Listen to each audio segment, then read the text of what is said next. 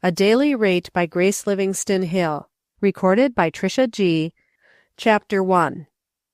The world would not have looked quite so dreary to her, perhaps, if it had not been her birthday. Somehow one persists in expecting something unusual to happen on a birthday, no matter how many times one has had nothing but disappointment. Not that Celia Murray was really expecting anything, even a letter, on this birthday, though she did stand shivering in the half-light of the dim, forlorn front room that served as a parlor for Mrs. Morris's boarding-house, watching for the postman to reach their door. She did it merely because she wished to be near, to get the letter at once, provided there was a letter, and not that she really hoped for one. It was Saturday evening, and the close of a half-holiday in the store in which she usually stood all day long as saleswoman. The unusual half-holiday off was on account of some parade in the city. Celia had not spent her afternoon at the parade. Instead, she had been in her small, cold, back bedroom in the third story, attending to various worn garments which needed mending. They had been spread out on the bed in a row, and she had gone steadily down the line, putting in a few stitches here, a button there, and setting in a patch in another, counting every minute of daylight, hoping to finish her work before it faded. For the gas in her room was dim, the burner being old and worn out. She tried to be gay over the work. She called it her dress parade. She knew it was the best way in which to accomplish as much as she wished to do. And now it was 6 o'clock, and she had turned down the wretched, flickering light in her room and descended to the parlor to watch for the postman. He was late tonight, probably on account of the parade. She leaned her forehead against the cold glass and looked out into the misty darkness. Everything was murky and smoky. The passers-by seemed tired and in a hurry. Some had their collars turned up. She wondered where they were all going, and whether there were pleasant homes waiting for them. She let her imagination picture the homes of some. There was a young working man hurrying along with breezy step and swinging dinner pail. He had not been to the parade. His parade was at home awaiting his coming. A laughing baby, a tidy wife, and the house redolent of fried onions and sausage. She had passed houses often at night where those odors were streaming forth from quickly opened and closed doors. The young man would like it. It would be pleasant to him. And the thought brought no less cheer to the watching girl, because to her this supper would not be in the least appetizing. There passed by a strong old German, a day laborer perhaps. She pictured the table full of noisy children of various ages, and the abundance of sauerkraut and cheese and coffee and other viands set out. Then came a stream of girls, some clerks like herself, and some mill girls. On other evenings they would present a different appearance, but many of them tonight were in holiday attire on account of the half-holiday which had been generally given throughout the city. These girls, some of them, had homes of more or less attractiveness, and others, like herself, were domiciled in boarding-houses. She sat down on one of the hard haircloth chairs and looked around that parlor. In the dimness of the turned-down gas, it appeared more forlorn than usual. The ingrain carpet had long ago lost any claims to respectability. It had a dragged-out, sodden appearance, and in places there were unmistakable holes. These, it is true, had been twisted and turned about so as to come mostly under the tables and sofa, but they were generally visible to the casual observer. The parlor suite of haircloth, by reason of being much sat upon, had lost the spring of youth, and several of the chairs and one end of the sofa looked like fallen cake. There was an asthmatic cabinet organ at the end of the room which had been left by some departing boarder, under compulsion, in lieu of his board. There were a few worn pieces of music scattered upon it. Celia knew that the piece now open on the top was that choice selection, "The Cat Came Back," which was a great favorite with a young railroad brakeman who had a metallic tenor voice and good lungs. He was one of the boarders and considered quite a singer in the house. There was a feeble attempt at the aesthetic in the form of a red, bedraggled chenille portiere at the doorway, bordered with large pink cabbage roses. The mantel had a worn plush scarf embroidered in a style quite out of date and ugly in the extreme. On it stood a large glass case of wax flowers, several cheap vases, and a match safe. Over it hung a crayon portrait of the landlady's departed husband, and another of herself adorned the opposite wall, both done in staring crayon work from tintypes of ancient date, heavily and cheaply framed.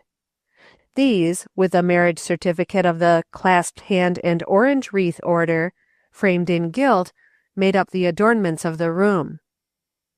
Celia sighed as she looked about and took it all in once more. It was a dreary place. She had been in it but a week. Would she ever get used to it? She did not curl her lip in scorn as many other girls would have done over that room and its furnishings. Neither did she feel that utter distaste that is akin to hatred. Instead, it was a kind of pity in her heart for it all, and for the poor lonely creatures who had no other place to call home. Where there is such pity, there is sometimes love not far away. She even rose, went to the doorway, and looped the loose, discouraged folds of the chenille curtain in more graceful fashion. Somehow her fingers could not help doing so much toward making that room different. Then she sighed and went to the window again. She could see the belated postman now across the street. She watched him as he flitted back and forth, ringing this bell and that, and searching in the great leather bag for papers or packages. His breath showed white against the dark grayish blue of the misty evening air. His gray uniform seemed to be a part of the mist. The yellow glare of the street lamp touched the gilt buttons and made a bright spot of the letters on his cap as he paused a moment to study an address before coming to their door. Celia opened the door before he had time to ring and took the letters from his hand. There were not many. The boarders in that house had not many correspondents. She stepped into the parlor once more and turned up the gas now for a moment to see if there were any for herself. Strange to say, there were two, rather thin and unpromising, it is true, but they gave a little touch of the unusual to the dull day. She noticed that one bore a familiar postmark and was in her aunt's writing. The other held the city mark and seemed to be from some firm of lawyers. She did not feel much curiosity concerning it. It was probably some circular. It did not look in the least interesting. She pushed them both quickly into her pocket as the front door opened, letting in several noisy boarders. She did not wish to read her letters in public. They would keep till after supper. The bell was already ringing. It would not be worthwhile to go upstairs before she went to the dining room. Experience taught her that the supper was at its very worst the minute after the bell rang. If one waited, one must take the consequences, and the consequences were not desirable. The meals in that house were not too tempting at any time. Not that she cared much for her supper, she was too weary, but one must eat to live, and so she went to the dining room. Out there the gas was turned to its highest. The coarse tablecloth was none of the cleanest. In fact, it reminded one of former breakfasts and dinners. The thick white dishes bore marks of hard usage. They were nicked and cracked. There were plates of heavy, sour-looking bread at either end of the table. The butter looked mussy and uninviting. The inevitable scanty supply of prunes stood before the plate of the young German clerk, who was already in his chair helping himself to a liberal dish. The German clerk was fond of prunes and always got to the table before anyone else. Some of the others good-naturedly called him selfish, and frequently passed meaning remarks veiled in thin jokes concerning this habit of his. But if he understood, he kept the matter to himself, and was apparently not thin-skinned. There was a stew for dinner that night. Celia dreaded stews since the night of her arrival, when she had found a long curly hair on her plate in the gravy. There were such possibilities of utility in a stew. It was brought on in little thick white dishes, doled out in exact portions. There were great green fat pickles, suggesting copper in their pickling, and there was a plate of cheese and another of crackers. A girl brought each one a small spoonful of canned corn, but it was cold and scarcely cooked at all, and the kernels were large and whole. Celia, having tasted it, pushed her dish back and did not touch it again. On the side table was a row of plates, each containing a slim, thin piece of pale-crusted pie, its interior being dark and of an undefined character. Celia tried to eat. The dishes were not all clean. Her spoon had a sticky handle, and so had her fork. The silver was all worn off the blade of her knife, and she could not help thinking that perhaps it was done by being constantly used to convey food to the mouth of the brakeman with the tenor voice. One by one the boarders drifted in. It was surprising how quickly they gathered after that bell rang. They knew what they had to depend upon in the way of bread and butter, and it was first come, first served. Little Miss Burns sat across the table from Celia. She was thin and nervous and laughed a good deal in an excited way, as if everything were unusually funny and she were in a constant state of embarrassing apology. There were tired little lines around her eyes, and her mouth still wore a baby droop, though she was well along in years. Celia noticed that she drank only a cup of tea and nibbled a cracker. She did not look well. It was plain the dinner was no more appetizing to her than to the young girl who had so recently come there to board. She ought to have some delicate thin slices of nicely browned toast and a cup of good tea with real cream in it, and a fresh egg poached just right, or a tiny cup of good strong beef bouillon, Celia said to herself.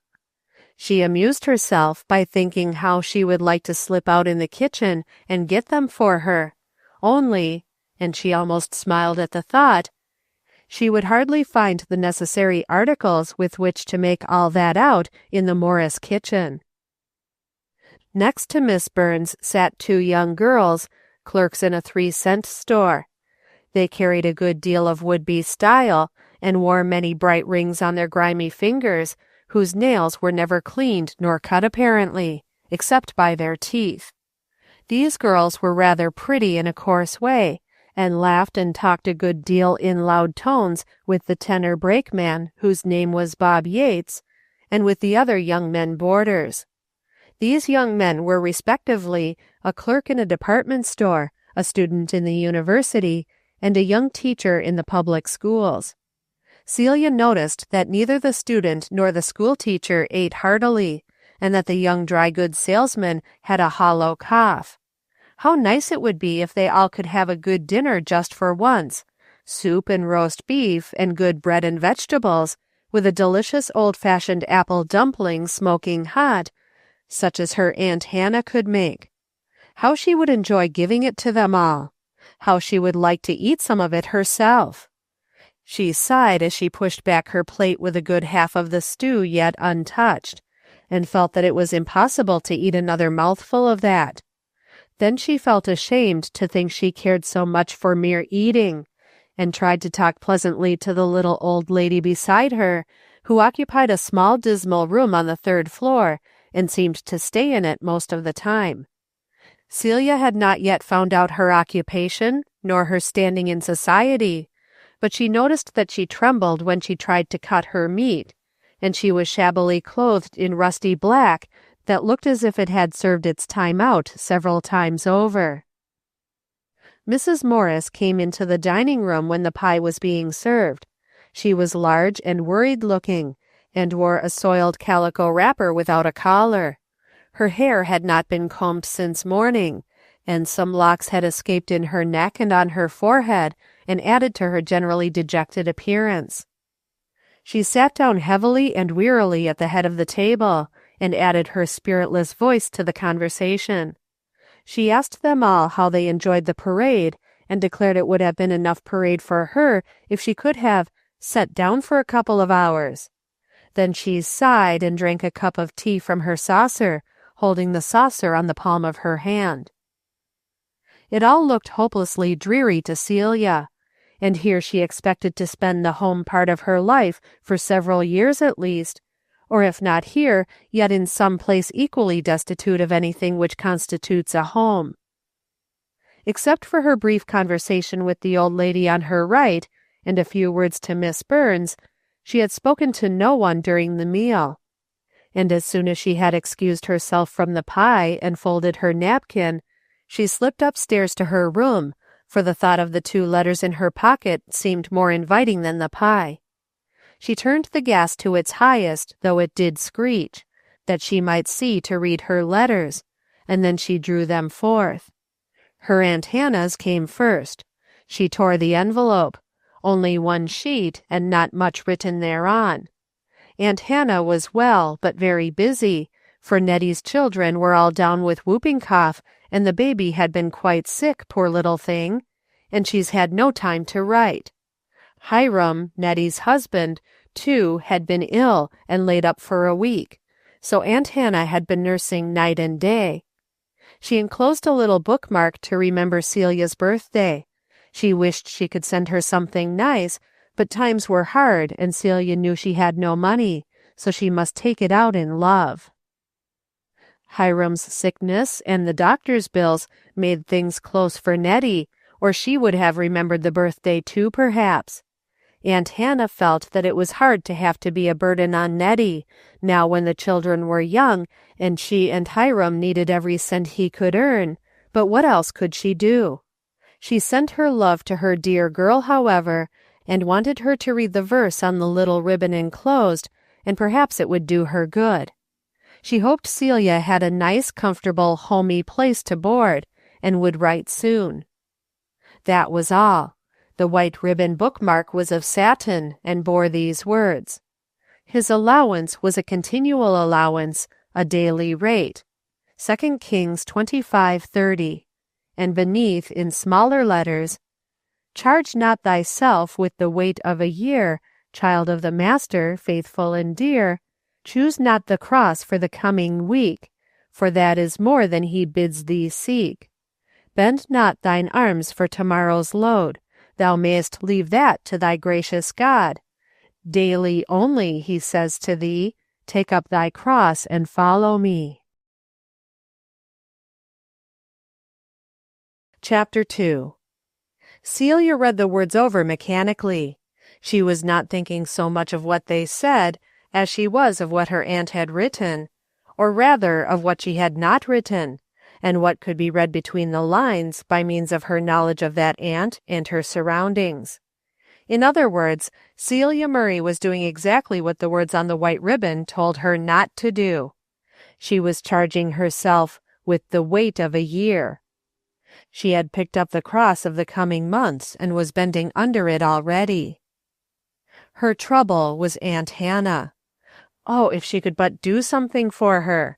She knew very well that that little sentence about being a burden on Nettie meant more than Aunt Hannah would have her know.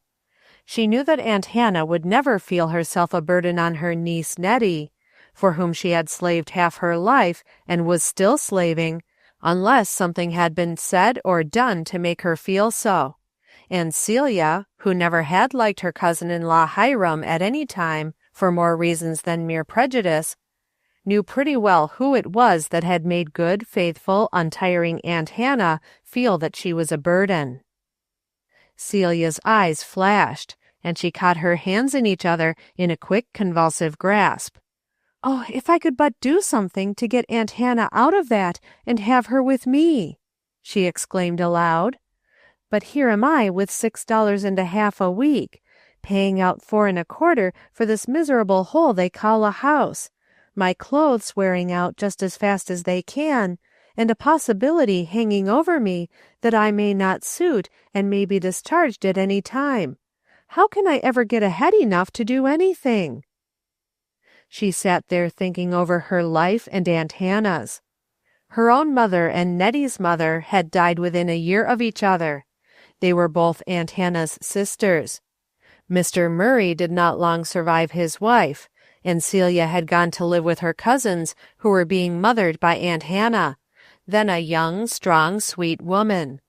Her uncle, Mr. Harmon, had been a hard-working, silent man who had supplied the wants of his family as well as he could, but that had not always been luxuriously, for he had never been a successful man. The children had grown fast and required many things. There were 5 of his own and Celia, who had shared with the rest, though never really getting her share because of her readiness to give up and the others' readiness to take what she gave up. Somehow the Harmon children had a streak of selfishness in them, and they always seemed willing that Aunt Hannah and Celia should take a back seat whenever anyone had to do so, which was nearly all the time. Celia never resented this for herself, even in her heart, but for Aunt Hannah she often and often did so. That faithful woman spent the best years of her life doing for her sister's children as if they had been her own, and yet without the honor of being their mother, and feeling that the home was her own.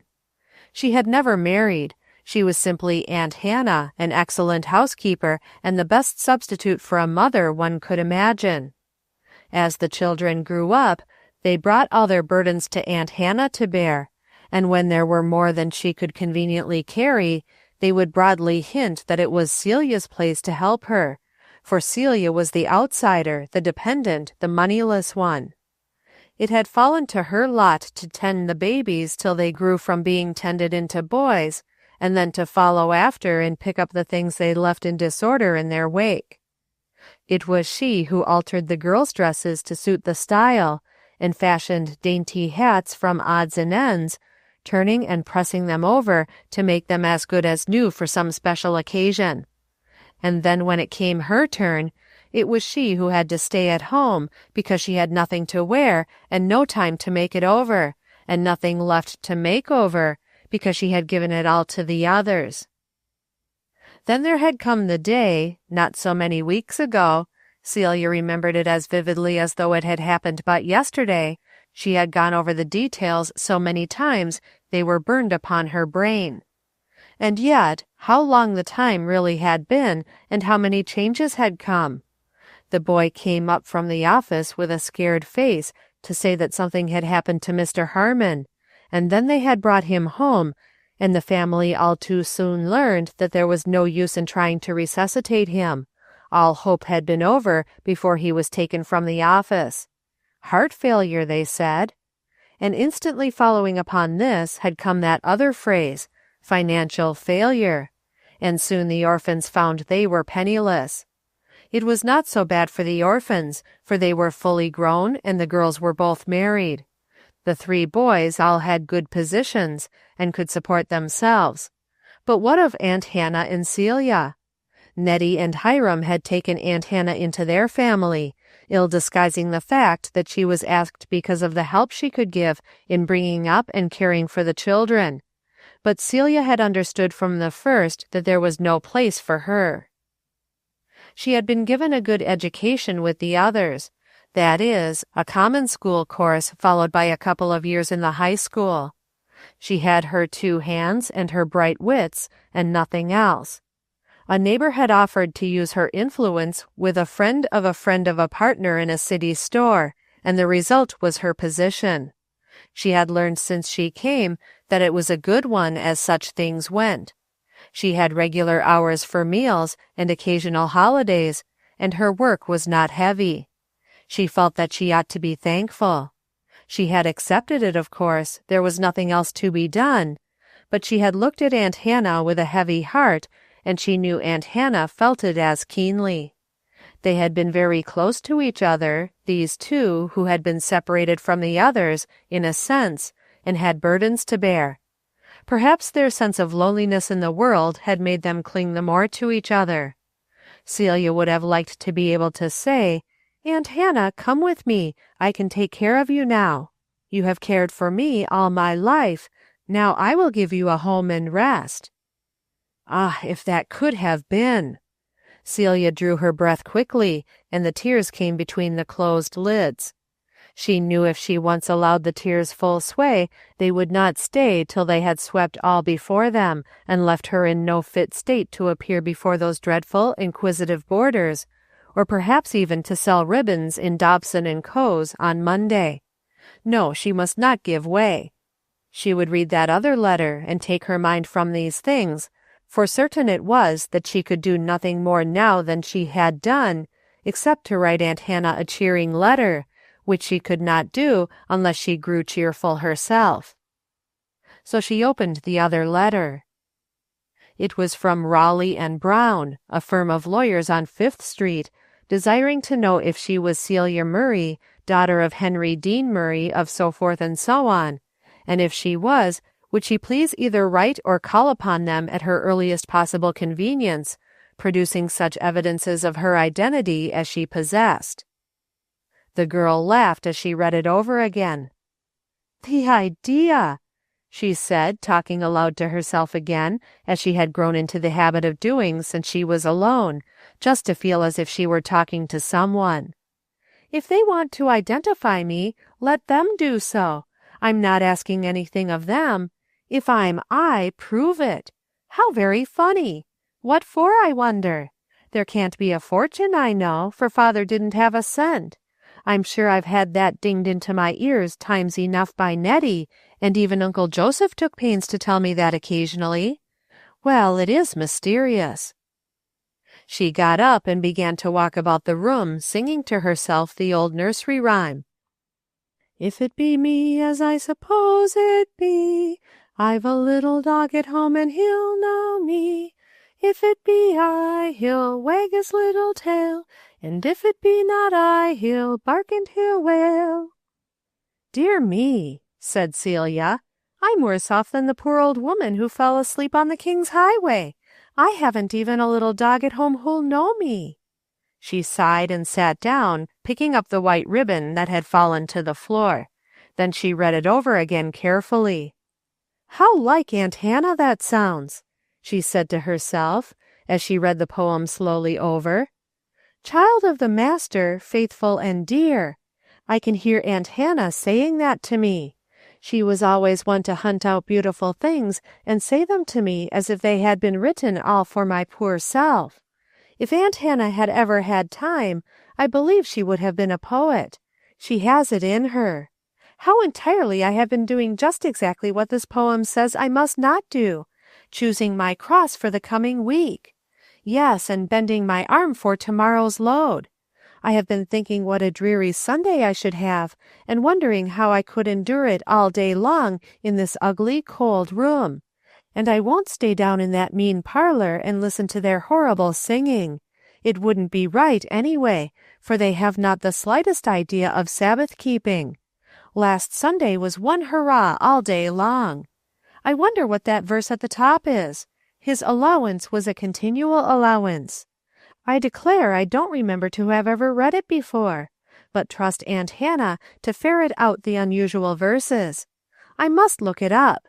2 Kings. Who was it about, anyway? The 25th chapter. Oh, here it is.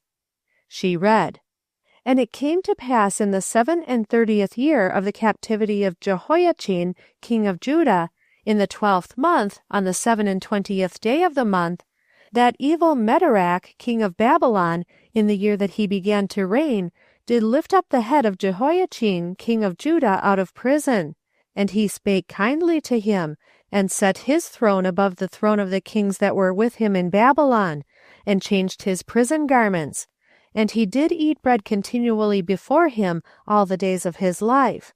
And his allowance was a continual allowance given him of the king, a daily rate for every day, all the days of his life." Celia paused and read the verses over again. She began to see why her aunt had sent it to her, and more than that, why her heavenly Father had sent it to her. It was the same thought that was in the bit of a poem. God was taking care of her. He was a king, and he was able to lift her head up out of prison, if this was a prison, and set her even on a throne, and change her prison garments, and more than that, give her an allowance of grace to meet all the daily needs of her life. A continual allowance. She need never worry lest it should give out. It was all the days of her life. And Aunt Hannah was his also. He would care for her in the same way. There was nothing to be done but to trust and do what he gave her to do. Perhaps it was unusually hard for her to do that. She had always been so accustomed to looking ahead and bearing burdens for others and planning for them. She recognized her fault and resolved to think more about it. Meantime, obviously the next duty for her to perform, and one by no means a cross, was for her to write a long, cheery letter to Aunt Hannah, who she could easily see was homesick for her already, though it was but a week since they had been separated. She gathered together her writing materials, drew her chair a little nearer the poor light, put on her heavy outdoor coat, for the room was chilly, though it was only the latter part of October, and began to write, thinking meanwhile that she could perhaps make a pleasant Sabbath afternoon for herself out of the study of Jehoiachin, who was so much a stranger to her that she had hardly remembered there was such a person spoken of in the Bible. The letter she wrote was long and cheerful. It abounded in pen pictures of the places and things she had seen, and it contained descriptions in detail of the different boarders. She tried not to tell the disagreeable things, for she knew Aunt Hannah would be quick to understand how hard it all was for her to bear, and she would not lay a feather's burden upon those poor, hard-worked shoulders. So she detailed merry conversations and made light of the poor fare, saying she had a very good and a very cheap place, they all told her, and she guessed they were right. She also drew upon her imagination and described the dear little home she was going to make for Aunt Hannah to come and rest in and spend her later years, and she told her she was going to begin right away to save up for it. She had made it all so real that the tears came to her eyes for very longing for it, and one dropped down on the paper and blotted a word. She hastily wiped it out and then took a fresh page, for Aunt Hannah's eyes were keen. She would be quick to know what made that blot.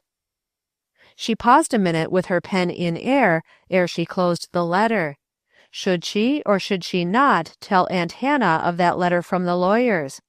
No, she would wait until she saw whether it came to anything, and if so, what. It might only worry her aunt. There were worries enough at Hiram's without her putting any more in the way. So she finished her letter, sealed and addressed it, and then ran down to put it in the box.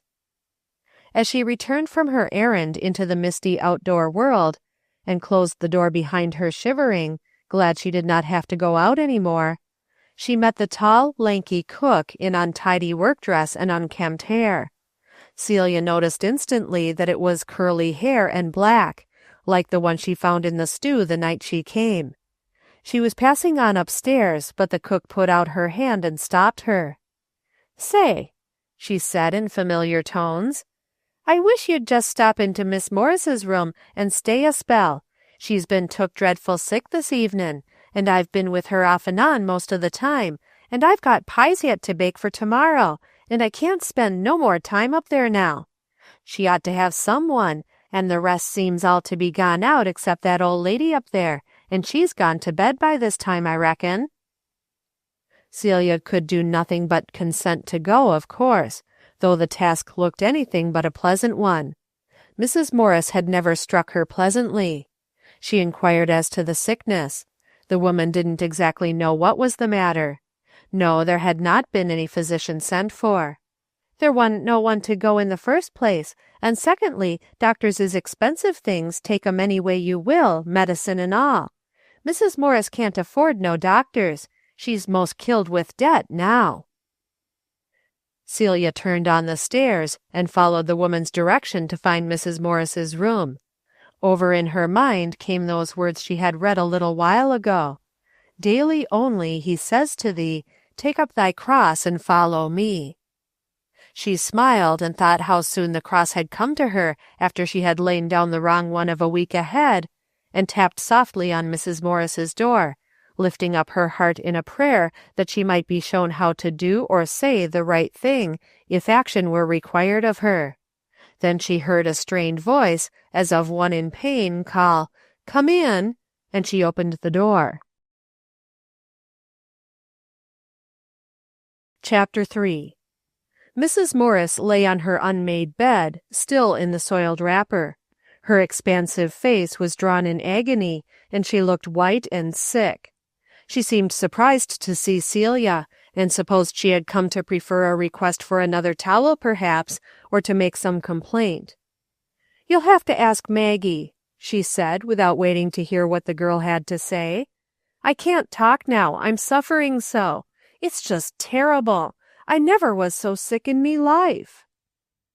"But I've come to see if I can't help you," explained Celia. "Maggie told me you were sick. Tell me what is the matter.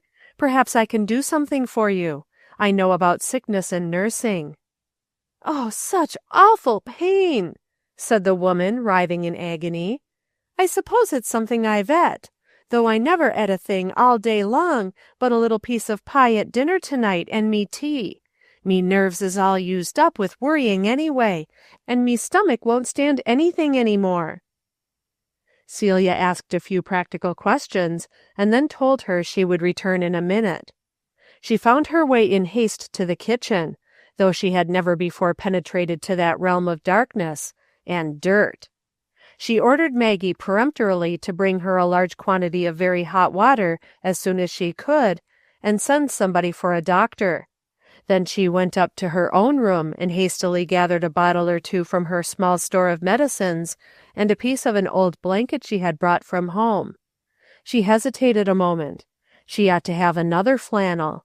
The woman was too sick to find anything, and she had said she did not know where there were any old flannels. It was necessary. She must take up this cross to save that poor woman from her suffering and perhaps save her life, for she was evidently very sick indeed. She waited no longer, but quickly took out her own clean flannel petticoat. It was nothing very fine, and was somewhat old, but it was a sacrifice to think of using any of her personal clothing down there in that dirty room, and for that woman who did not seem to be scrupulously clean herself. However, there was no help for it, and she hurried back as fast as she could. She gave the poor woman a little medicine which she thought might help her, and she knew could do no harm till the doctor could get there, and then plunging the cherished blanket into the hot water, she wrung it as dry as she could and quickly applied it to the seat of pain, covering it with the flannel skirt. She knew there was nothing like hot applications to relieve severe pain.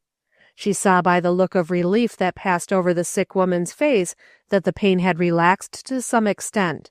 After a moment, Mrs. Morris said, "I don't know as you'd need to send for a doctor. This might have helped me without him. I can't bear to think of his bill. Bills'll be the death of me yet, I'm afraid." But a spasm of pain stopped her speech, and Celia hastened to repeat the applications. It was some time before the doctor arrived. The girl had to work fast and hard.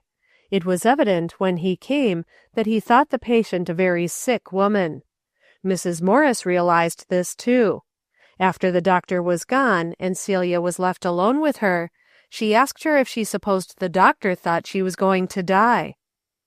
"Though I ain't got much to live for, the land knows, nor to die for either, for the matter of that."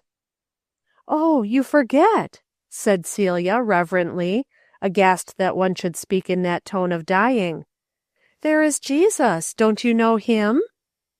The woman looked at her as if she had spoken the name of some heathen deity, and then turned her head wearily. "No," she said, "I don't suppose I am a Christian. I never had any time. When I was a girl there was always plenty of fun, and I never thought about it, and after I got married there wasn't time. I did tell the minister I would think about joining church the time of my daughter's funeral, but I never did. I kind of wish I had now. One never is ready to die, I s'pose. But then living ain't easy either, the land knows." A gray ashen look overspread her face. Celia wondered if perhaps she might not be dying even now. She shuddered. It seemed so terrible for anyone to die in that way. She had never been with a very sick person near to death, and she did not know the signs well enough to judge how much danger there might be of it. She felt, however, that she must say something. The woman must have some thread of hope, if she should be really dying. She came close to her and took her hand tenderly. "Dear Mrs. Morris, don't talk that way. Dying isn't hard, I'm sure, if you have Jesus, and He's always near and ready if you will only take Him now. I know He helps one to die, for I can remember my own dear mother, though I was but a little girl. She had a beautiful look on her face when she bade me good-bye and told me she was going to be with Jesus, and that I must always be a good girl and get ready to come to her. She looked very happy about it." Mrs. Morris opened her eyes and gave her a searching look. Then she said in a voice halfway between a groan and a frightened shout, "Why do you talk like that? You don't think I'm dying, do you? Tell me quick. Did the doctor say I was going to die? Why did he go away if that was so? Send for him quick." Then the inexperienced young girl realized that she had made a mistake and been too much in earnest. There was danger that the woman might make herself much worse by such excitement. She must calm her. To talk to her thus would do no good. She must wait until a suitable season. "No, Mrs. Morris," she said, rising and speaking calmly. "He did not say so, and I do not believe you are going to die. You must not get so excited, or you will make yourself worse.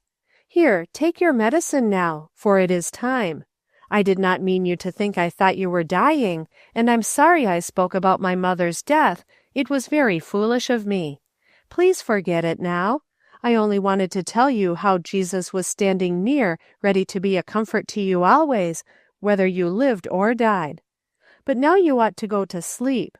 Would you like me to sing to you? Is the pain a little easier? The doctor said you must lie very quiet. Can I get you anything?" By degrees she calmed the woman again, and then sat down to watch and give her the medicine.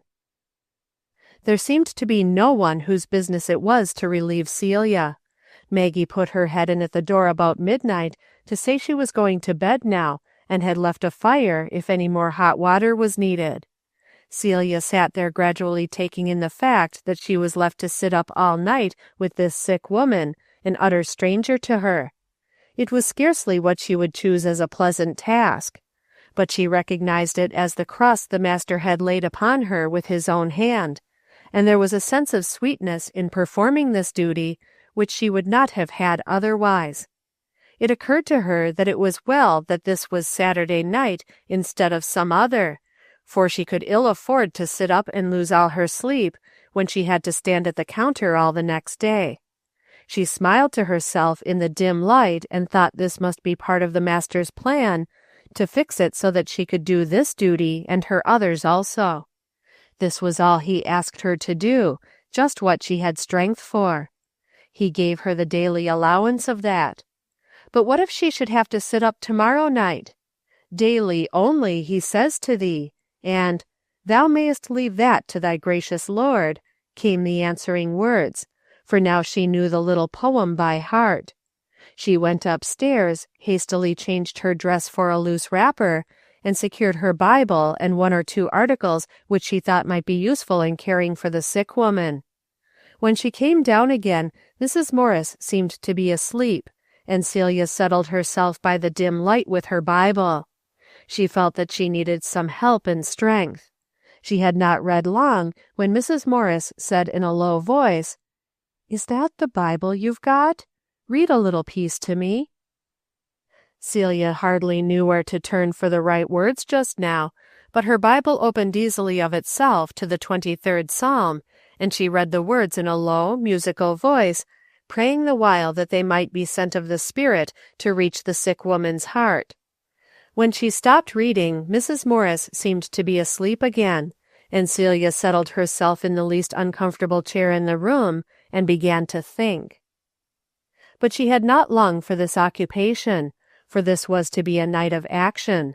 The terrible pain, which for a time had been held by some powerful opiate the doctor had given when he first came in, returned in full force, and the patient soon was writhing in mortal agony once more. Celia was roused from her thoughts. She called Maggie and sent for hot water and the doctor again, and it was not until morning was beginning to stain the sky with crimson that she sat down to breathe and realized that Mrs. Morris was still alive. It seemed almost a miracle that she was, for the doctor had said when he arrived that there was doubt whether he could save her. Early in the morning, Miss Burns came in to relieve her watch, and Celia snatched a little sleep, but she found on waking that she was needed again. Mrs. Morris had asked for her. She went down to the breakfast table and found, what she had not supposed possible, that the breakfast was so much worse than former breakfasts, since the mistress was sick, that it was hardly possible to eat at all. It seemed that Mrs. Morris had made some difference in things, though Celia had thought the night before that they could not very well be much worse. She had yet to find that there were many grades below even this in boarding houses. The Sabbath was not spent in studying Jehoiachin. It was full, but not with attending church services. She did not stay in her cold little room. She would have been glad to have been allowed to flee to that refuge. Instead, she made her headquarters in Mrs. Morris's room, and from there she began by degrees to order things about her, for Mrs. Morris seemed to have placed all her dependence upon her. It was she who answered the questions of Maggie about this thing and that, and who kept the entire list of boarders from coming in to talk to Mrs. Morris and commiserate her. She also cleared up the room and gave a touch of something like decent care to the sick woman and her surroundings. Once or twice the patient opened her eyes, looked around, seemed to see the subtle difference, and then closed them again. Celia could not tell whether it pleased her or whether she was indifferent. But it was not in Celia's nature to stay in a room and not make those little changes of picking up a shoe and straightening a quilt and hanging clothing out of sight. She did it as a matter of course. Occasionally, when she had time to do so, she wondered what Aunt Hannah would think if she could see her now, and she smiled to think that this was just what she seemed to have had to do all her life, give up to help other people. Then she thought perhaps it was the most blessed thing that could happen to her. Occasionally there would come to her a remembrance of that letter from the lawyers, and she would wonder what it meant and how she could possibly go to work to find out. Sunday evening she sat with her landlady for a couple of hours. The pain seemed to be a little easier, though she had spent an entirely trying day. She seemed worried and inclined to talk. Celia tried to soothe her and persuade her to get calm for sleeping, but it was of no use. "How can I sleep?" answered the woman impatiently, "with so many things to fret about? Here am I on me back for the land knows how long, and the doctor wanting me to go to the hospital. How can I go to the hospital? What will become of me house and me business if I up and off that way? And then when I get well, if I ever do, what's to become of me? Me house would be empty, or me goods sold for grocery debts and other things, and I should starve. I might as well take the chances of dying outright now as that. I know I'd die in the hospital anyway, fretting about things. That Maggie never could carry on things, even when I was only to be gone 2 days. She never remembers to salt anything. Those 2 girls from that 3-cent store have been complaining about the soup today already. They say it was just like dishwater. And that German fellow came and told me tonight, with me lying sick here, that he'd have to leave if things didn't improve. He said I ought to get better help. Think of it! How am I going about to get help, and me on me back and not able to stir? I don't much care if he does leave. He always ate more than all the rest of them put together. But land, if I should get well right away and keep on, I don't see where I'm coming to. There's bills everywhere, milk and meat and groceries and dry goods. I don't know how I'm ever to pay 'em. It'll be just go on and pay a little and get deeper into debt, and pay a little of that and make more debt until I come to the end sometime, and I suppose it might as well be now as any time." Poor Celia! She had no words ready for such trouble as this. Debt had always been to her an awful thing, a great sin, never to be committed. She never realized that there were people to whom to be in debt seemed the normal way of living from day to day. She tried to think of something comforting to say, for how could a woman get well with such a weight as this on her mind? It would do no good to quote verses of Scripture about taking no thought for the morrow, nor to quote that sweet poem of hers about not bearing next week's crosses. The poor woman would not understand. She had not so lived in the past as to know how to claim the promise of being cared for. She would scarcely understand if Celia tried to tell her that if she would but cast her care now on Jesus, he would help her in some way at once. This was what she longed to say, but her experience of the night before led her to fear saying anything which might excite the poor nervous woman. "How much money do you need to pay all your debts and set you straight again?" she asked, thinking a little opportunity to go over her troubles might quiet her. "Oh, I don't know," wailed the poor woman. "If I just had $1,000, I'd sell out me business and go somewhere and get out of it. Things seem to be getting worse and worse." She began to cry feebly, and Celia was at her wits' end. Everything she said seemed to make matters worse. Suddenly she began to sing in a low, soft voice, "Jesus, Savior, pilot me over life's tempestuous sea." Her voice was sweet and pure, and the woman paused to listen while Celia sang on until she fell asleep. Chapter 4. Celia discovered that the firm of lawyers who had written her had their office in a building not many blocks from Dobson & Co.'s store. She felt anxious to find out what they wanted of her, and so the next morning she obtained permission for a few minutes extra time at the lunch hour and hastened there. She reached the number at last and searched the dirty signboard for the names Raleigh and Brown. There it was, almost the last one on the list, 4th floor back. She climbed up the 4 flights of stairs, for the elevator was out of order, and arrived panting before the dingy office. When she entered the room, 2 elderly men sat at desks on which were piled many papers, and each was talking with a client who sat near his desk. They did not cease their talking with these men until Celia had stood for some moments by the door. Then the elder of the 2 looked over his glasses at her, and she ventured to say she was Miss Murray, come in response to their letter. She was given a chair and asked to wait until Mr. Raleigh was at leisure, and in the course of a few minutes both the clients had withdrawn, and she was left alone with the 2 lawyers.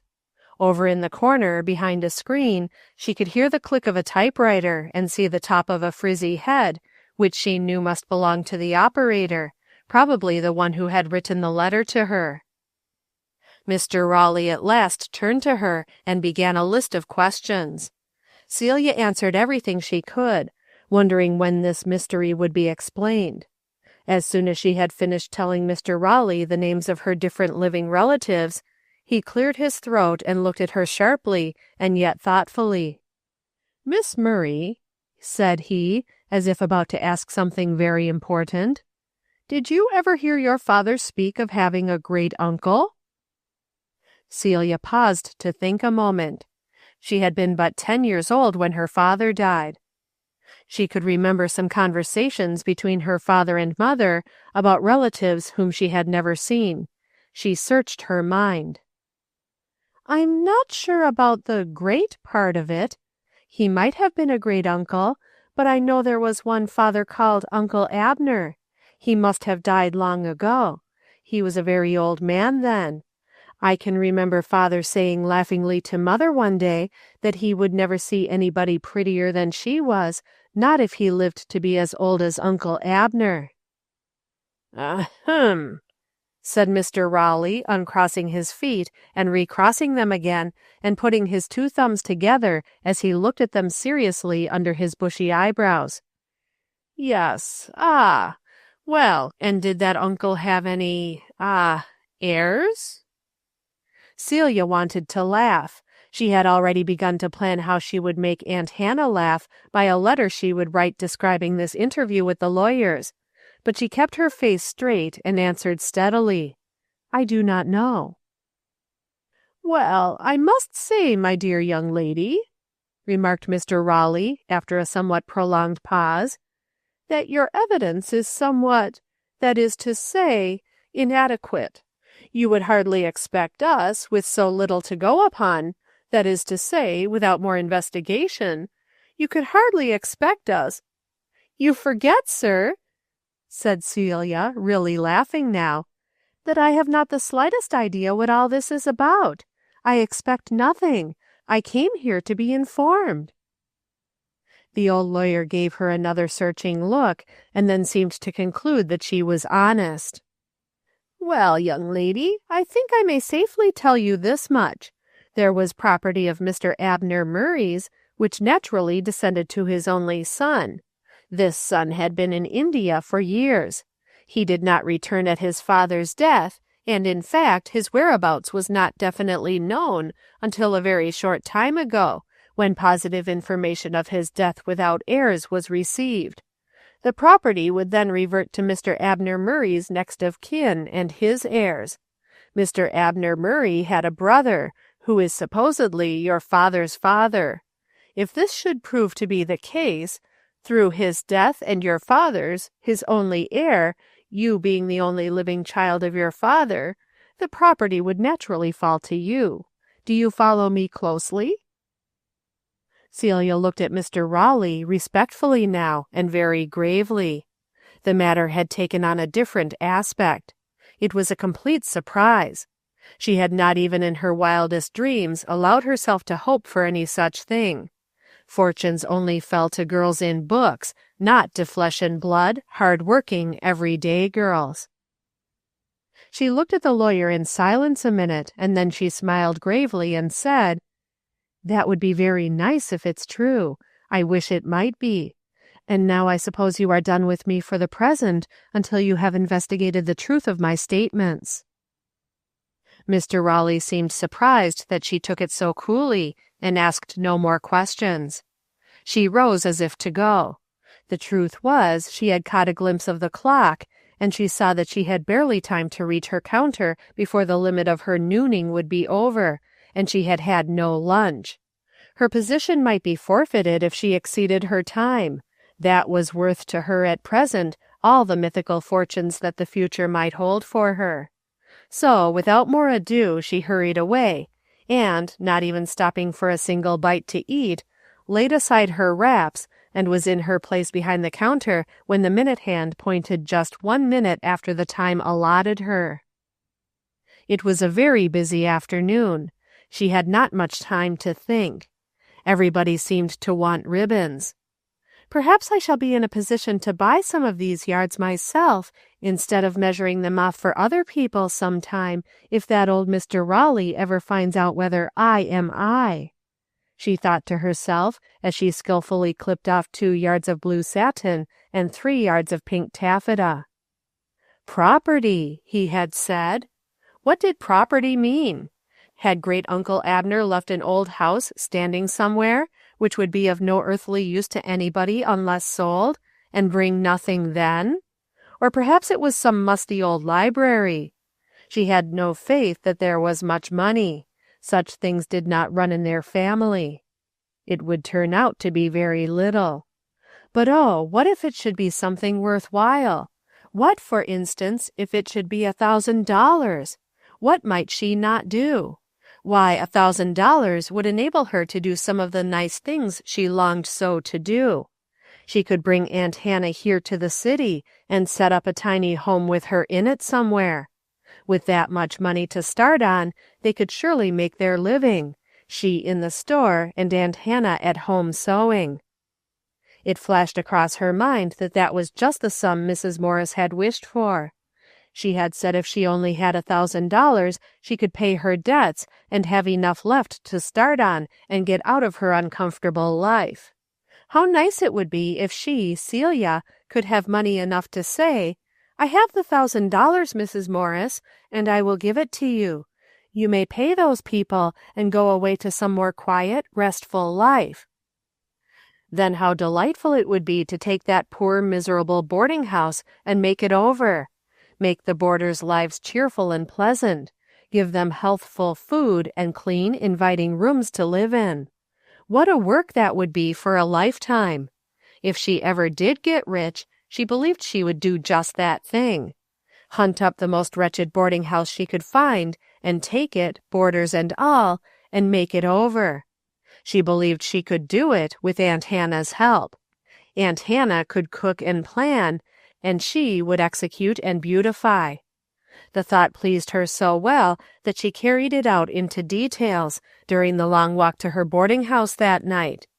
She even went so far as to think out what she would give them for dinner the first night, and how the dining room should appear, and how their faces would look when they saw it all. What fun it would be!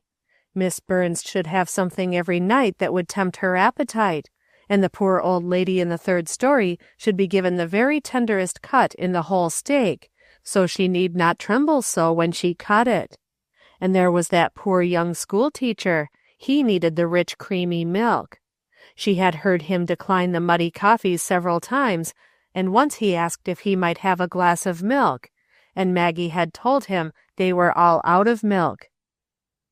She debated whether she would retain her position in the store, and decided that she would for a time, because that would give her a chance to carry out some plans without letting the boarders know who was at the bottom of it all. Things should not be changed much at first, except that everything should be made entirely clean and wholesome. Then gradually they would begin to beautify. Perhaps the others would help in it. Perhaps she could lure the young man from the dry goods store into spending an evening at home and helping her. She had a suspicion that he spent his evenings out and remained late in places which did him no good, to say the least.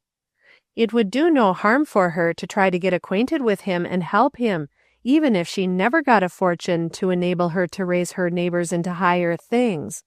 She would begin the reformation of young Mr. Knowles that very evening, if there came an opportunity.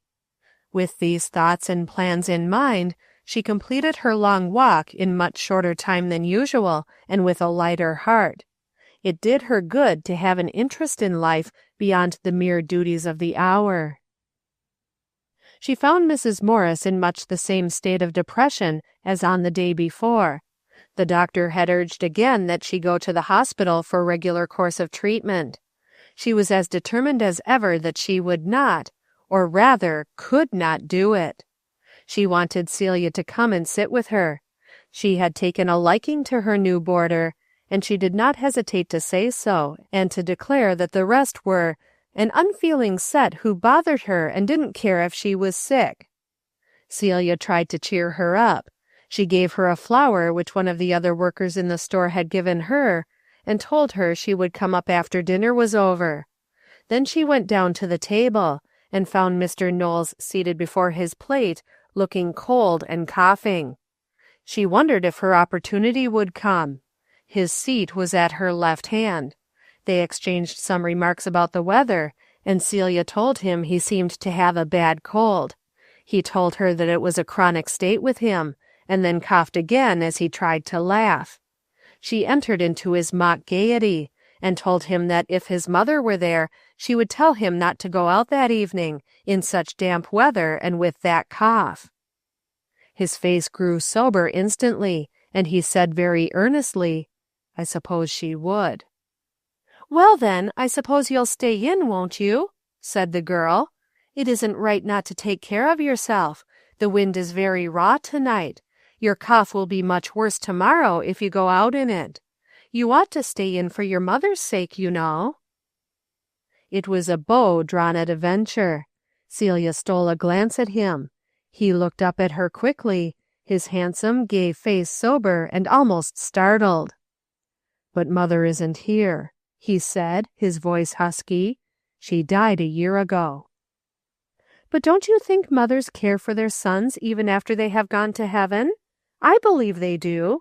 I believe in some way God lets them know when they are doing right. You ought to take care of yourself just the same, even if she is not here, for you know she would tell you to do it, now wouldn't she?" "Yes, I know she would," he answered, and then, after a minute's pause, he added, "But it is so hard to stay in here. There is no place to sit and nothing to do all the evening. Mother used to have things different." "It is hard," said Celia sympathizingly. "And this is a dreary place. I've thought so myself ever since I came. I wonder if you and I couldn't make things a little pleasanter for us all if we tried." "How? I'm sure I never thought I could do anything in that line. How would you go about it?"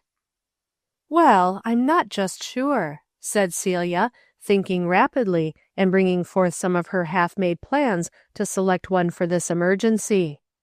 "But I think we ought to have a good light first. The gas is miserable."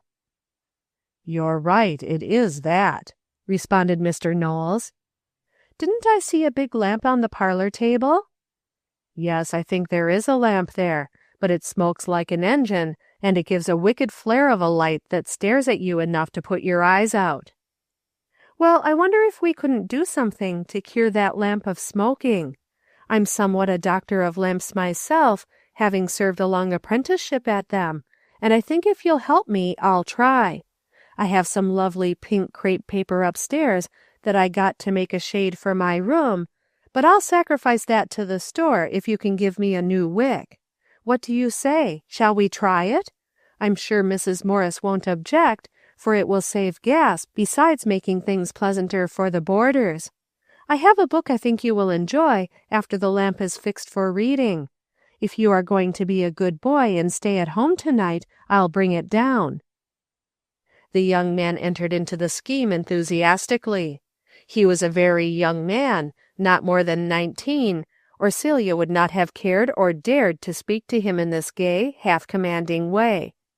But she had been used to boys and to winning them to do what she wished, and she won her way this time surely. The young man was only too glad to have something to keep him in, and his heart was still very tender toward his lost mother. Celia saw that he would not be hard to influence. She wished she were wise and able to help him.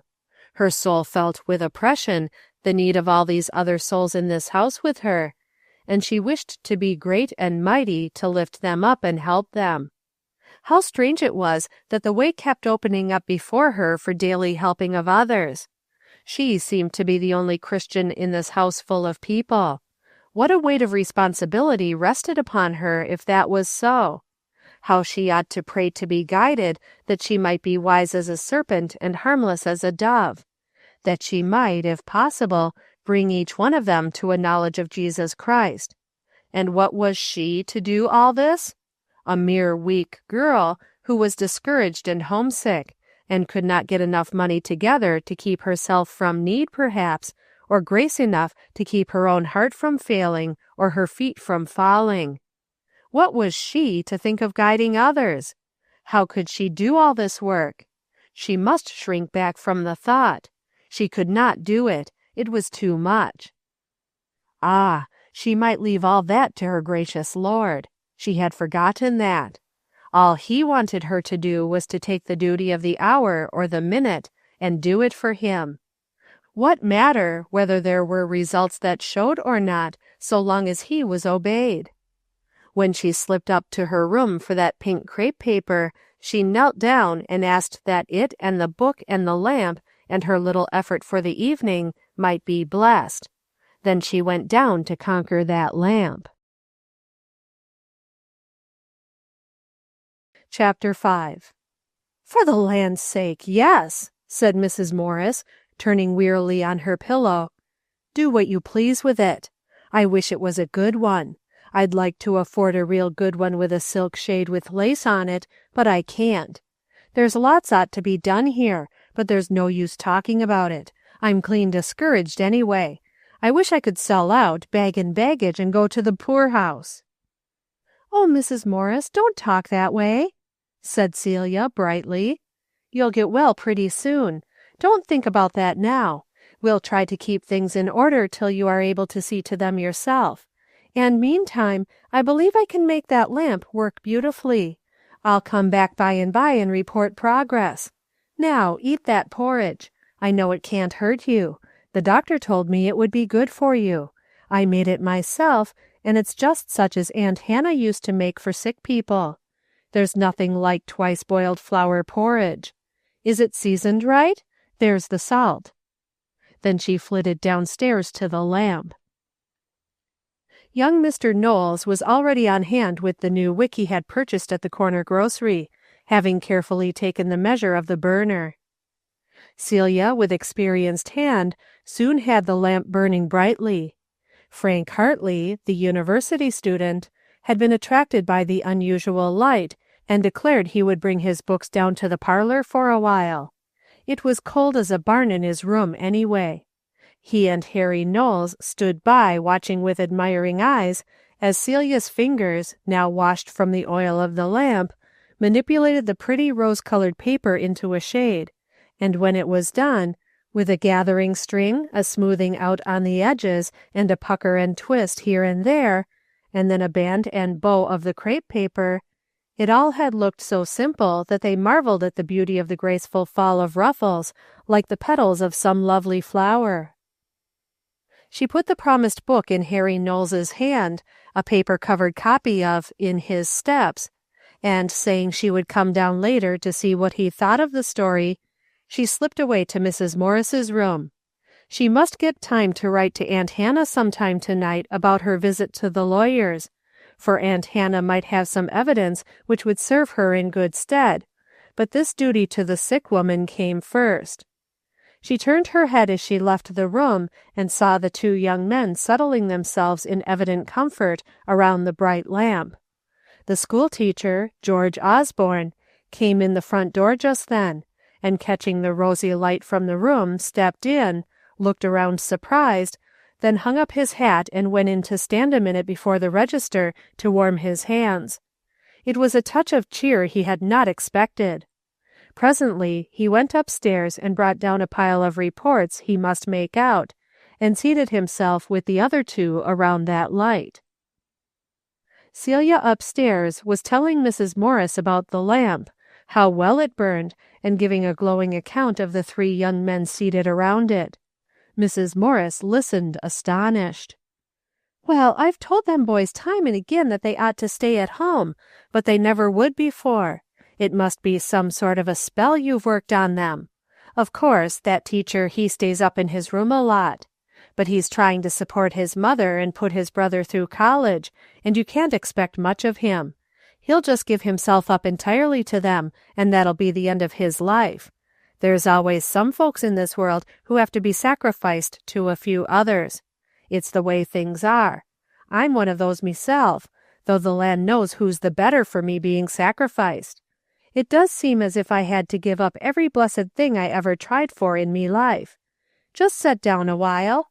I feel a little easier this evening, and I've been a-doing a powerful lot of worrying all day. I haven't a soul to advise me that knows anything.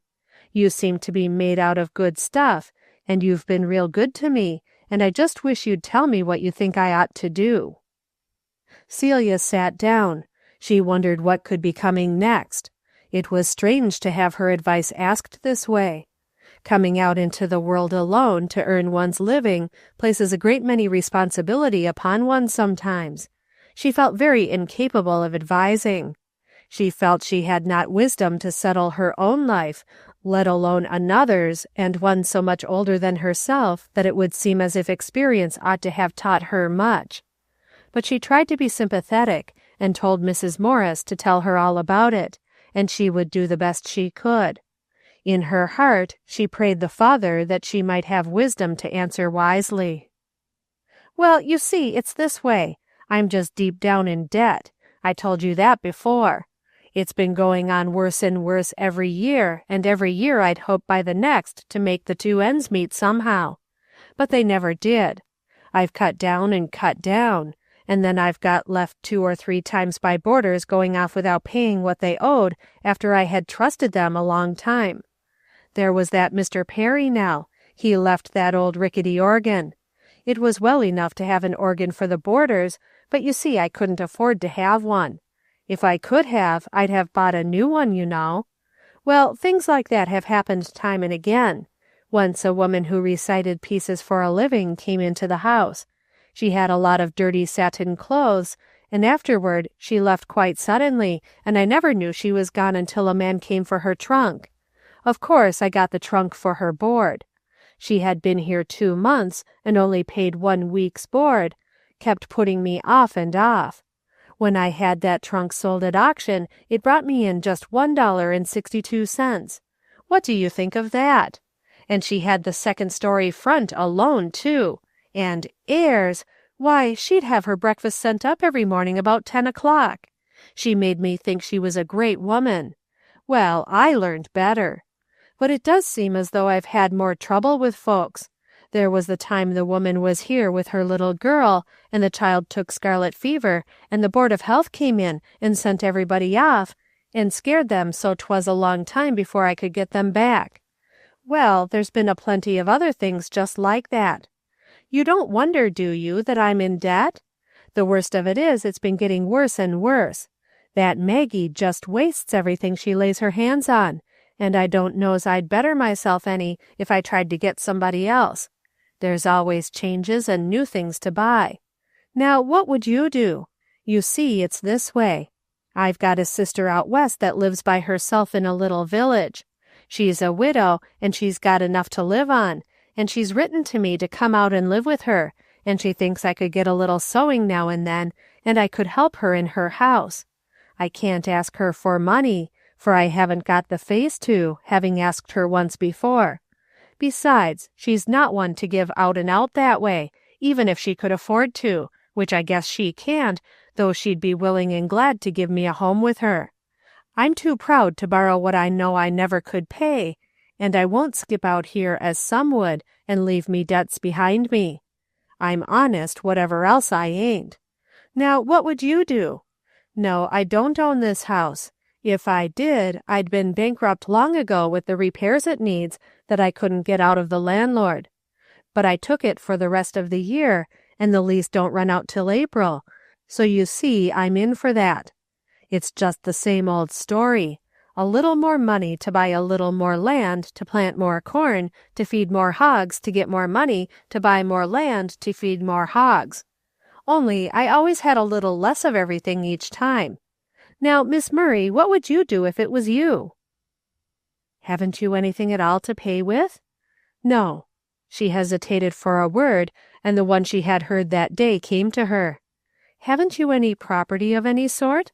Nothing you could sell? Celia was always practical. She wanted to know where she stood before she gave any advice. Mrs. Morris looked at her a moment in a dazed way, trying to think if there was anything at all. No, not a thing, except my husband's watch and this old furniture. I suppose I might sell out me business, but nobody would buy it, and I'd pity them, poor things, if they did. She talked a long time with the woman, trying to find out about boarding houses and how they were run. Before she was through, she began to have some inkling of the reason why Mrs. Morris had failed in business and was so deeply in debt. She was only a girl, young and without experience, but she felt sure she could have avoided some of the mistakes which had been the cause of Mrs. Morris's trouble. Finally, she said in answer to the 20th, "What would you do if you was me?" "Mrs. Morris, I don't quite know till I have thought about it. I will think and tell you tomorrow perhaps, or the next day." "It seems to me, though, that I would stop right now and not run on and get more deeply in debt. That can't better matters. I think somebody might buy your things and some way might be found for you to pay your debts. But in the first place, you must get well, and we'll do the very best we can to get on here till you are well enough to know what you will do. Now, may I read to you just a few words? And then you ought to go to sleep. Just you rest your mind about all these things, and I promise you I will try and think of something that will help you." She turned to the little Bible she had brought in with her, and read a few verses in the 14th chapter of John. "Let not your heart be troubled. Ye believe in God, believe also in me." She was very tired when she reached her room that night. The letter she intended to write to Aunt Hannah was still unwritten. The book she had taken from the public library to read was lying on her bureau untouched. She had been bearing the burdens of other people, and the day had been full of excitement and hard work. She threw herself on her bed, so nervously tired that she felt convulsive sobs rising in her throat. What had she done? She had promised to think up some way to help Mrs. Morris. Mrs. Morris was nothing to her. Why should she take this upon herself? And yet she knew, as she asked herself these questions, that she had felt all along that God had as truly called her to help that poor woman as ever he had called her to sell ribbons for Dobson & Co., or to help Aunt Hannah with the mending. She had not wanted to do it either. It was very unpleasant work indeed, in many ways, and had required sacrifices of which she had not dreamed when she began. There was the pretty lampshade she was planning to have. She had given that up for the general good of the house. Now, when she got the lamp she intended to buy at a cheap sale somewhere, she would have to wait till she could afford more paper and a frame for her shade. Well, never mind. She surely was repaid for that act, for those young men had enjoyed it. How much pleasure a little thing can give! How many things there were about that house which might be easily done to make things brighter and pleasanter, and how much she would enjoy doing them, if Aunt Hannah were only here. How nice it would be if she had some money and could buy Mrs. Morris out and help the poor thing to get off to her relatives, and then get to work and make that house cheerful and beautiful and a true home for its present inmates. How Aunt Hannah would enjoy that work too. It was just such work as would fulfill that good woman's highest dreams of a beautiful vocation in life. Suddenly Celia sat bolt upright on the hard little bed, and stared at the opposite wall with a thoughtful and yet energetic expression on her face. "What if it should?" she said aloud. "What if there should be some money, say as much as $1,000, and maybe a little over, for an allowance, lest we might run behind? Wouldn't that be grand? Oh, you dear old Uncle Abner, if it proves true, and if you up in heaven can see, I hope you know how happy you'll make several people. I'll do it, I surely will. And Aunt Hannah shall come and run the house and be the housekeeper, and maybe we can get old Molly, for I'm certain we never could do a thing with that Maggie, she's so terribly dirty, and Molly would leave anywhere to be with Aunt Hannah. There now, I'm talking just as if I were a millionairess and could spend my millions. I ought not to have thought of this, for it will turn my head. I shall be so disappointed when Mr. Raleigh tells me, tomorrow or next day, that I'm not myself, or that the property is some old hen house and a family cat, that I'm afraid I shall not be properly thankful for the cat. I wonder if it isn't just as bad to take up the happy crosses for the coming year as the uncomfortable ones. I wonder how that is. I must think about it. Meanwhile, Aunt Hannah must be written to, for Mr. Raleigh wanted those marriage certificates she has, and somehow I feel quite happy." She sprang from her bed and jumped around her room in such a lively fashion that Miss Burns, who roomed below, wondered what was the matter. Writing to her aunt sobered her down somewhat. She began to think of herself a little. "Celia Murray, do you know what you are doing?" This was what she heard whispered to her from behind. "You have come to the city to earn your living, and you have come here to board, not to nurse sick landladies, nor to become a guardian angel for stray young men, nor to exercise the virtue of benevolence. You must think of yourself somewhat. How in the world will you ever be fit for your work if you spend so much time and energy on working for other people and staying up nights? Had you not better seek out another boarding house? There must be plenty in this city, and probably if you looked about a little, you might find one where you have more conveniences and a better room and board. Leave Mrs. Morris to get along the best way she can. You are not responsible for her. She is a grown woman and ought to know enough to take care of herself. Anyway, she is only suffering the consequences of her foolishness. Better try tomorrow to find another boarding house." Yet, even as Celia heard these words spoken in a tempting voice, she knew she would not go. She was not made of that kind of stuff. Besides, she was interested.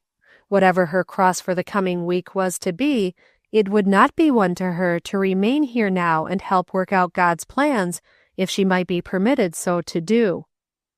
And if it might only please my King to lift my head up out of prison and set me up where I can help others in this boarding house, I would try to make as good a use of my liberty and my allowance as Jehoiachin did. I wonder what he did with his allowance anyway. And it must have been such a pleasant thing to him to know, to fully understand, that his allowance would not fail all the days of his life. I wonder if he got downhearted sometimes, and feared lest evil Merodach might die and leave him in the lurch, or whether he might turn against him some day. Now with me it is so different. My King is all-powerful. What he has promised, I know he will perform. I need never dread his dying, for he is everlasting. I can trust him perfectly to give me an allowance all the days of my life of whatever I need. And yet, daily and hourly I distrust, and fear and tremble, and dread lest I may be left hungry some day.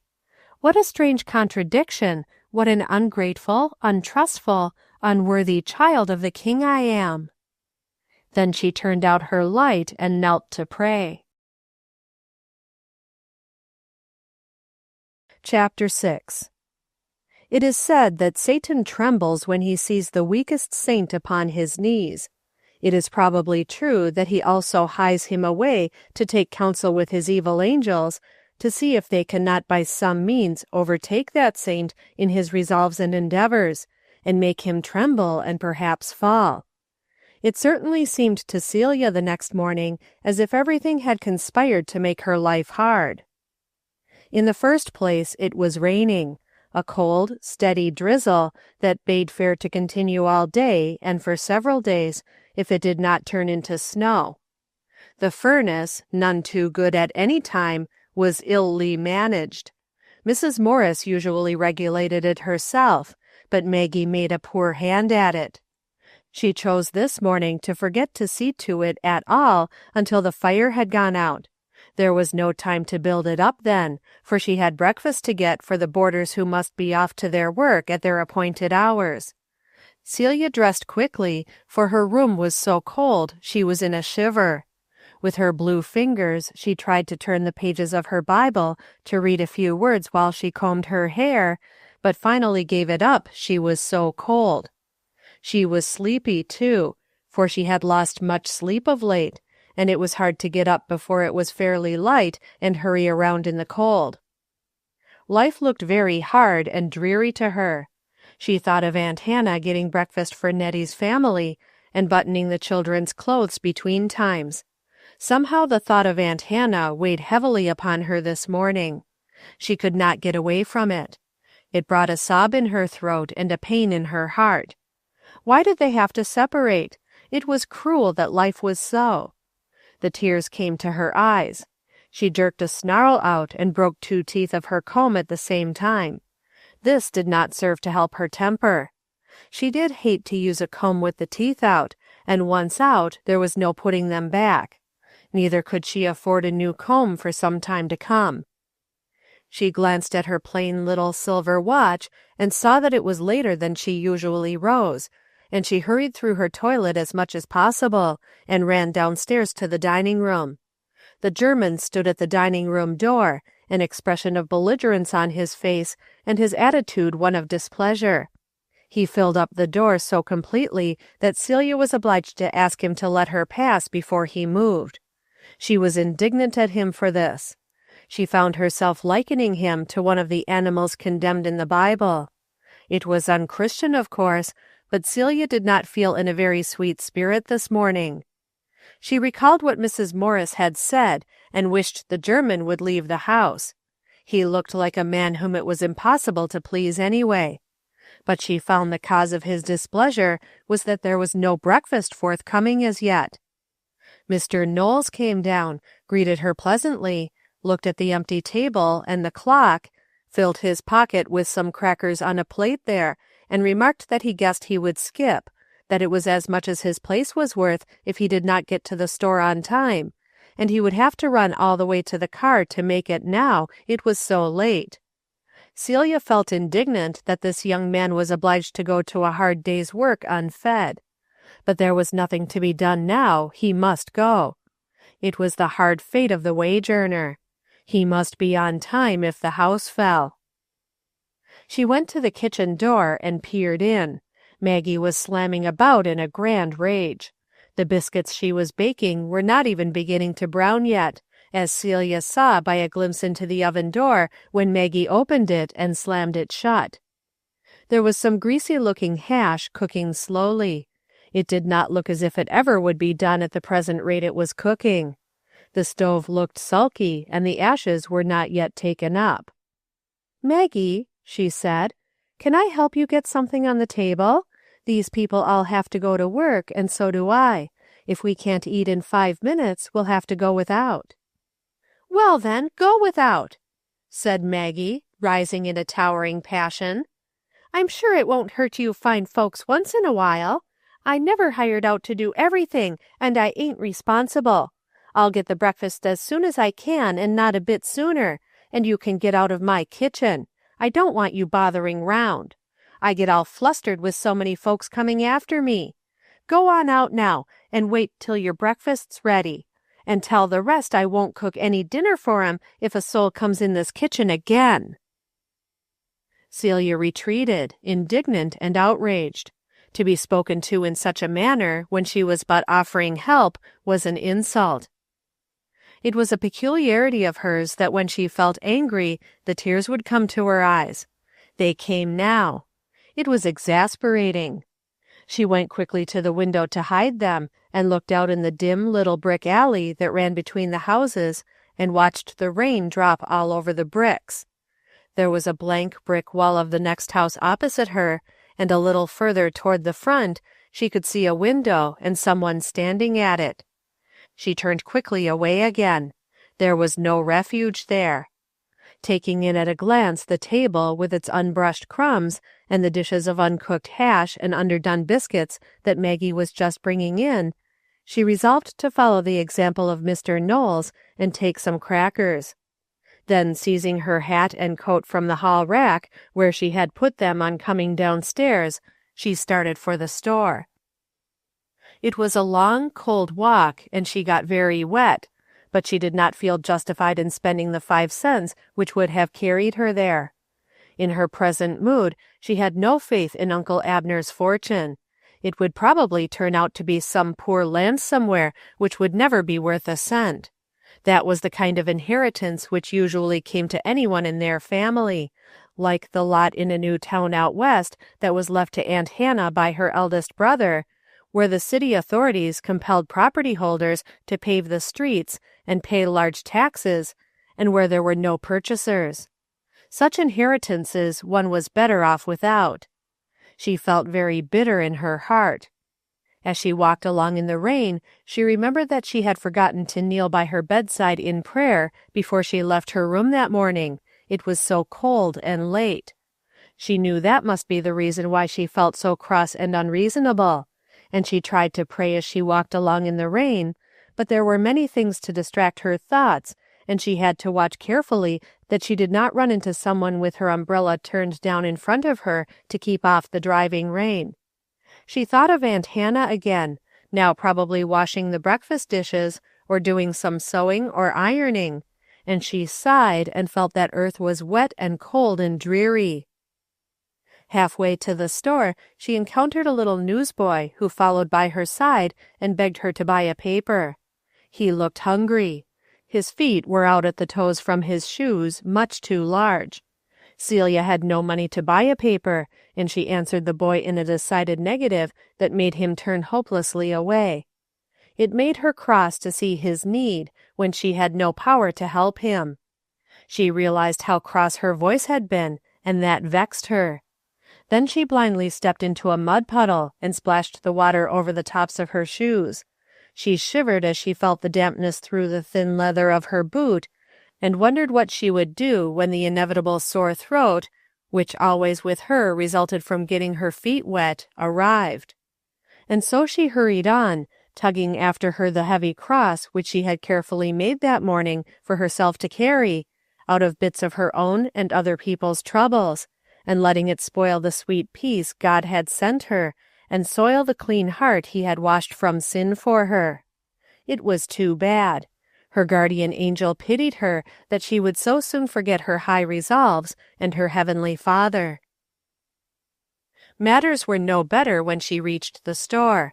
One of the girls who belonged at the ribbon counter with her was sick. Celia had to do her duty, and the girls also. This might not have been so bad if she had been left to herself, but the head of that department, a young woman with a sour expression and disappointed eyes, was also out of temper, and did her ordering in an exceedingly disagreeable manner. She found a great deal of fault, and kept demanding of Celia more than she could well accomplish in a given time.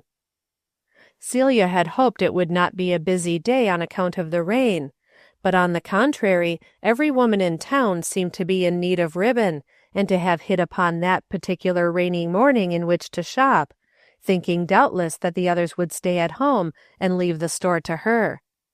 When the noon hour came, Celia was cut down to half-time on account of the rush, and obliged to take a few precious minutes of that in putting up some ribbons left carelessly on the counter by another saleswoman who had gone to her luncheon, leaving them there. To the young girl new to her work, and fresh from a home where every necessary comfort at least had been hers, it was a long, hard day, and she looked forward with no hope of a let-up to the evening that was to follow.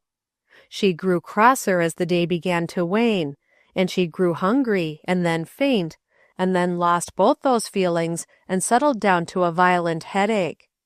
It was then that a new cause for trouble loomed up before her imagination. What if she should get sick? Who would take care of her, and how should she live?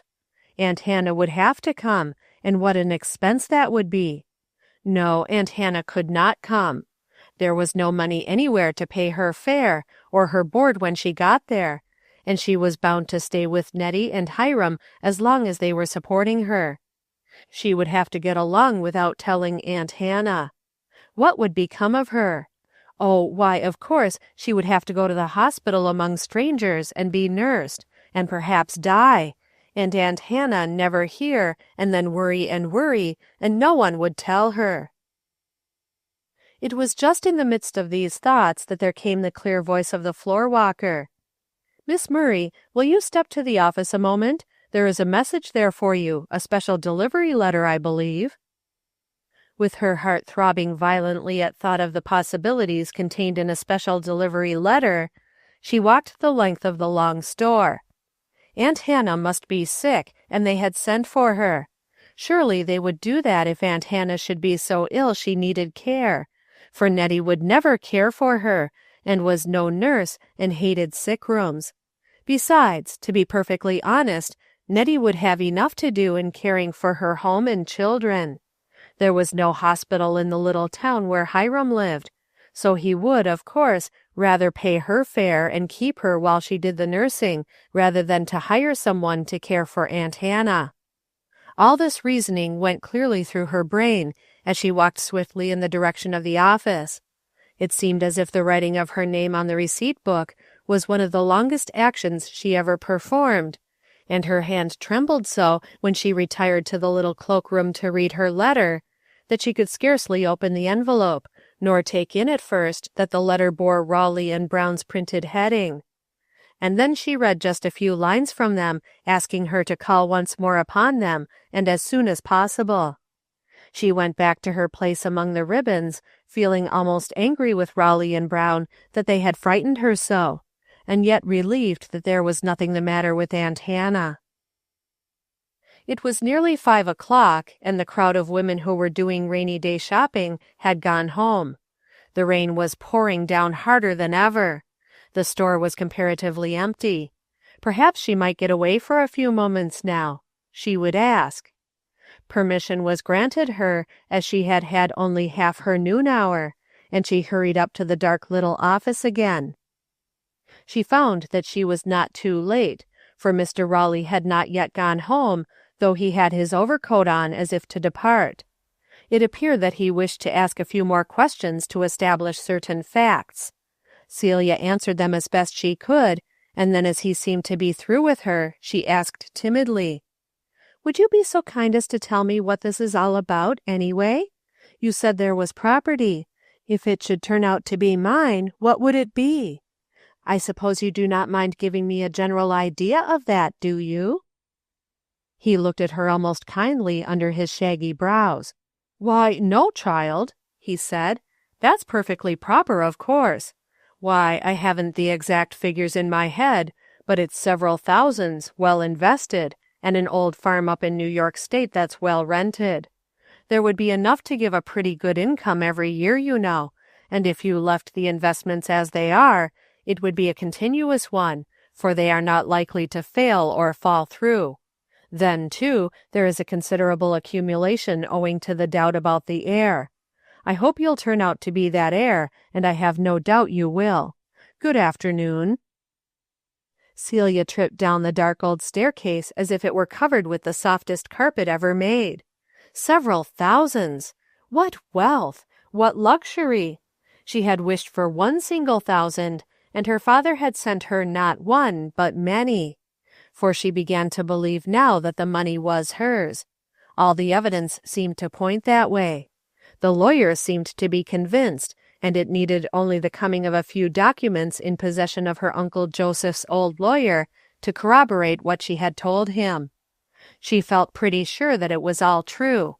And here she had been cross and growling all day, and worse than that, she had been carrying crosses not meant for her shoulders, and probably leaving undone the things God had laid out for her to do. What wickedness had been hers! Only last night she had knelt in earnest consecration, and now today she had fallen so low as almost to forget that she had a father whose dear child she was, and who was caring for her. Could she not retrieve some of the lost day? She had but 1 hour left in the store. She would try what she could do. She smiled on the beggar child, who stood looking wistfully in at the pretty things in the store window as she passed into her work. When she reached the ribbon counter again, she found the head of the department looking very tired and complaining of a headache. There were other burdens besides her own she could bear. She might offer to do her work for her and let her rest, and she could bring her a glass of water. It was not her business to put up certain ribbons not in her own case, but she could do it for the other girl who was absent and save the head girl. As she made her fingers fly among the bright silks and satins, she wondered if there were more burdens for her to bear for others when she reached the boarding house, and whether Mrs. Morris would be better tonight and able to sit up and direct things a little.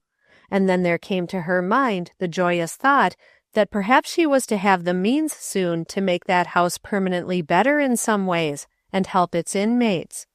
How light her heart and her shoulders felt now that she had laid down that heavy, self-imposed cross. It was wonderful. Oh, why could she not learn to trust her Master? The verse of a loved hymn came and hummed itself over in her mind.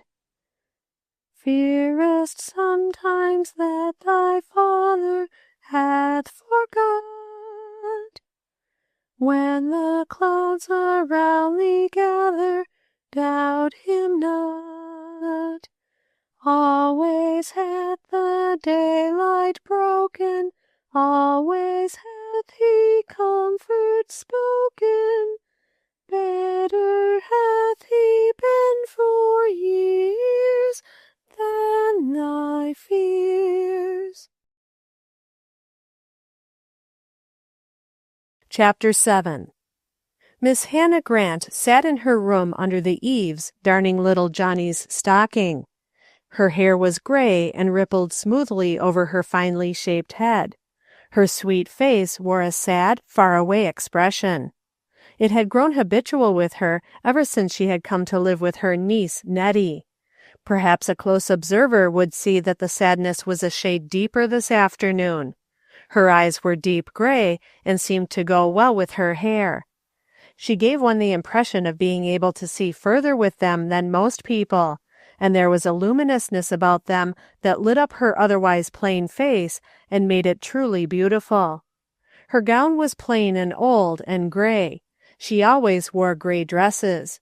They had been becoming long ago, in the days when it mattered whether she wore becoming things, and now that she cared no more about the becomingness, she wore them for sweet association's sake, and for the sake of one long gone who used to admire them when she wore them. She did not seem to know that they still suited her better than any other color, or absence of color, would have done. The hole was large and ill-shaped, for Johnny was hard on his stockings, but she darned it patiently back and forth, and seemed to be thinking of something else.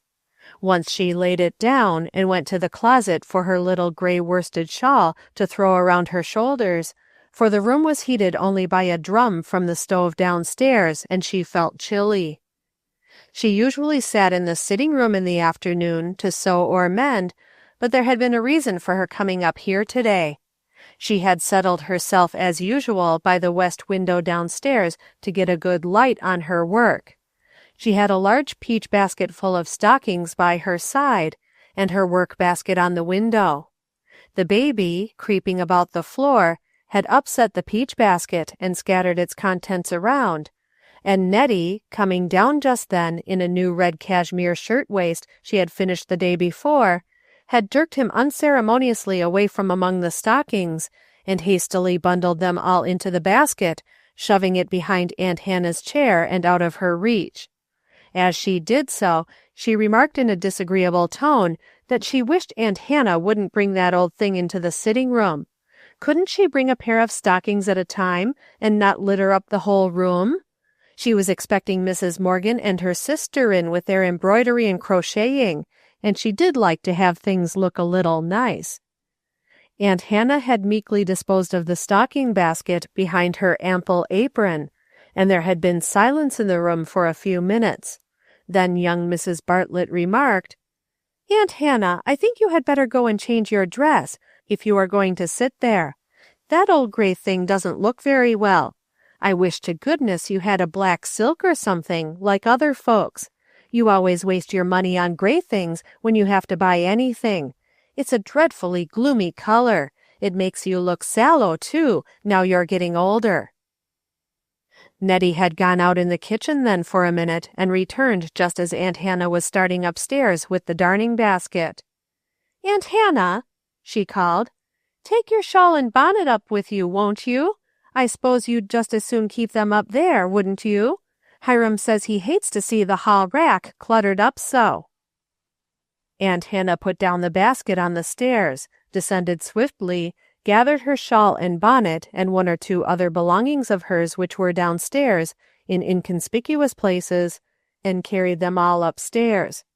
She was not in the habit of leaving her bonnet and shawl on the rack, and had only done so last night when she came in from prayer meeting, because she had buckwheat cakes to set before going to bed, and when that was done, and she had started to take them away, Nettie had asked her to carry a lamp and 2 comfortables up for her, and in doing so the shawl and bonnet had escaped her notice.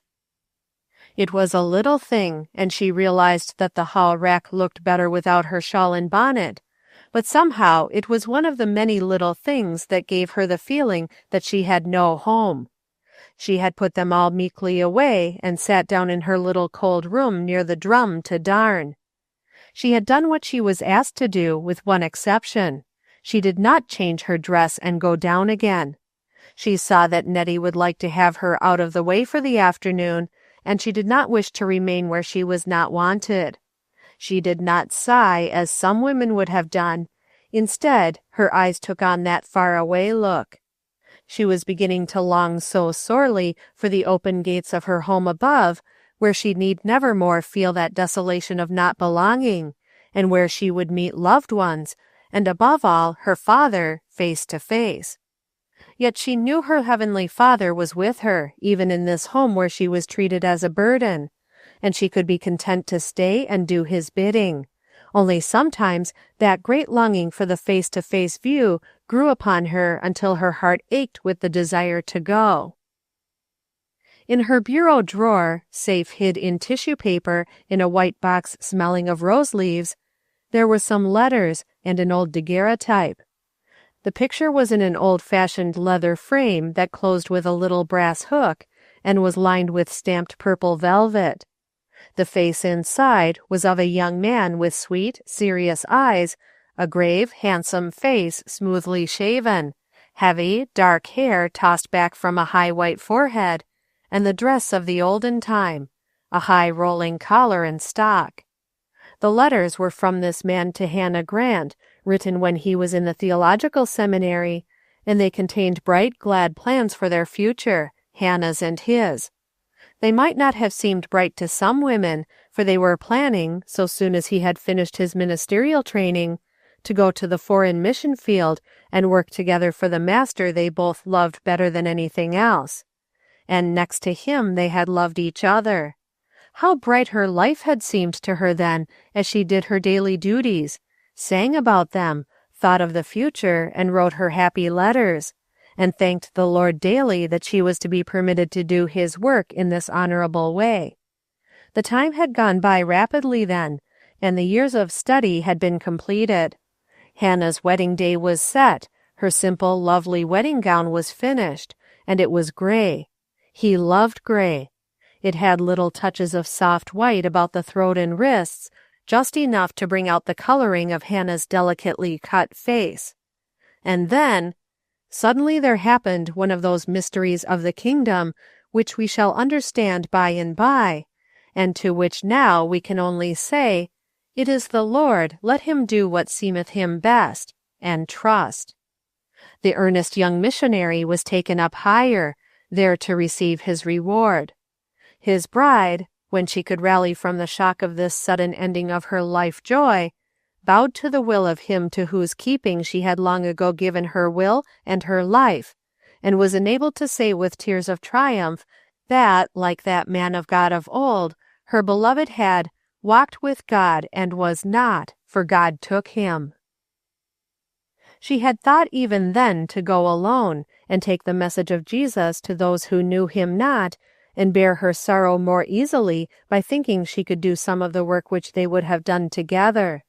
But God opened another door for her, and showed her plainly that he had called her to a duty at home, and so she took her saddened heart, her sweet face, and her tender ways to her sister's motherless little children, and had lived there ever since. Sometimes now, when she thought how she was not wanted in this home, and yet could not go anywhere else by force of circumstances, she would take out that pictured face and wonder if James could know how she was being treated, what he would think and feel about it, and think how he would guard her from the world and shield her if he were only here. And then she would be glad that he could not know, or that if he could, he was where he knew it would not any of it be for long, and that she would soon come home to be with Jesus and with him forevermore, and that time to him was only a brief space. It was at such times that her eyes would take on their far-away look. So she sat and worked and thought that afternoon. In due course of time, the expected visitors arrived. The woman upstairs heard their voices, and presently they drew nearer to the stove in the sitting-room. Their talk could be quite distinctly heard now, but Hannah was absorbed in her own thoughts, and she paid no attention as they gossiped on about this one and that, with, "You don't say so's," and, "Well, I always thought as much," and, "Did she say that?" until she heard Nettie say, "Yes, she will stay with us this winter anyway. No, it isn't quite as pleasant as to be alone, you know, but then what could we do? She had no home to go to. My husband wanted my cousin to come too, though it was more than we really could afford to do to feed and clothe two more, but she was very ungrateful and wanted to have her own way and see the world a little. I expect she'll come back humbly enough when she's been away a couple of weeks longer, and if she does, I'm sure I don't know what in the world we shall do with her. Oh yes, Aunt Hannah helps me a little here and there, but you can't ask much of people that are getting on in years." Aunt Hannah was 49. "My father always kept her in luxury, as she was my mother's only sister. Yes, people do get spoiled sometimes that way. But dear me, all she can do wouldn't make up for the outgo. Yes, she was a sort of acting housekeeper in our home after Mother died. But you know no one can ever take a mother's place." Johnny, shut that door and go away and stop your coaxing, or I'll take you upstairs and give you a good spanking. No, you can't go down by the pond to play today. No, I never had so much to do with her as the younger children. I was the elder daughter, you know. Aunt Hannah quickly and noiselessly moved away from her position by the drum to the other side of the room. And this from the little girl she had so carefully mothered and tended and tried to train. And had loved, too, for Hannah Grant loved all that God loved and placed in her way. Ah, this was hard. And must she go on living here and knowing that she was not wanted, that she was a burden, and that lies, yes, actually lies, for there was no use trying to call them by a softer name, were being told to the people in the village about her? How could she? She could see just how it would go on from year to year. Hiram would come in cross at night and either ignore her altogether or else contradict every word she spoke, and find fault with anything he knew she had done, in a surly, impersonal way which he knew and she knew he meant for her. The children would grow up to disrespect her, as they were beginning to do already. And her dear Celia! She was toiling bravely far away from her. There was no prospect of anything better for years to come, perhaps never so long as she lived. She knelt down by her bed and prayed for a long time. Then she arose quietly and went back to her window, a chastened look upon her face. This was not more than he had helped her to bear before. Indeed, it was not nearly so much. It was what Jesus had himself borne, being despised and rejected of men. She darned on till the room grew dark, and then she sat in the twilight and thought. She could not bring herself to go downstairs yet, not till she must go get supper. She thanked the Lord she had a room to herself where she might take refuge alone and think of him. It was seldom that Aunt Hannah had had even this privilege in the daytime since she had come to live with Nettie. There was always so much to be done, and Nettie seemed to expect it to be done quickly. The company below had departed, but Miss Grant took no heed. She sat and watched the gray sky grow into night. There was no sunset. It had been a gray day. There was not even a point of light to make the sky lovely. It sank into darkness quietly, soberly, unnoticed and unlovely. She thought it was like herself. But then there had been some reason why God had not made a bright sunset tonight, and there surely was some reason why he had wanted her life gray instead of rose-colored. She sighed just a little, and now that the darkness had stolen softly upon her, she let a tear have its way down her cheek. Downstairs, Nettie was growing restless. Hiram came in a little earlier than usual with a sour look, and asked how long it would be before supper.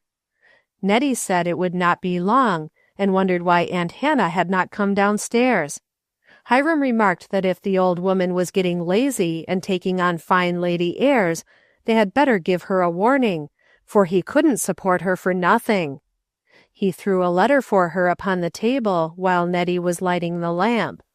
Nettie took it up, glanced at the writing, and then sent Johnny up with it, and told him to tell Aunt Hannah his father had come and wanted his supper right away. "It's from Celia again," she said in a contemptuous tone. "She wastes more money on postage. I don't think it's right to do that in her position. If she has any extra money she better save it up and help with supporting Aunt Hannah. A great fat letter, too. I don't see what she finds to write about. This is the third one this week. It's perfectly absurd." But Aunt Hannah did not hear what they said. She was not sitting near the drum, and would not again even if she was cold. Johnny came down and reported that Aunt Hannah had a light in her room, and Nettie rattled the stove with all her might, and slammed the dishes around more than was necessary, but still Aunt Hannah did not come, and finally Nettie began to get supper herself. She sent Johnny up again pretty soon to tell Aunt Hannah she wished she would come downstairs, that she needed her, and Johnny came back and said Aunt Hannah told him to tell Mama she would be down pretty soon. She could not come just now. "Well, really," said Hiram, looking up from his paper. "Seems to me she is putting on airs at a great rate. If I were you, Nettie, I would just sit down and wait till she comes. I wouldn't get supper at all. If you haven't the grit to tell her to come down now when you send for her, I'll do it for you." But Nettie rattled the stove and the dishes and managed to get supper ready pretty soon. She did not quite understand her aunt. This was a new development. Never in all the years she had known her and been cared for by her had Aunt Hannah ever refused a request for help. It must be something serious. Was she sick? Nettie had some little heart left in her, and it irritated her to have her husband speak so of her relatives. So she bristled up at him while she made the coffee. "You'll not do any such thing, Hiram Bartlett. I guess she has a right to stay in her room once in a while. I'm sure I never knew her to do the like before in the whole of her life. If she was your aunt, you wouldn't speak of her in that way. I think you ought to be a little grateful for the way she took care of you last week when you were so sick, and me with the baby sick too. If she hadn't been here, I should have had my hands more than full. I don't know what I should have done. Johnny, make that baby stop crying. Lily, pick that doll up off the floor. I keep walking over something of yours all the time. I suppose Celia's got into some trouble, and Aunt Hannah's worried about her. I expected as much. That girl hadn't experience enough of the world to go off to the city alone. Somebody ought to have taken her home to live. If one of the boys had been married, she could have gone with them, but the boys are so selfish they never think of other people. If you had any sense of the fitness of things, you'd have done it yourself." They talked on in a wrangling way until supper was ready, but it was not until they had nearly finished the evening meal that the hall door opened and Aunt Hannah walked in. Chapter 8. Aunt Hannah had lighted her lamp a few minutes after the light of the day went out, to get a little comfort from her Bible before going downstairs to face her trials, for it must be confessed that Aunt Hannah had not had a cross so heavy to bear in many a year, as it was for her to go downstairs that night and face Hiram and Nettie calmly after the words she had heard her niece speak. She had tried to think of all the comfort in the Bible as she sat in the twilight. She had a great store of the precious words to draw from, for her Bible had ever been her chief delight. She knew just where to turn in her memory for the right help, and it came trooping forth. "Fear thou not, for I am with thee. Be not dismayed, for I am thy God. I will strengthen thee, yea, I will help thee. Yea, I will uphold thee with the right hand of my righteousness. When thou passest through the waters, I will be with thee, and through the rivers, they shall not overflow thee. When thou walkest through the fire, thou shalt not be burned." God is faithful, who will not suffer you to be tempted above what ye are able, but will with the temptation also make a way to escape, that ye may be able to bear it. Blessed is the man that endureth temptation, for when he is tried, he shall receive the crown of life, which the Lord hath promised to them that love him. For I reckon that the sufferings of this present time are not worthy to be compared with the glory which shall be revealed in us. All things work together for good to them that love God, to be conformed to the image of his Son. If God be for us, who can be against us? Nay, in all these things we are more than conquerors through him that loved us. Then she lighted the lamp to search out another promise, for it seemed to her as if just to look upon the words would somehow help her. It was at that moment Johnny brought up Celia's letter. She opened it quickly, the anticipation of another trouble arising in her mind, for what might not have happened to Celia so far away in that great city alone since the last letter she wrote? It was a thick letter, and she read it slowly through, taking no thought of time because the matter it contained absorbed her mind completely, and when Johnny came up the second time, she had something new to think about which demanded immediate attention and had claims prior to any downstairs. The letter read thus: Dear Aunt Hannah, do you remember the words on the little bookmark you sent me for my birthday? I know you do, for you have a way of hiding all such words away in that wonderful memory of yours. You know the heading was about an allowance, from the king, a continual allowance. When I read it, I knew just what you meant by sending it to me. You wanted to remind me that my king had plenty of extra strength to give me, and that he had promised to furnish me with enough for every day of my life to bear that day's trials.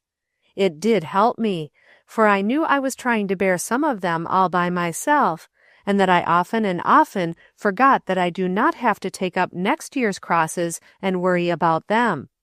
But I remember, when I first read the words, I couldn't help longing deep down in my heart that I could have a real earthly allowance of money, just solid, hard, dirty money, coming in every week and every month and every year, and enough to supply all the actual needs so that I might live with you and work for you and have you all to myself. Then I felt indeed that my head would be lifted up out of prison forever, for I read that chapter about Jehoiachin as you meant I should, you dear good auntie. And it helped me too. You see, I had been taking up a big heavy cross for the year to come for you. I didn't feel happy about you there at Hiram's, for in spite of me, I cannot like Hiram's ways, and I don't believe you do. I know for one thing, and a very small thing, that you hate tobacco smoke and have never been used to it, and yet Hiram smokes all over the house whenever he pleases, without even so much as caring whether it is repulsive to you or not. In fact, I am wicked enough to suspect that he might do it the more, just because you don't like it, to show you he is master of his own house. I am so sorry I have to feel that way about my cousin-in-law, but I can't help it. There is this comfort about it, I don't believe Nettie minds, and as she is the one that has to be his wife and go through life with him, it is a relief to think she doesn't. But there, that is all out of the way and unchristian, and I have been too much blessed to allow myself to say anything unchristian about anyone. Only I did want you to understand that I appreciated how hard it was for you to cheerfully accept Nettie's proposal and go to live with her for a few years. I did not say so then, because I thought any words would only make it harder to bear, and I know my own dear auntie's old way of always finding a thing easier to bear if she succeeds in making other people think she is perfectly happy. That is just one way, and the only way, in which you ever are the least little bit dishonest. But I must hurry on with my main theme, which has not been even hinted at yet. And I have a great deal to write, and must get it in tonight, for I cannot bear to have you wait a minute longer than is necessary to hear the good news. In the first place, you are not to stay at Nettie's another day. That is, not unless you prefer to, of course. But you are to pack up every scrap that belongs to you and take the first train to Philadelphia, sending me a telegram, at my expense, to say what train you start on. You must come to the Broad Street station. Have your trunks checked there, too, and don't leave any of your things behind, for there is plenty of room to put all your things here, and you are not to go back to Nettie's unless you go on a visit of pleasure. Aunt Hannah glanced up to see if the little room, with its old ingrain carpet and cheap furniture, was still about her. She was almost breathless with the proposal of the letter. Things seemed to whirl around her. She wanted to get something to steady her before she read on. She saw the black side of the sheet iron drum, and remembered the afternoon, and a glance toward her open Bible showed her the lines, "God is faithful. Will with the temptation also make a way to escape, that ye may be able to bear it." She drew a long breath and closed her eyes for a minute's lifting of her heart to God. He was going to make a way to escape. She did not yet understand how it was to be done, but her faith caught at the fact that it was to be done. Then she went back to the letter. You are to give your checks to the porter on the car, and you are to take a sleeper if you come at night, or a parlor car if you choose to come in the daytime. I enclose your ticket. Aunt Hannah noticed then that a small pink and white paper had fallen from the letter when she opened it, and slipped to the floor. She stooped and picked it up in a dazed way. Good for one trip to Philadelphia, it certainly was. This was something tangible and brought her back to everyday life. She really was to go, for here was the ticket. She went on with the letter eagerly now. You are to have the porter carry your satchel into the station for you, and I will meet you at the gate and take you home. Yes, home, Aunt Hannah. Yours and mine. Do you hear that? It isn't very pretty, nor inviting yet, but it is ours for a while, for as long as we want it, and we shall fix it into a charming home. And now you want to know how it all happened and what it means. Well, this morning I was sent for again to come to Raleigh and Brown's office on very important business, and as they told me it might keep me some time, I asked for the day off at the store. I couldn't have had that if I had not done double duty for the last week in place of a girl who was sick. Mr. Dobson was very nice, and said certainly in such a case he would give me permission. Of course, I suppose I'll lose my pay for that day, but it had to be done, and it doesn't matter now anyway. Well, Mr. Raleigh hemmed and hawed a good deal, and finally told me that everything was satisfactorily settled at last, and that I had been duly declared by the court to be Uncle Abner's heir, without any question or doubt anywhere, and that he wished to go over the papers with me and place the property in my hands. There was some red tape to be gone through, with which I needn't stop now to tell you about. It was all very interesting to me, the number of times I had to sign my name, and all the witnesses, and I felt just like a girl in a book, but I haven't time for that. There is better to come. It seems Uncle Abner had a farm where he lived after he got old, and his wife died, and his son went to India, and there was a young farmer and his family who lived there and took care of him, and they have rented the house ever since. They still live there. The farm is pretty good, way up in New York somewhere, I think. I didn't pay much attention to it. Then he owned an interest in a coal mine near Scranton, and a few government bonds. Not many of those, but the whole is well invested, and brings in a nice little income every year, sure. And I couldn't help thinking of Jehoiachin when Mr. Raleigh was telling me about it. He said it was so well invested that it was, as near as anything earthly could be, sure, a continual income as long as I lived, if I kept things in their present shape, for Uncle Abner had been a very careful man, and always invested in pretty safe things with what little he had. I didn't tell him I considered it much instead of little, though. It seems a fortune to me. I suppose I shall learn better hereafter, but I am going to try to be very wise with it anyway, with God's help. Now, you want to know how much it is, I know. Well, it amounts to $900 a year at the lowest calculation, besides several years of accumulated interest not invested yet. Isn't that riches? Why, you've so often told me that not many ministers and few missionaries get more than that. Now then, why shouldn't you and I be missionaries? I know it has been your dear desire all your life, and I don't know of anything that would be grander work. And as we can't go as foreign missionaries just now, what if we should be home missionaries? Of course, 2 lone women couldn't make mortar and bricks and build a church and preach. At least I shouldn't like to try it, though I'm not at all sure but I could do it. You know, we always thought, if we had the time and the material and the pattern, you and I could do almost anything anybody else could if we tried.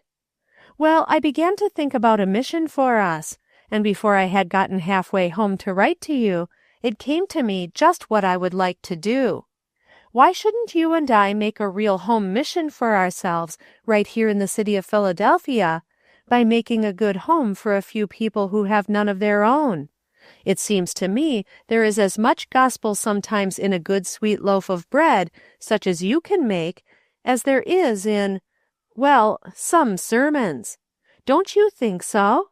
Then we could get a hold on the people who ate it, and get them to go to the churches and try to help them in their everyday lives.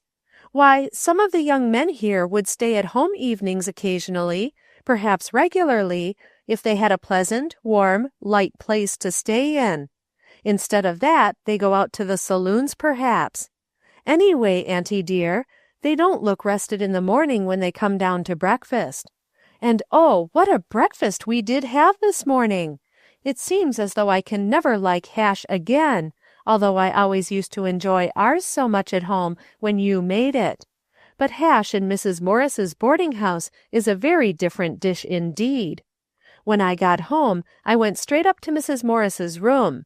She has not gotten entirely well from her severe sickness of a few weeks ago yet, though she goes around and directs things, but she seems to be so worried all the time.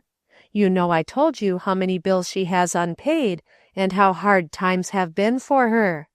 You wouldn't wonder a bit if you could be here and watch the way things go a little while. She was lying on her bed when I went in, and looking as if she would like to cry, if she were only young enough and had the energy. She told me right away that she was in trouble again. She was a month behind in her rent, and the agent had been around and said it must be paid in advance after this, and he couldn't wait longer than till 5 o'clock.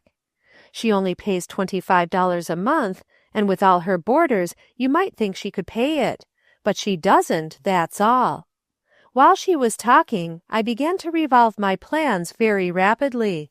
I didn't want to act too rashly, for you know you always tell me that is one of my great faults, but I knew if I did anything it ought to be done very soon. Probably it would have been wiser to have asked Mr. Raleigh's advice, and perhaps some of my relatives, but I had an innate suspicion that I would not be allowed to do it at all if I asked. And why shouldn't I? The money is mine, and I am of age, if I am not very experienced. I knew you would like it, at least I felt very sure you would, and if you and God like a thing, I don't care what all the rest of the world think. So I asked Mrs. Morris a lot of questions, some I had not asked her before. You see, I had a whole $200 in my pocketbook Mr. Raleigh had given me.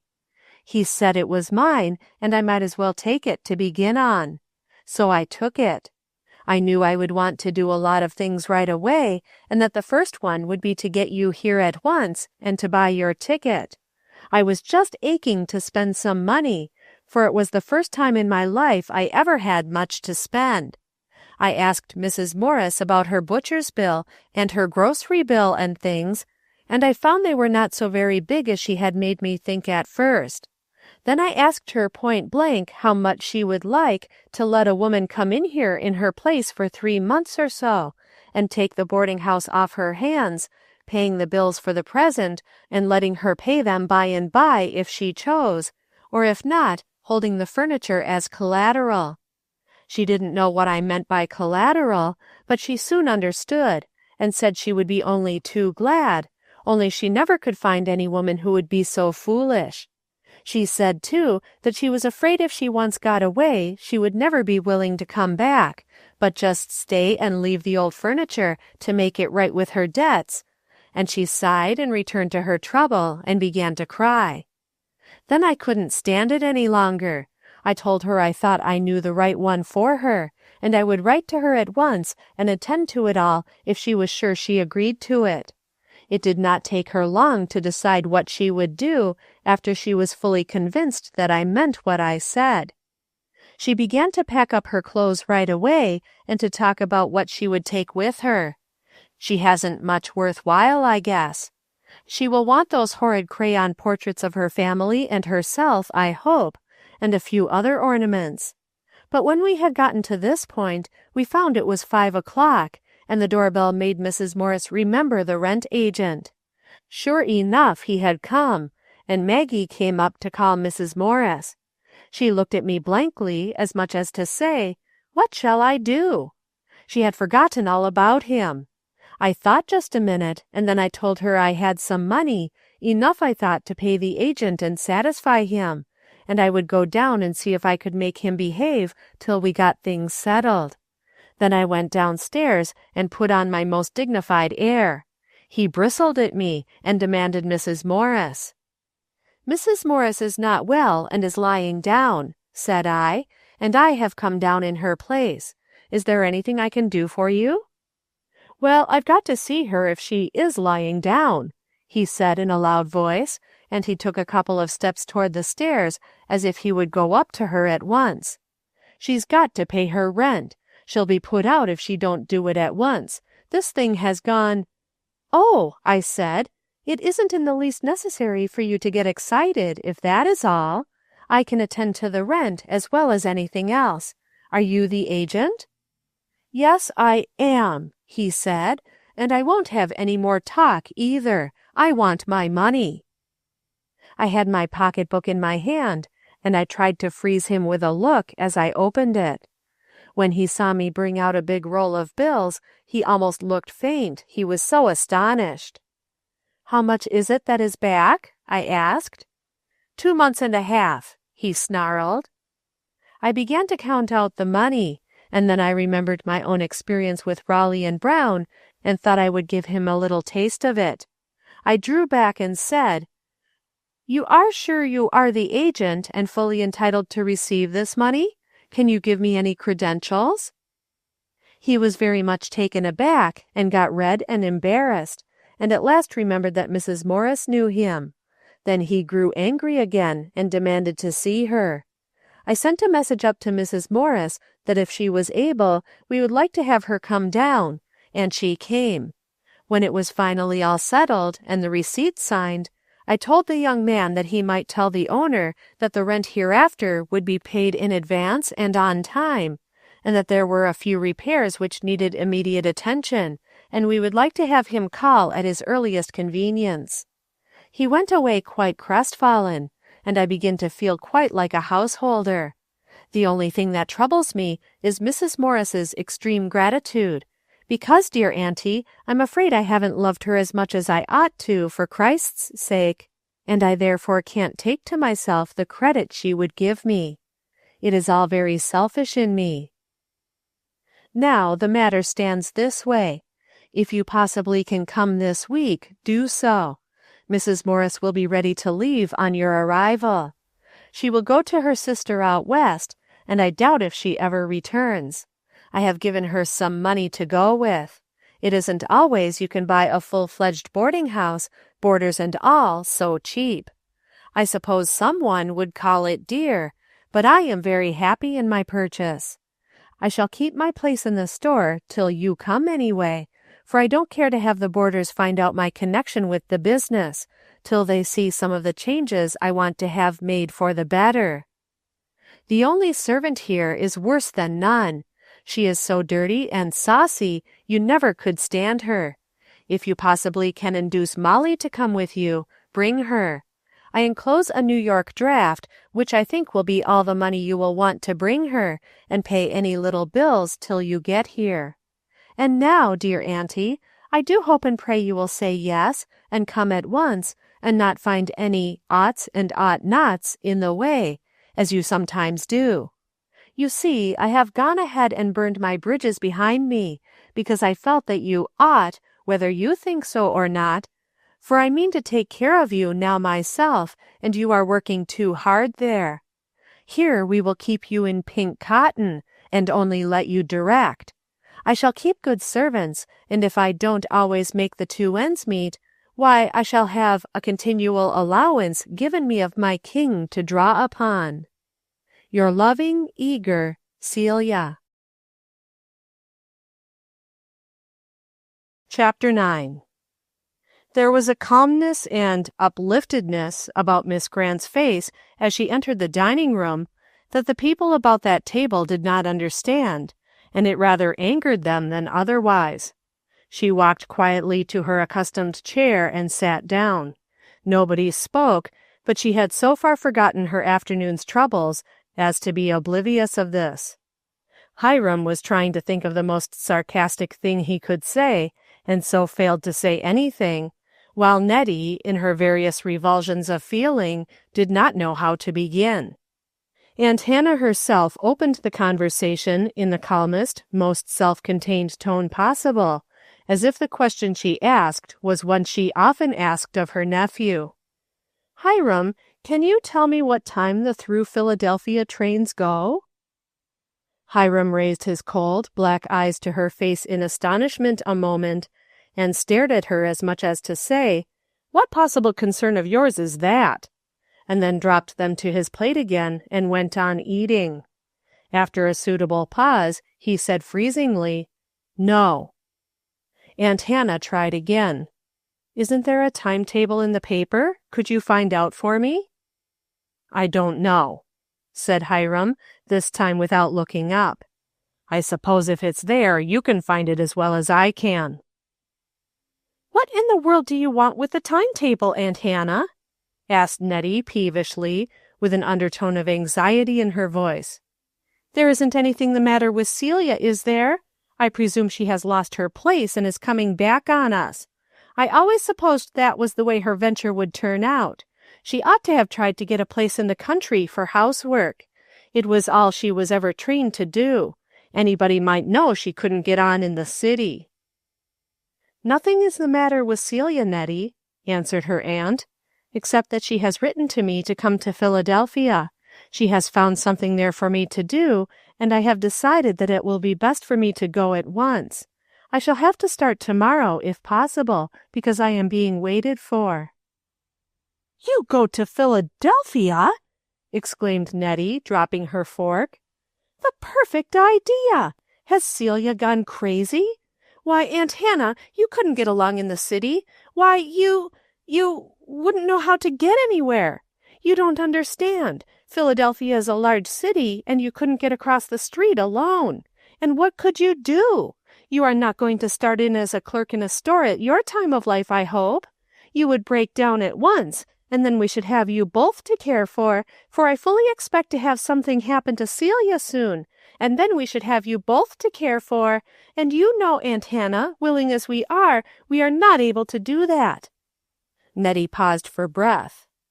Then Hiram turned his little black eyes on her and asked contemptuously, "And who is going to pay your fare on this pleasure excursion you are going to take? You certainly can't expect me to do it. I think I've done all I'm called upon to do. I understood the bargain was that you were to work for your board here." Hiram had never been so openly insolent before. If he had, Miss Grant would have left long ago, even though she had been obliged to work the streets in search of work for her living. She turned her clear eyes upon him full, and said quietly, with a strength of the grace the Father gave her from her communings with him, "Yes, Hiram, that was the bargain, and I certainly have worked. I consider that I have fully earned all that I have eaten, and the amount of shelter that has been given me. As for any further assistance, I think I have never yet asked it, and I hope I may never be obliged to do so. Celia has sent me money and a ticket, and I shall not be obliged to ask any favors of anyone." "Celia sent you money?" Nettie fairly screamed it. "Where in the world did she get money?" "Yes, where did Celia get money?" asked Hiram sharply. "It seems to me there's something pretty shady about this business. Miss Celia'll get into serious trouble, which'll bring no credit to her family if she keeps on." Aunt Hannah rose from her untasted supper, drew herself up to her full height, and looked down upon Hiram Bartlett till he seemed to shrink beneath her gaze. There comes a time when a strong, sweet nature like Hannah Grant's can be roused to such a pitch of righteous indignation that it will tower above other smaller natures and make them cower and cringe in their smallness and meanness. She had reached one of those places in her life. Nettie, as she watched her, thought to herself that Aunt Hannah must have been almost handsome once when she was young. "Hiram," said Aunt Hannah, and her voice was quite controlled and steady, "don't you ever dare to breathe such a thought as that again about that pure-souled girl. You know in your inmost soul that what you have said would be impossible. Some time, when you stand before God, you will be ashamed of those words, as you will be ashamed of a good many of your other words and actions." That was all she said to him. She did not lose her temper, nor say anything which she did not feel she ought to say, or which she would have taken back afterward. Then she turned to Nettie and quietly said, "Celia has had a little estate left her from her father's great-uncle Abner. She is now quite independent as regards money, and she wishes to have me with her as soon as possible, and I intend to go tomorrow evening if I can get ready." She turned from the room then and went upstairs, but when she got there, instead of going to work at packing, she turned the key in the lock and knelt down by her bed to pray first for Hiram, and second that God might overrule anything that she had said amiss. Meantime, below stairs there was astonishment and confusion. Celia as a poor shop girl and Celia with money were two very different people. Even Hiram felt that. He retired behind his paper till a suitable time had elapsed for his wife to talk out her anger, astonishment, and humiliation, and then he began to reflect that it would be a very convenient thing to have the management of Celia's money, even though it was not much, for he was just beginning business for himself, and every little helped in the matter of capital. "It would just serve you right, Hiram Bartlett, if Celia should turn out to be rich," said his wife angrily. "The way you have treated her and Aunt Hannah ought to make you ashamed, but I don't suppose it will. Now what am I to do, I should like to know? 3 children and one a fretful baby, and all my housework to do all alone. If you had treated Aunt Hannah nicely, she would have stayed anyway. Maybe Celia would have come here to live and taught the children. She is real good at teaching little children anything. I remember she used to be so patient with the boys at home. It would be awfully convenient to have somebody around with money."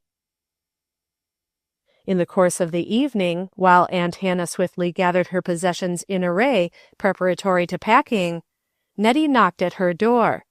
She wanted to ask a great many questions, and she wanted to argue with Aunt Hannah and show her the inadvisability and impossibility of her thinking of such a thing as going to Philadelphia to live with Celia, when her plain duty was here with Nettie and her family.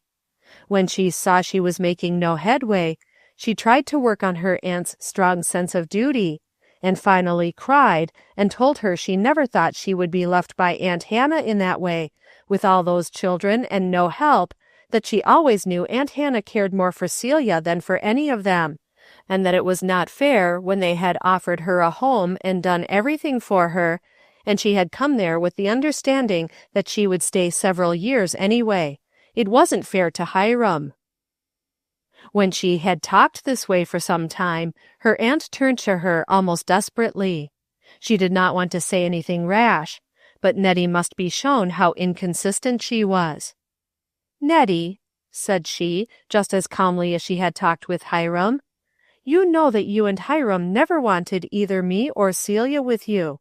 You know that you consider me in the way, and that I am only good to work.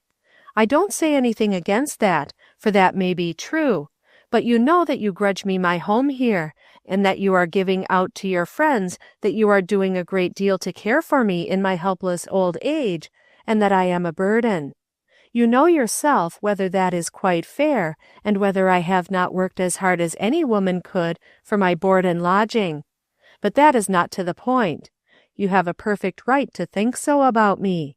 It may be all true, and I cannot stop you in saying such things to outsiders, but I have a right to say whether I will be taken and disposed of as if I was a piece of goods, and cared for as if I was a baby.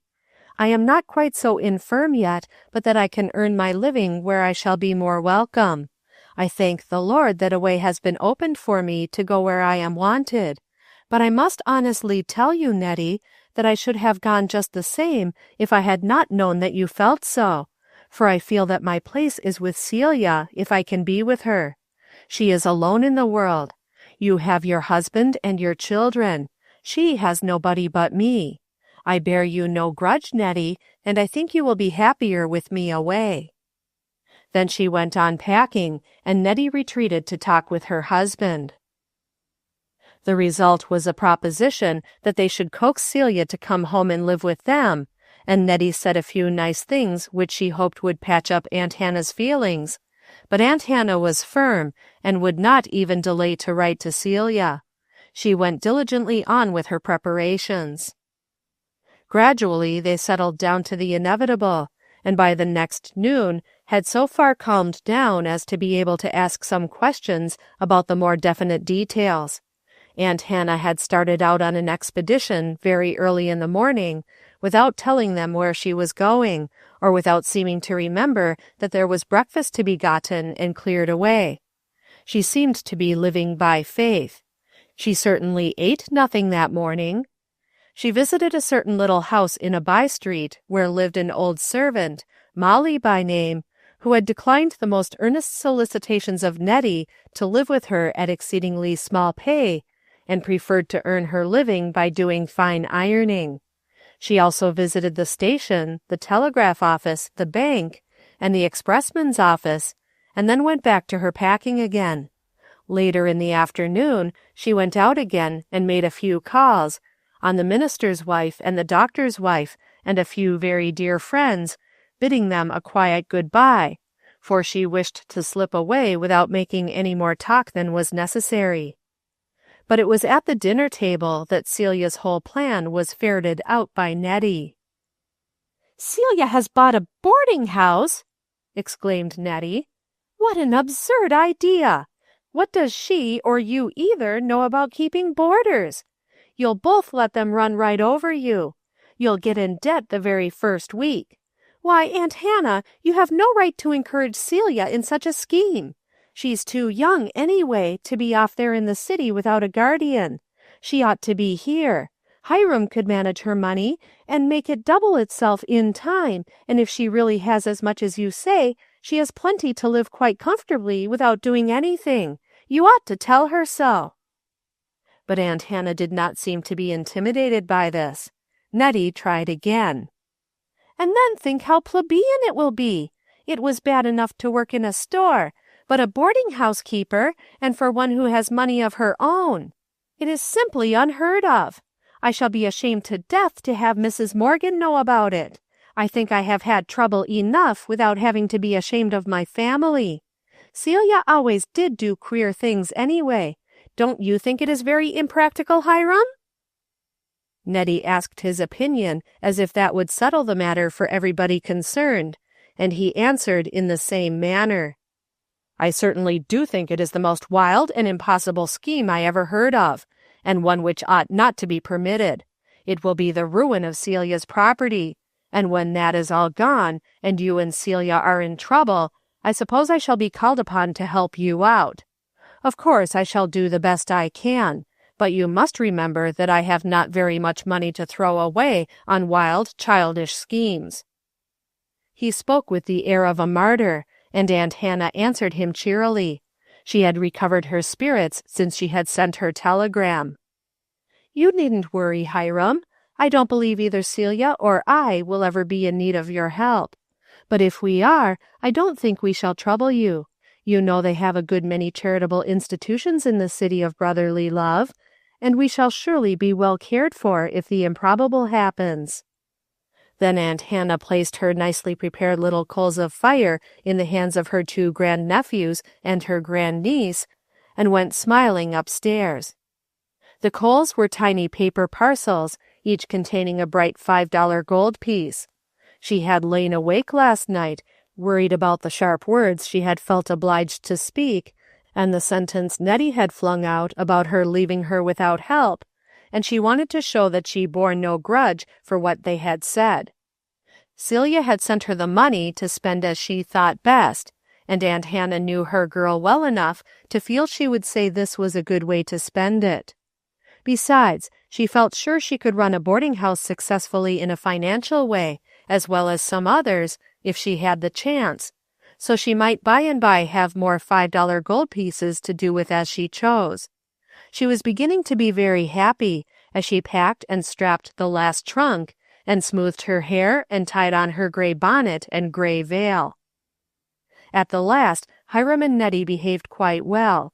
Those $5 gold pieces had gone a long way toward making the bereavement of Aunt Hannah's departure felt. Hiram took her satchel down, and Nettie walked beside her, carrying her umbrella and wheeling the baby, while Johnny and Lily trotted on ahead. There was an éclat and importance attached to a sudden and first-class departure, such as Aunt Hannah's was turning out to be, which could not well be carelessly neglected. They made an interesting procession down the street. More than one neighbor looked out of her window, and a few knew that Miss Hannah was going away. But they had said good-bye, and only turned their heads the other way to wipe away a tear of regret, or sigh perhaps that their good friend was not to be near any more with her cheery face and her words of comfort. When it was observed by one or two that Molly Poppleton had also passed down the street, accompanied by an old colored man wheeling her ancient trunk on a wheelbarrow, and carrying a good-sized bundle, several of the good women came to their gates to look down the street and wait till Nettie returned to ask what it all meant. And Nettie enjoyed a triumphal march back to her home. "Yes, she's gone. We shall miss her very much." Her nose was red with being rubbed, and her eyes had a suspicious redness about them. "No, Celia isn't ill, but she couldn't stand it any longer without Aunt Hannah. You know Celia has had a fortune left her? Oh, yes, she'll have plenty now. Yes, Aunt Hannah has to go and be her chaperone. I suppose she'll quite come out in society now she has money enough to do about as she pleases. Oh, yes, she's very generous. She always was. She sent the children each handsome presents in gold. Yes, Aunt Hannah has taken old Molly for a maid. She'll be obliged to have a maid there, you know. Funny, isn't it, that a woman who knows how to work should need a maid? I shouldn't like it myself, but then one has to do as other people do."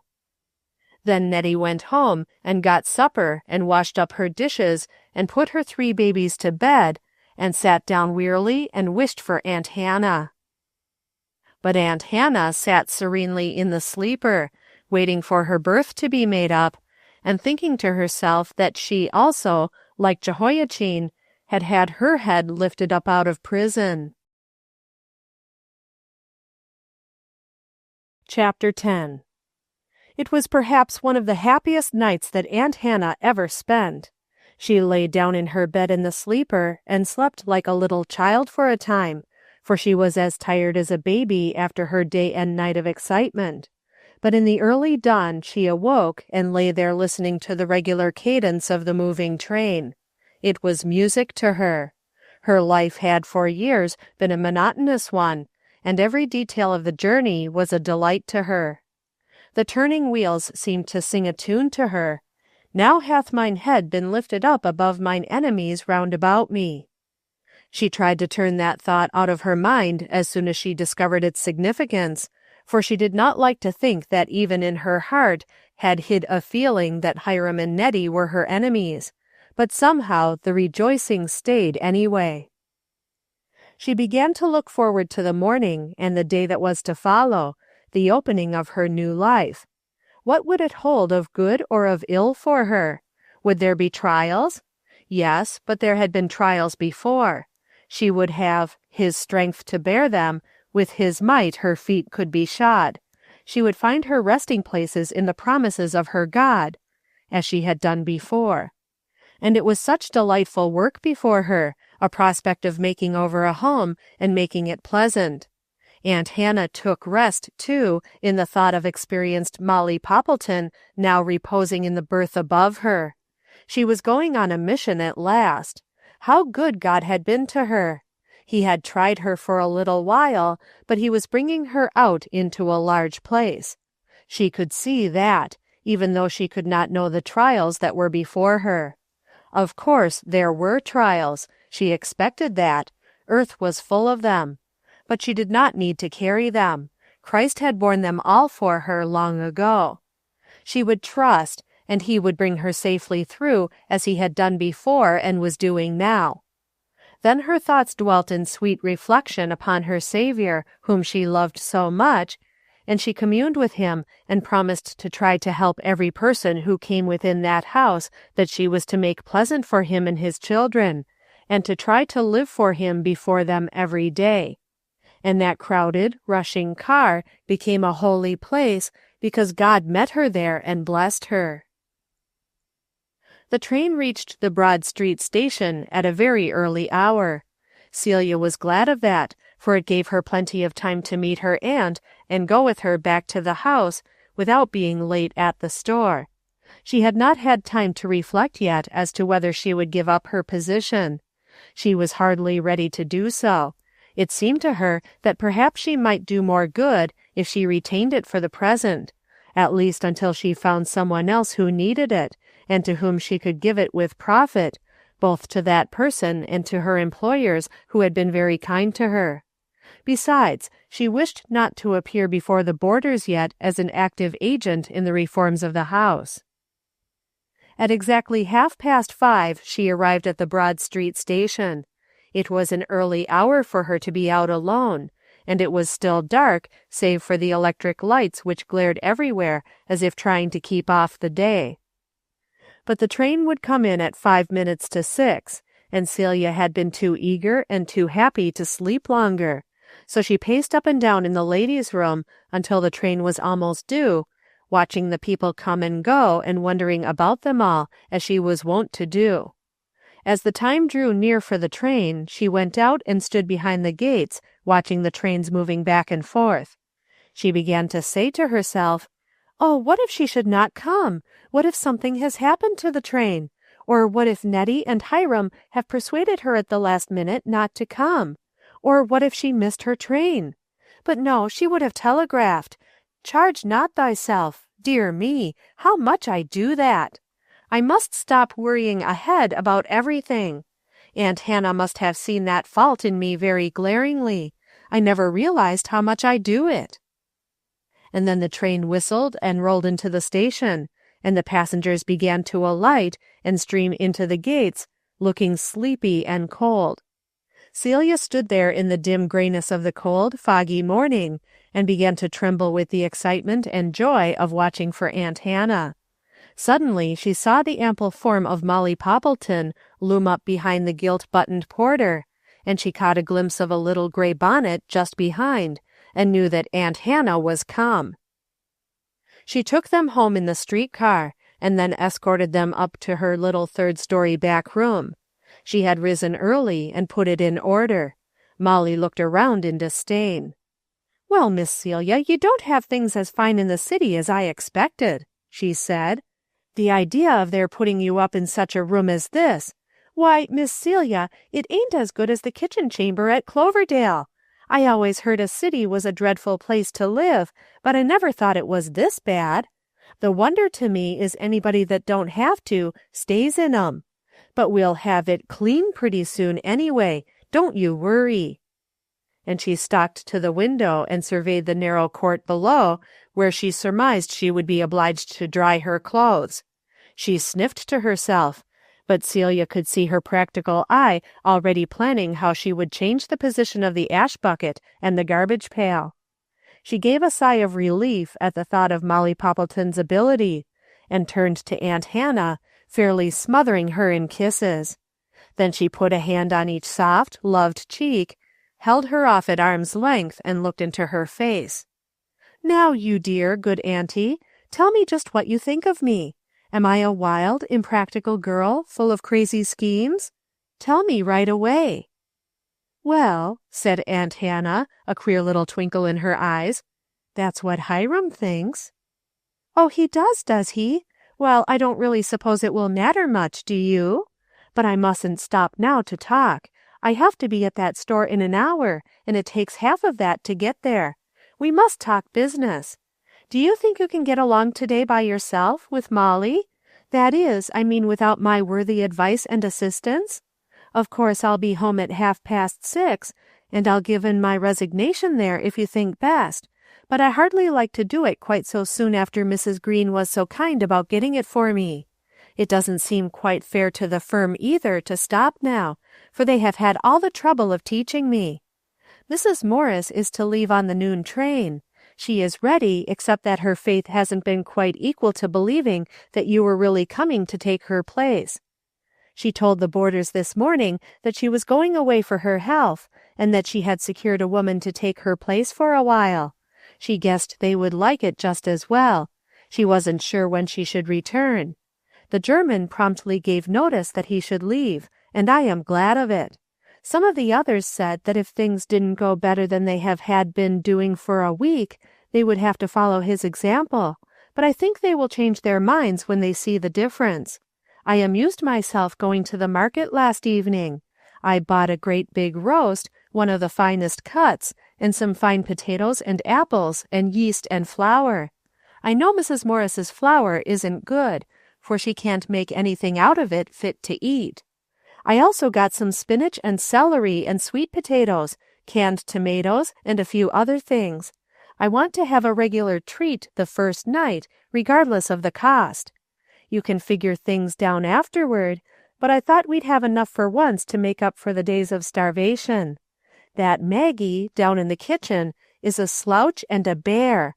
She gets in a towering rage whenever you go near her. I have not said anything about her, except to ask what contract Mrs. Morris had with her.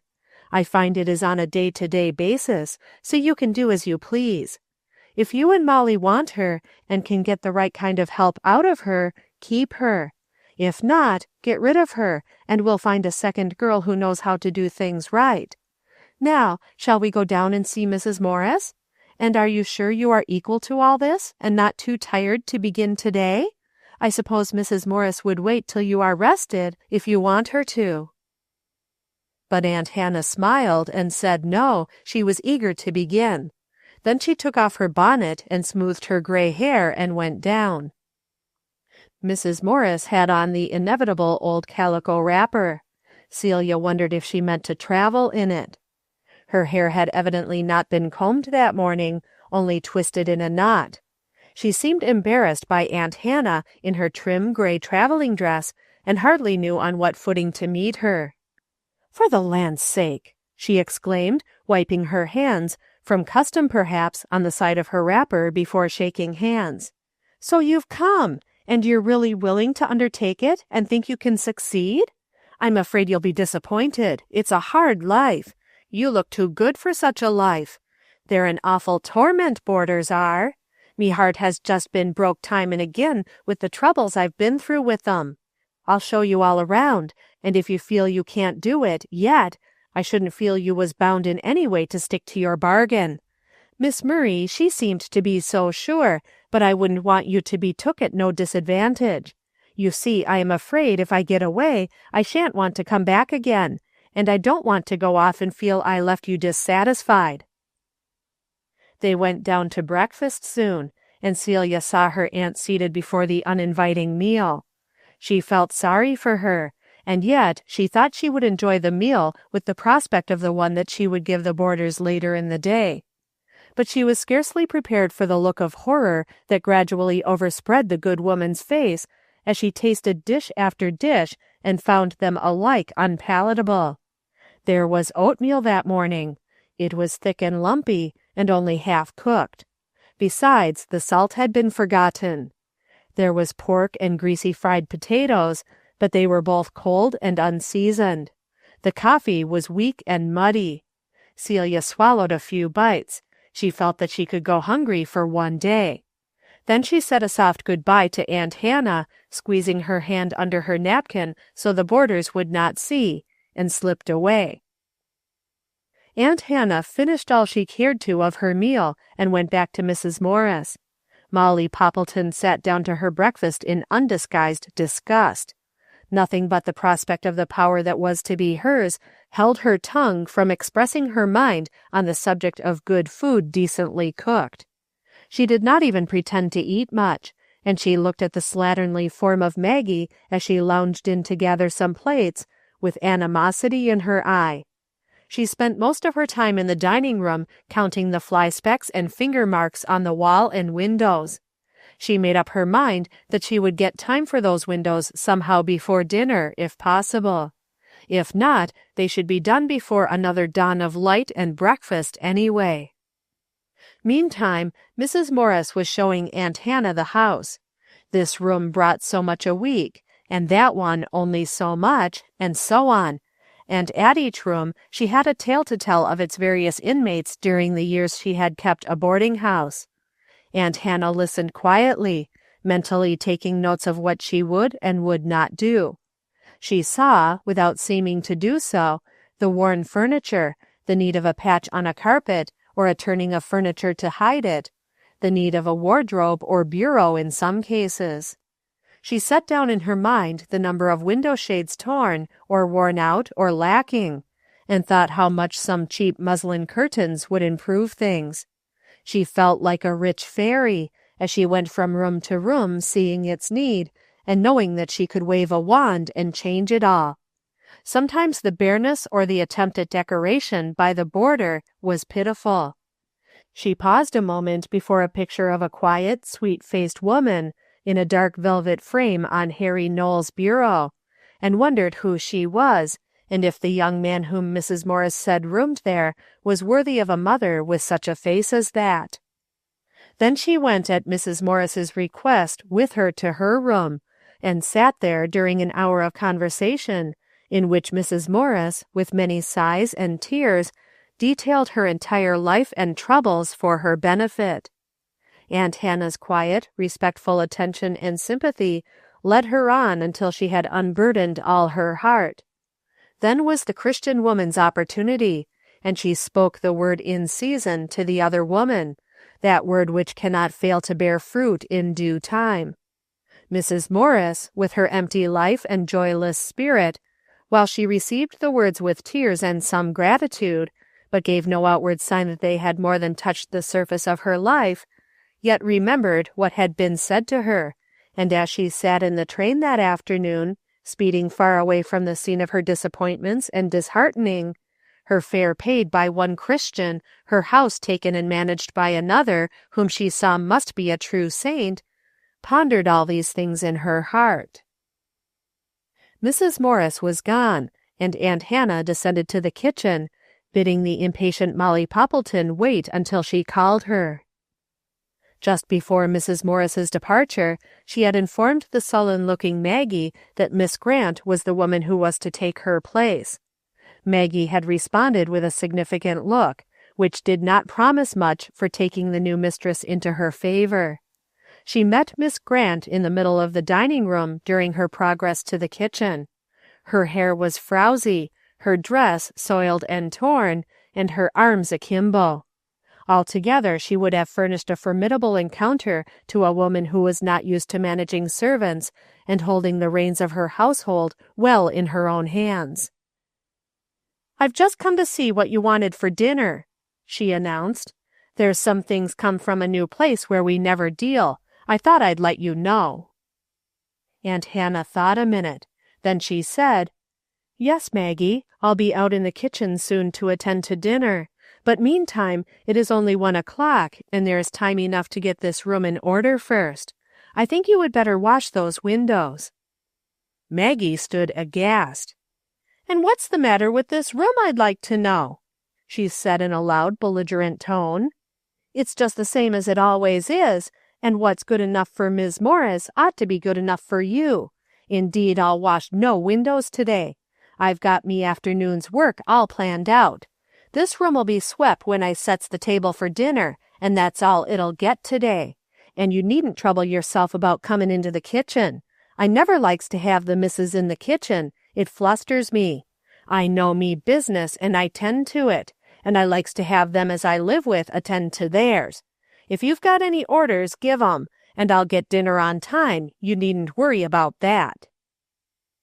Maggie had backed up against the kitchen door, her arms still akimbo, and stood as if to defend the fortress of her dominion.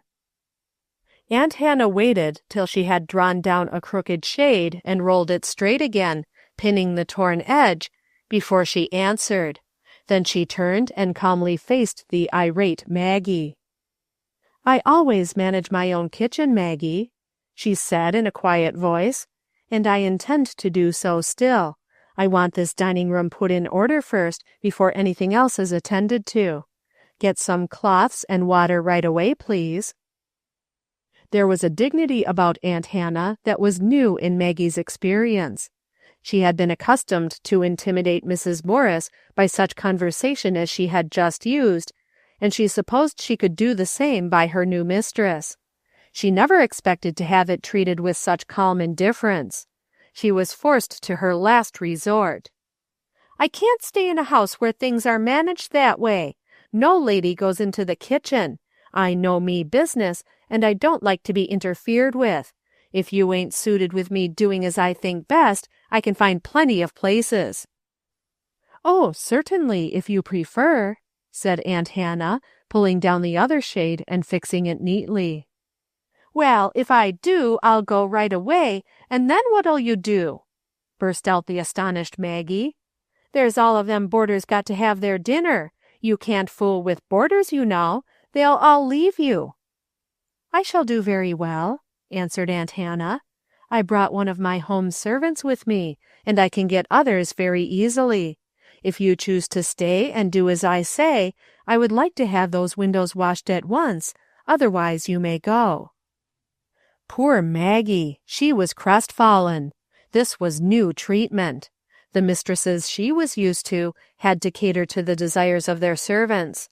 She did a great deal of work, and she preferred to do it her way. But Aunt Hannah was firm.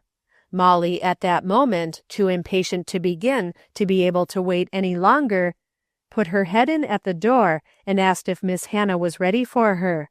She eyed the crestfallen Maggie with the superiority of a conqueror. That was enough. Maggie tossed her head and declared she would not do another stroke of work in that house, and demanded back pay. Miss Hannah settled up with her, and she departed, leaving Molly monarch of the kitchen and scornfully surveying her new realm. Chapter 11. "It's just a pig pen, that's what it is," declared Molly Poppleton, holding up her ample calico skirts and clean gingham apron in a gingerly way. "I don't know where to begin. I didn't suppose a human being could be so dirty." Then she plunged into work. The range got such a cleaning as it had not had in years. The ashes were cleaned out, and the soot removed from all its little doors and traps and openings. Molly was not used to a city range with all its numerous appliances, but she had very keen common sense, and she used it. She knew dirt and ashes would not help a fire to burn, so she removed them. While she was about it, she gave a good washing inside and out, for she found the oven encrusted with burned sugar and juice of some sort, and the top was covered with grease. Then, in the most scientific manner, she started a fire, and before very long it was glowing, and the water in the old tank was steaming hot. It appeared there really was no time for those dining-room windows that day, after all. With skirts tucked together and sleeves rolled high, Molly generously used the hot water and soap in the kitchen. She unceremoniously took the old ragged cloths, which must have been Maggie's wiping towels, for scrubbing rags, trusting to Miss Hannah's sense of the fitness of things to provide others in some way. The kitchen table and shelves and windows and paint and sink were scrubbed, and even the floor, and then Molly stood back and surveyed the room, now pervaded with a damp atmosphere redolent of soap. "There, I guess it'll do for overnight, and the fust chance I get I'll give it a good cleaning. I never saw the like in my life. How them poor boarders stood it, eating out of a dirty hole like this, I don't see. Now, what's to do? That sink was a caution. The water and dust was all in a mess underneath, and the top was slimy. I wonder what that creature that called herself Maggie thought she was made for." Meanwhile, Miss Hannah had gone to her trunk and arrayed herself in an old gray gingham and a dark apron that enveloped her completely. She had discovered that they must begin at the very foundation before they could hope to do anything toward getting dinner. She investigated Celia's stores and found they were ample for present needs. Celia's training had not been for nothing. She knew by intuition that her aunt and Molly would inquire for soap and yeast and baking powder among the first things. She had thought of the little things that might not be in stock in Mrs. Morris's kitchen, and had a supply for the present. The stores in the pantry were not very full. There was a plate with a pile of sour, white-looking pancakes, another with some lumpy oatmeal, a few boiled potatoes, a bowl of watery soup, and 2 or 3 ends of baker's loaves. Miss Hannah applied her nose to one of these, and then laid it down again and said, "Bah!" After looking at the array a few minutes, she gathered them all into a pan and dumped them into the garbage pail. A heavy, lifeless pie on a higher shelf also met the same fate. Then she got the dishpan and some clean, hot water and washed a few dishes for her immediate use. Having done this, she prepared to set some bread. It was late in the day, but it would not take long, and it could rise while she was doing other things and be baked after the dinner was cooked. Then she could hurry up part of it by making it into pulled rolls so that they could be used for dinner. The bread done, she started on a searching expedition for bread cloths and clean rags. She could not work without tools. In one of her trunks was a roll of old rags and linen. With Molly's help, she unstrapped the trunk and searched it out.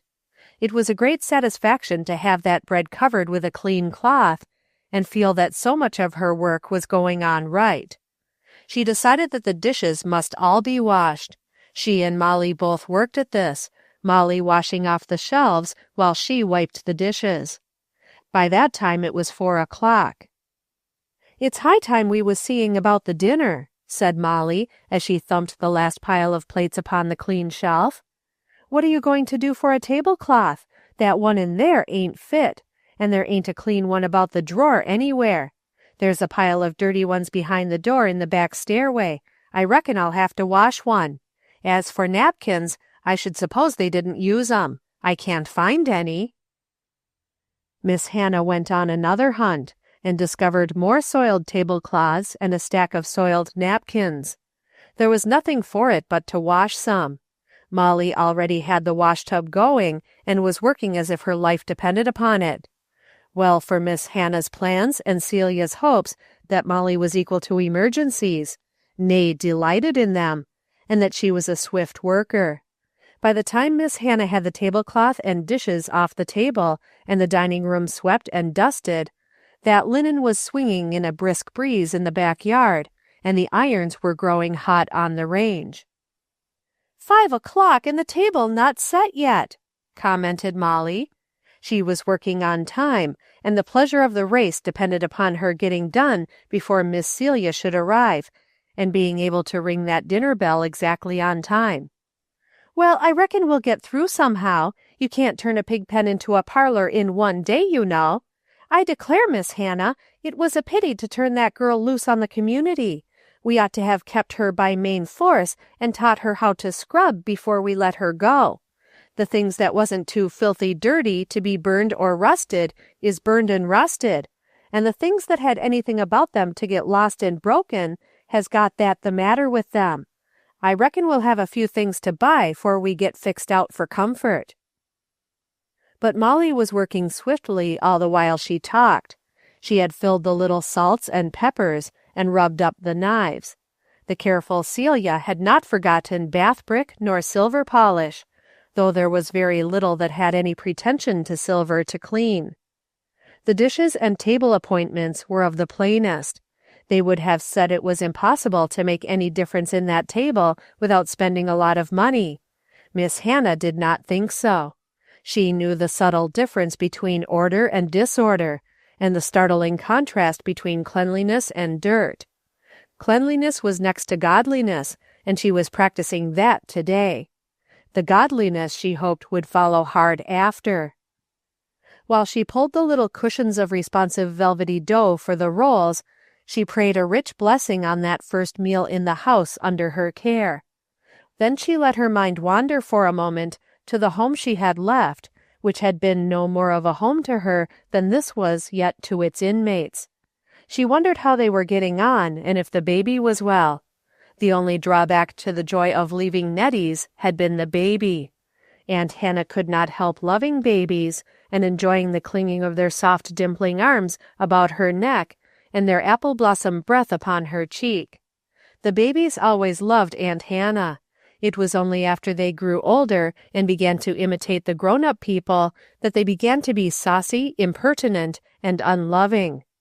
Even then, Johnny and Lily had always come to Aunt Hannah with a burn or a bump to be comforted, for somehow her motherly arms knew just how best to gather in the troubled little one and comfort it.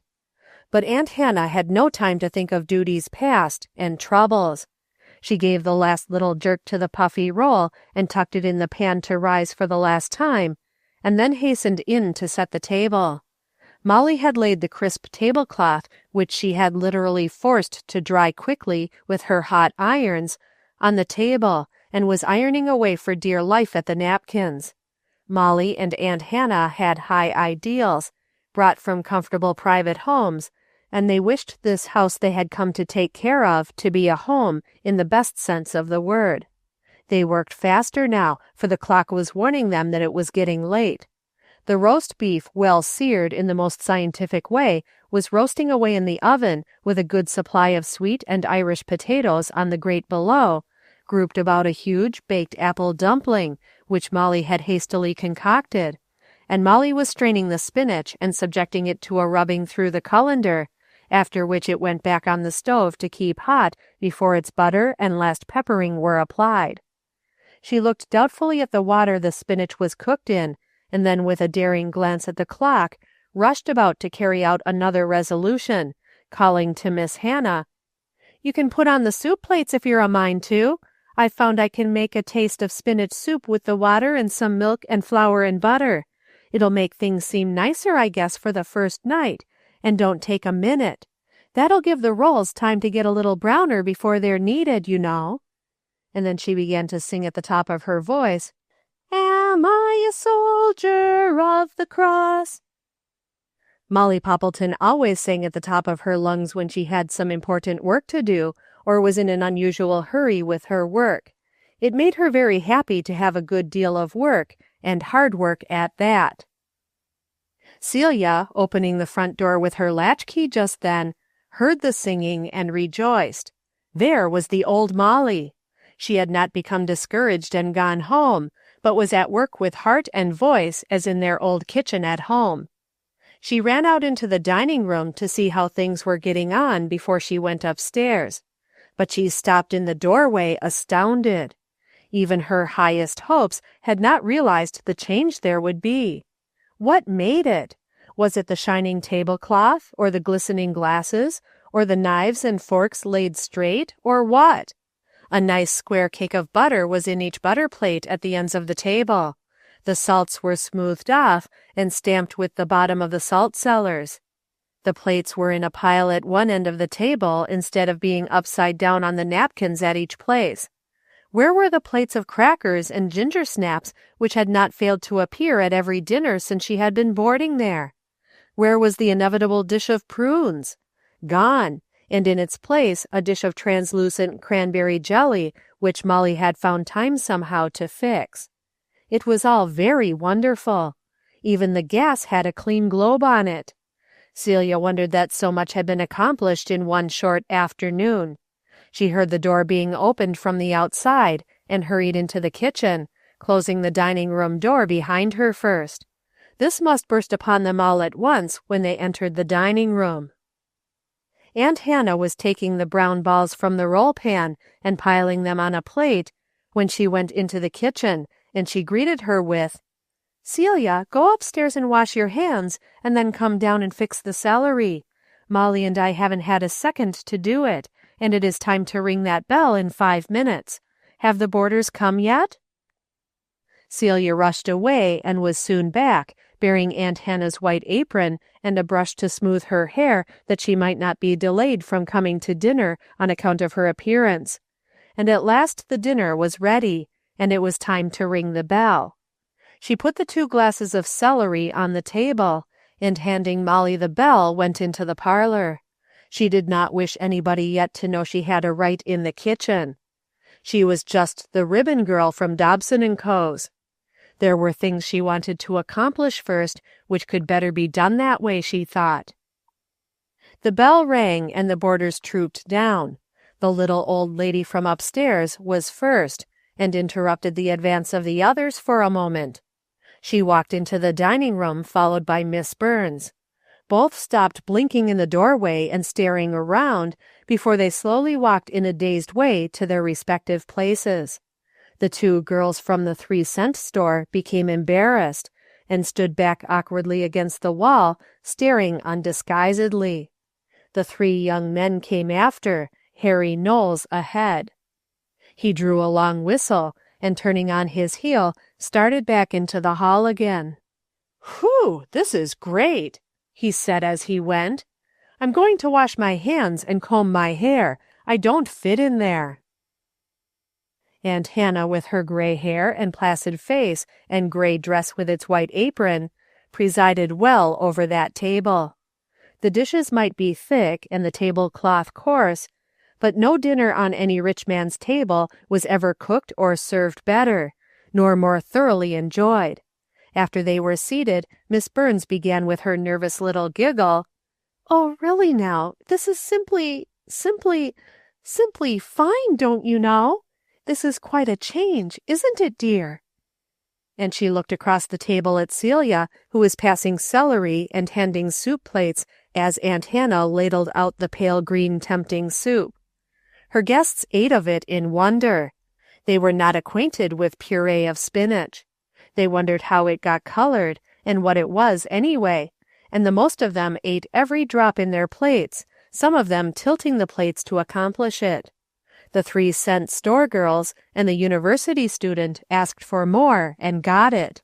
And then Molly, her sleeves rolled decorously down and a white apron over her dark one, took out the soup and brought in the platter with that great brown perfectly cooked roast, and brought potatoes and spinach and hot plates, while Aunt Hannah, with experienced hand and keen knife, sharpened by herself, cut great juicy pink slices in generous plenty and filled the plates.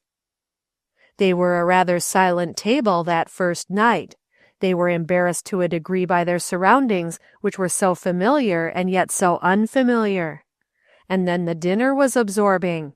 It absorbed their thoughts, and they absorbed it. When it came time for the dessert, they sat back satisfied, and feeling that perhaps it were as well that the inevitable pie, which they always had for dessert, did not come to spoil this ideal repast.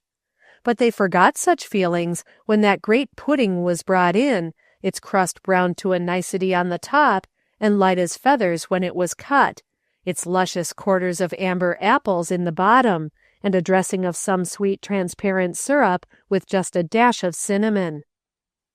"I'll tell you what," said Henry Knowles, leaning back in his chair to fold his napkin and talking in an aside to Celia, "that was the best dinner I have tasted since I left home. I feel as if I had been invited out, don't you? I don't know what it means, do you? She certainly can't keep it up.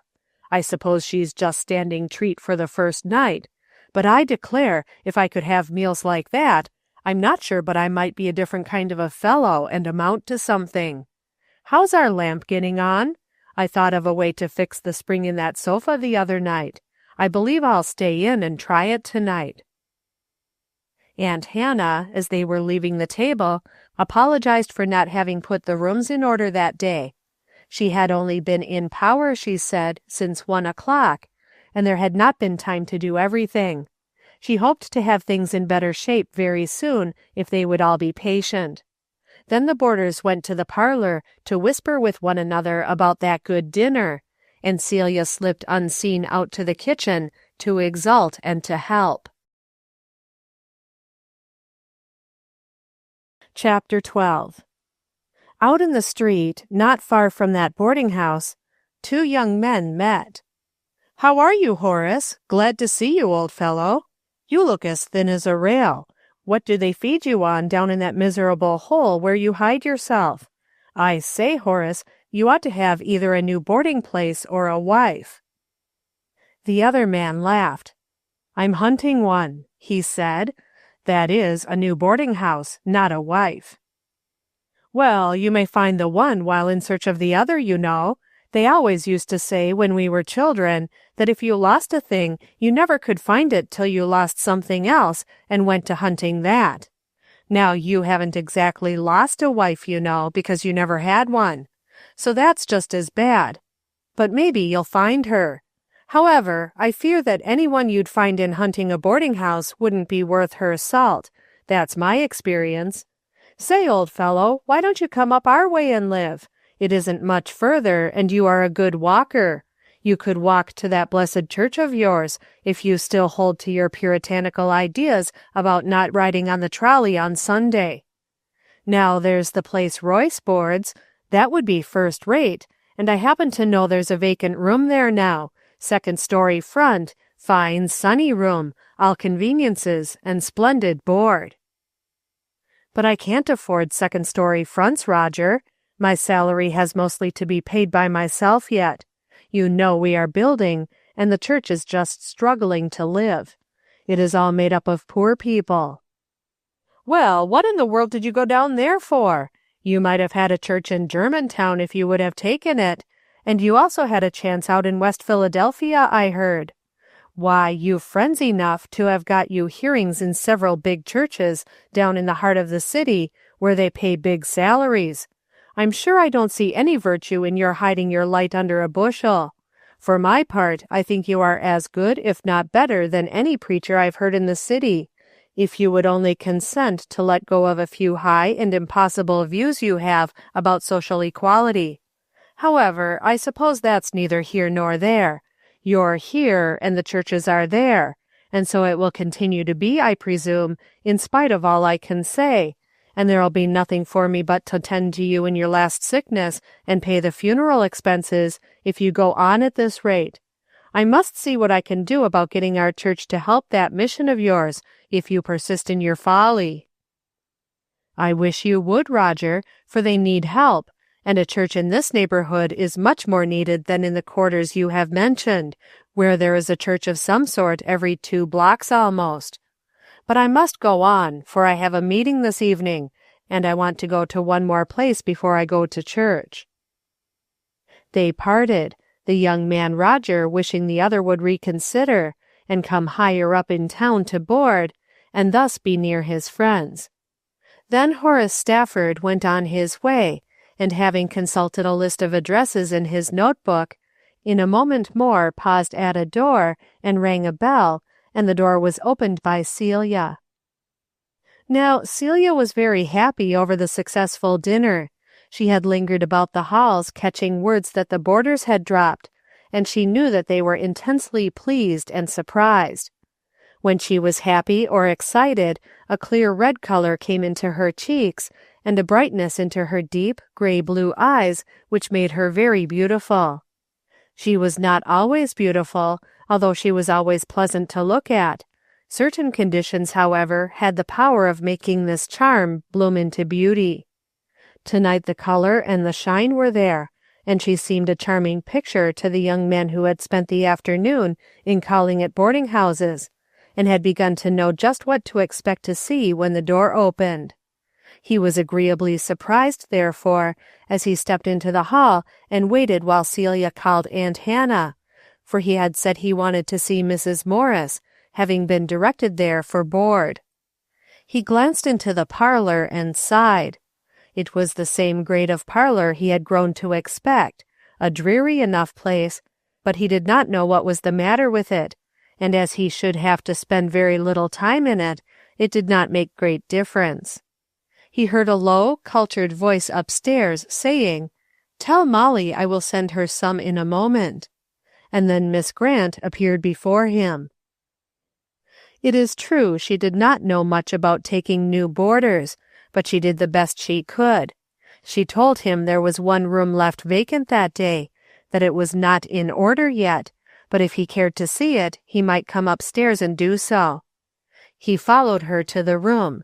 It happened to be the second-story front.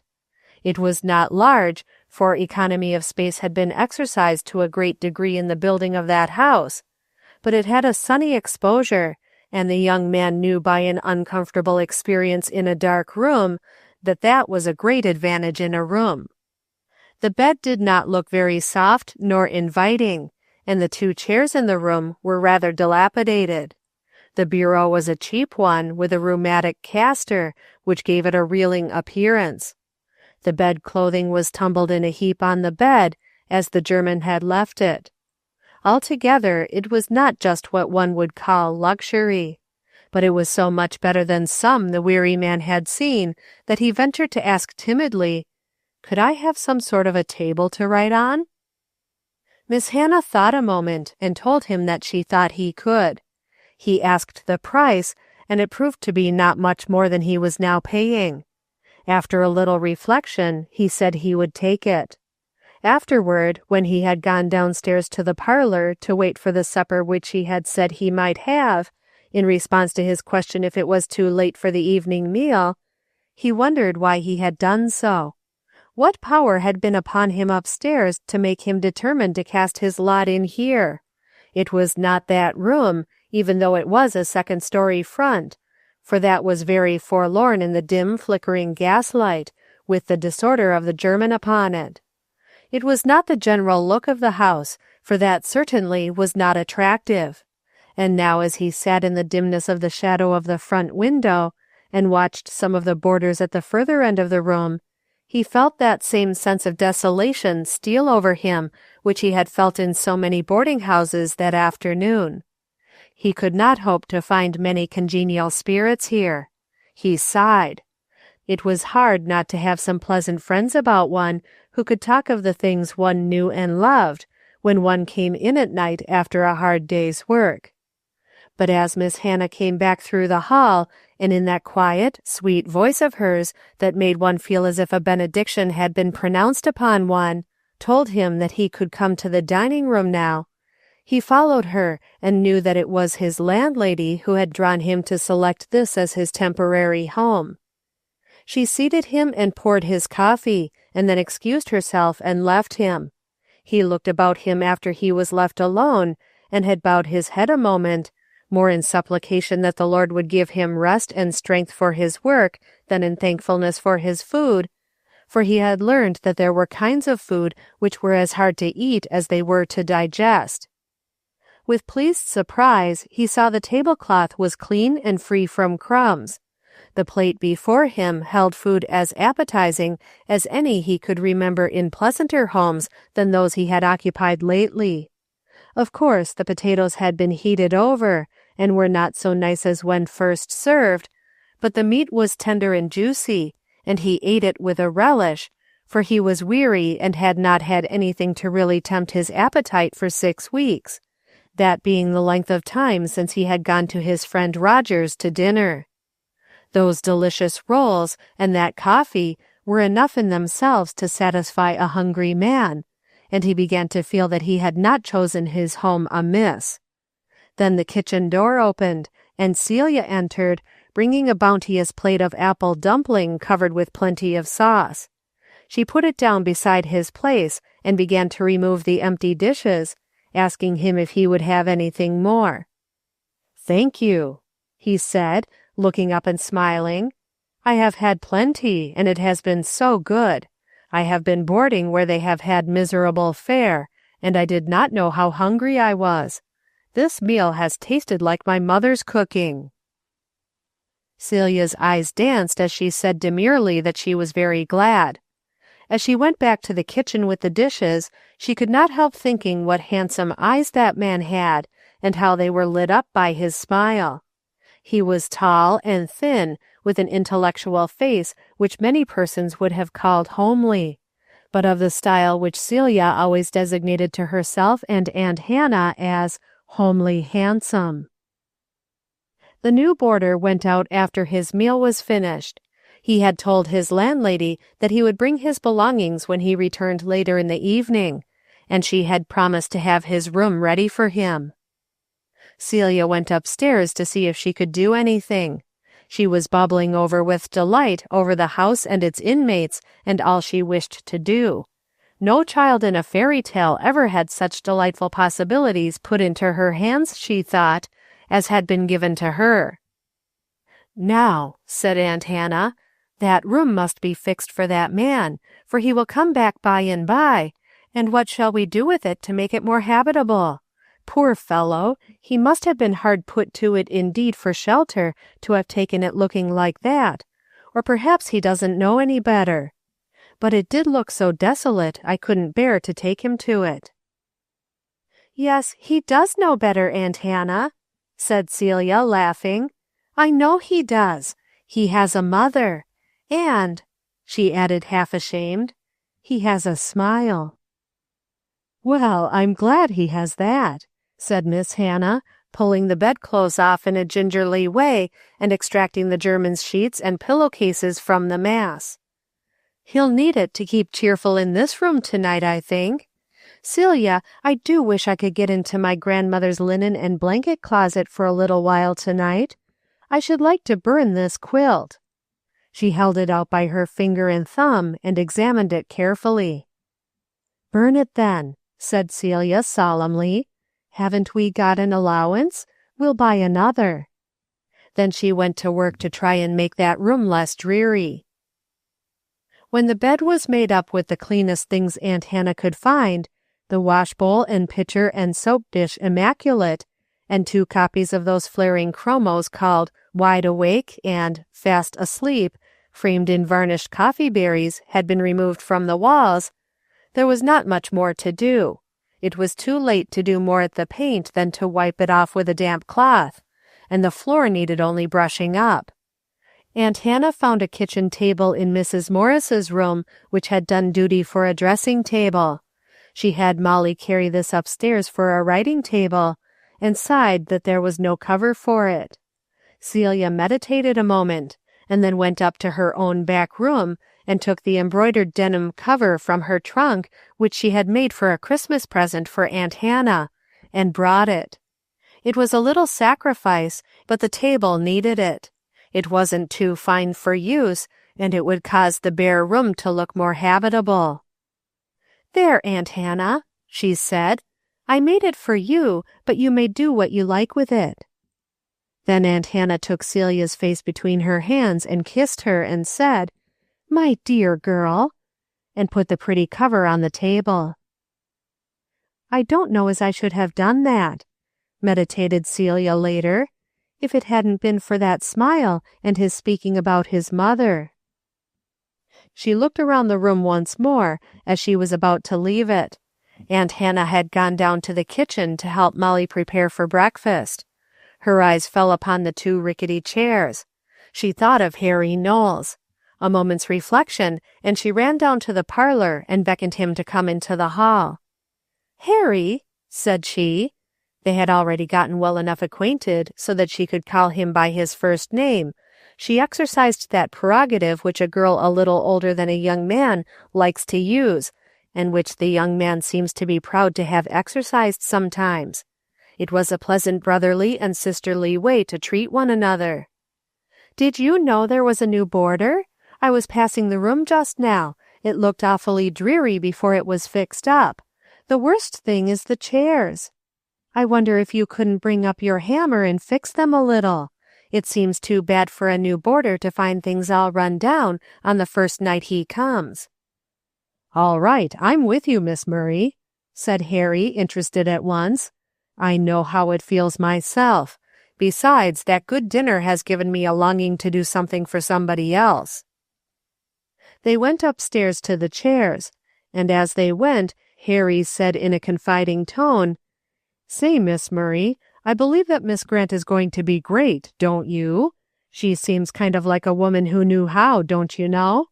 Sometimes she makes me think of my mother just a little."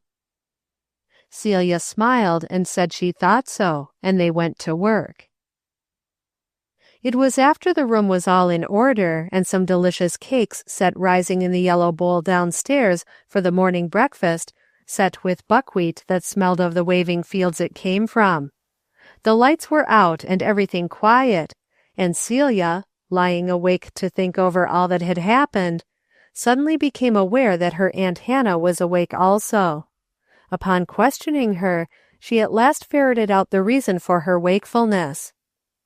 "Well, you see, Celia, I suppose I'm rather tired tonight, though I don't feel it one bit. I've been so interested in it all. But somehow I've just begun to think that maybe I ought not to have let you undertake this scheme. It is all very nice and benevolent, but what if it shouldn't succeed?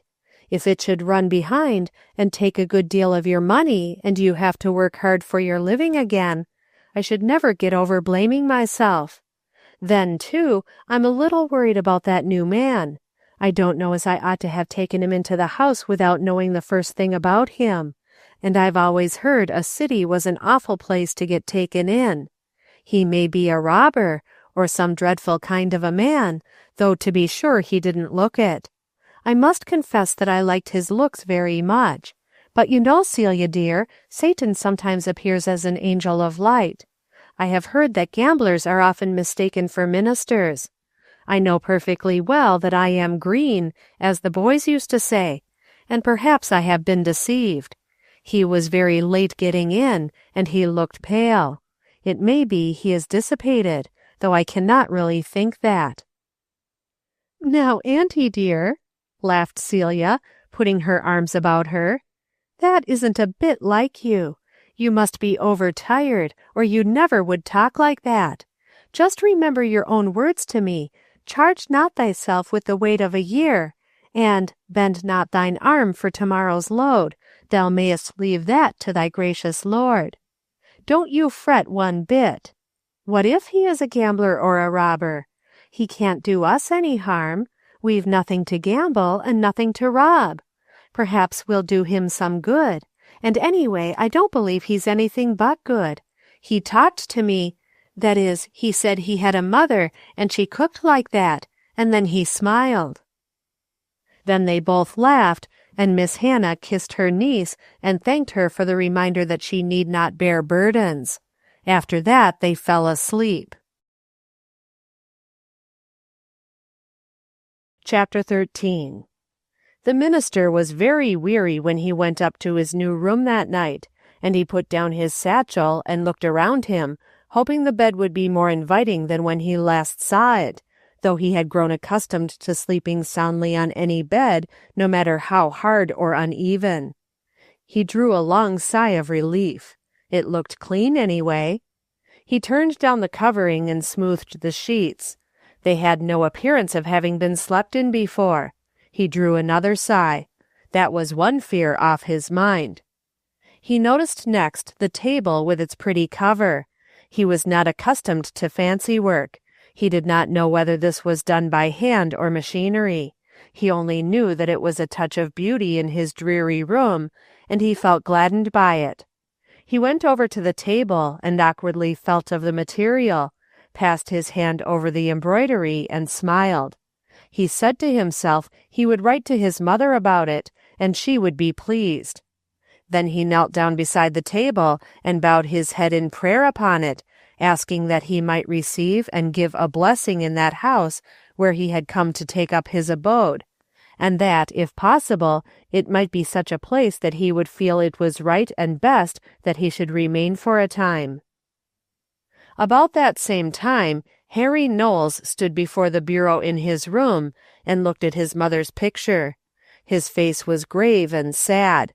He looked into the pictured eyes with a questioning longing, as if he would have her with him again, that he might ask her advice. He looked into her face till the tears started in his own eyes. He let them drop unheeded on the bureau and on the little velvet frame. She seemed to him to be looking into his life and asking him what he had done with his time since she left him. At last he turned away his head and said aloud, "Well, I'm glad I don't go tonight anyway. I suppose the boys'll give me no end of chaff about backing out, but I've proved to myself that I can stay at home once when I say so. I wish Mother was here. I'd tell her all about it, I believe, and promise her to start over again. I wonder if 'twould be any use, if a fellow only had someone to help him." And he sighed and went to bed. It was not quite certain what time Molly Poppleton arose the next morning. Celia told her if she had only gotten up a very little earlier, she might have met herself going to bed. The range, unused to such treatment, brightened up early too, and was soon baking and boiling away to please the most fastidious cook. The oatmeal had been cooking slowly all night, and was getting ready to be a delicious porridge, such as is found in its perfection only in the land of Scotland. Molly had coaxed the milk by all the arts she knew, till it actually gave forth a thin yellow cream for the oatmeal. True, she scoffed at it, and said it wasn't as rich as skim milk in Cloverdale, but then the boarders were not used to Cloverdale milk, and they called this cream. She picked and shredded the codfish to a degree of fineness that it would have made the departed Maggie stand in amaze at such a waste of labor, and then with all the skill of long experience, she mixed just the right proportion of potatoes for the most delectable codfish balls, when they should be browned to a crisp that ever anyone tasted. Codfish balls are good, and anybody that doesn't like 'em when they were made just right doesn't know, that's all. Besides, one can't have beefsteak every day, and there's plenty else to eat, so said Molly. Then she tested the buckwheat cakes to be sure there was exactly the right amount of soda and enough milk to make them brown on both sides, and set the coffee where it would get its finishing off, and rang the bell. Just 1 minute ahead of time that bell rang. Molly Poppleton did love to get ahead of time, even if it was but 1 minute. "I say," said Harry Knowles, holding a golden brown fishball up on his fork and admiring it, "if that is a fishball, then I never saw one before. It is a libel on that pretty thing to call it by that name, or else all the ones I have ever tried to eat were very poor imitations." Molly, coming in just then with a generous supply of hot buckwheats, heard the remark, and her soul swelled with joy and pride, and thereafter Harry Knowles was her favorite of all the boarders, unless it was the minister who grew into her good graces by another way not long after. He had come in just a moment before, and was enjoying his dish of oatmeal, and wondering what made the difference between it and all the other oatmeal he had tried to eat in the weeks since he came to Philadelphia to live. Was it possible that he had at last found a place where things were really good to eat, or was he getting a good appetite from working so hard? He resolved, at any rate, to ask the cook, sometime when he was well enough acquainted, if he might take a dish of this to the old Scotchwoman who was lying sick in an attic and longing for her dear home across the seas. That breakfast was a pleasant surprise to more than one of the boarders. The brakeman, coming in a little late from his all-night run, having taken his dinner the night before at the other end of his line, and therefore not being prepared for changes except the mere fact that Mrs. Morris had gone away and someone else was to supply her place for a while, was dumbfounded. He drew his chair up to the table with his usual familiar assurance, and then looked around in almost embarrassment a moment. He was not quite sure what made him feel so. Was it the pleasant-faced, white-haired woman at the head of the table, who smiled a good morning to him in a tone which was cordial, and yet had a note in it that made him feel she was from another world than his own? Or was it the few flowers in the tiny vase in the center of the table? But he was unable to detail the rest of the changes. They seemed to him so subtle. He turned his attention to the breakfast, which certainly was good. Maggie had improved evidently. In short, those boarders went to their day's work well fed and comfortable for the first time in many weeks, and were therefore better workers and better human beings in every way, because they were not all day troubled by the demands and complaints of nature in consequence of what they had eaten or what they had not eaten. Just as Celia was going out of the door, Miss Hannah, who had followed her, put her hand on her arm and drew her into the parlor for a moment. "Celia, dear," she said, "we must have a talk tonight as soon after dinner as possible, and find out how this house is to be run, and decide some questions. You know we cannot go ahead blindly and get into debt as Mrs. Morris did." "I'll risk you, Auntie dear," Celia said, as she kissed her behind the red chenille curtain. "But we'll have our talk, and I'll get home just as early as I can to help, if you need me. Then, after dinner, we'll have a cozy time and do a lot of figuring. I've done some already. Goodbye. Don't try to reform everything today. Leave just a little for tomorrow. Do you want me to stop at some employment office and get another servant?" "No, not yet, dear. There's too much to be done before we introduce any new elements. And besides, we don't know yet whether we can afford another servant. We mustn't run behind, you know." Then they parted with a smile of perfect understanding, and Aunt Hannah went to her new duties with enthusiasm. There were a few things she meant to have radically different in some of her guests' sleeping rooms before that day drew to a close, and there was much planning and marketing to do. Molly Poppleton was in her element in the kitchen. Miss Hannah could hear her voice singing above the clatter of the pots and pans. What though the spicy breezes blow soft o'er Ceylon's isle, though every prospect pleases, and only man is vile. Molly was cleaning out the departed Maggie's kettle closet under the back stairs, and stopped occasionally in her singing to express her mind as to some dirty corner, and then went on.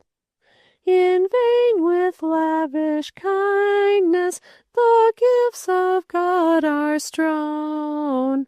The heathen in his blindness bows down to wood and stone. Aunt Hannah smiled as she went upstairs. She knew that the good-hearted Molly was mingling the theme of her song with her own thoughts about the dirty house and the need of the boarders, and that she would work it all out by and by. Shall we whose souls are lighted with wisdom from on high, shall we to those benighted the lamp of life deny? Went on the singer, and Miss Hannah knew the hard-working singer's thought was that she would make a cheerful, clean house and good food, and give the rest of them a chance to try and help save the poor city heathen boarders. For Molly Poppleton looked upon all native city boarders as heathen in the truest sense of the word, and she had taken with joy the few words Miss Hannah had spoken to her about the mission they were going to try to start, the mission of making one bright little clean home spot for a few people who had hitherto been in discomfort. The dining-room windows were washed that morning, and several other windows, and Molly Poppleton sang a great many of Isaac Watts's hymns through before she prepared lunch for herself and Miss Hannah. She did not remember when she had been so happy. Neither, indeed, did Miss Hannah. It had been the one great ambition of Hannah Grant's life, since she had lost the love of her youth and been made to see that hers was not to go on the great mission of salvation to the heathen of other nations, that she should have some spot which she could call her own, where she might exercise her powers of helping people. And now it seemed as though she was to have opportunity. She thanked her Heavenly Father every hour, even for the dirt and desolation of the place, because he had given to her the sweet privilege of brightening a place that had hitherto been dark. It was after dinner. The minister was in his room writing to his mother before he went out to a meeting at the mission. Down in the parlor the brakeman sat at the organ, accompanying himself as he sang in stentorian voice the touching ballad of "Granny's only left to me her old armchair." Celia smiled as she ran upstairs where her aunt was waiting for the conference. "Just listen, Auntie dear, did you ever hear the like?" she said, putting her head in at the door, and the words of the chorus in decided nasal twang floated up the 2 flights of stairs.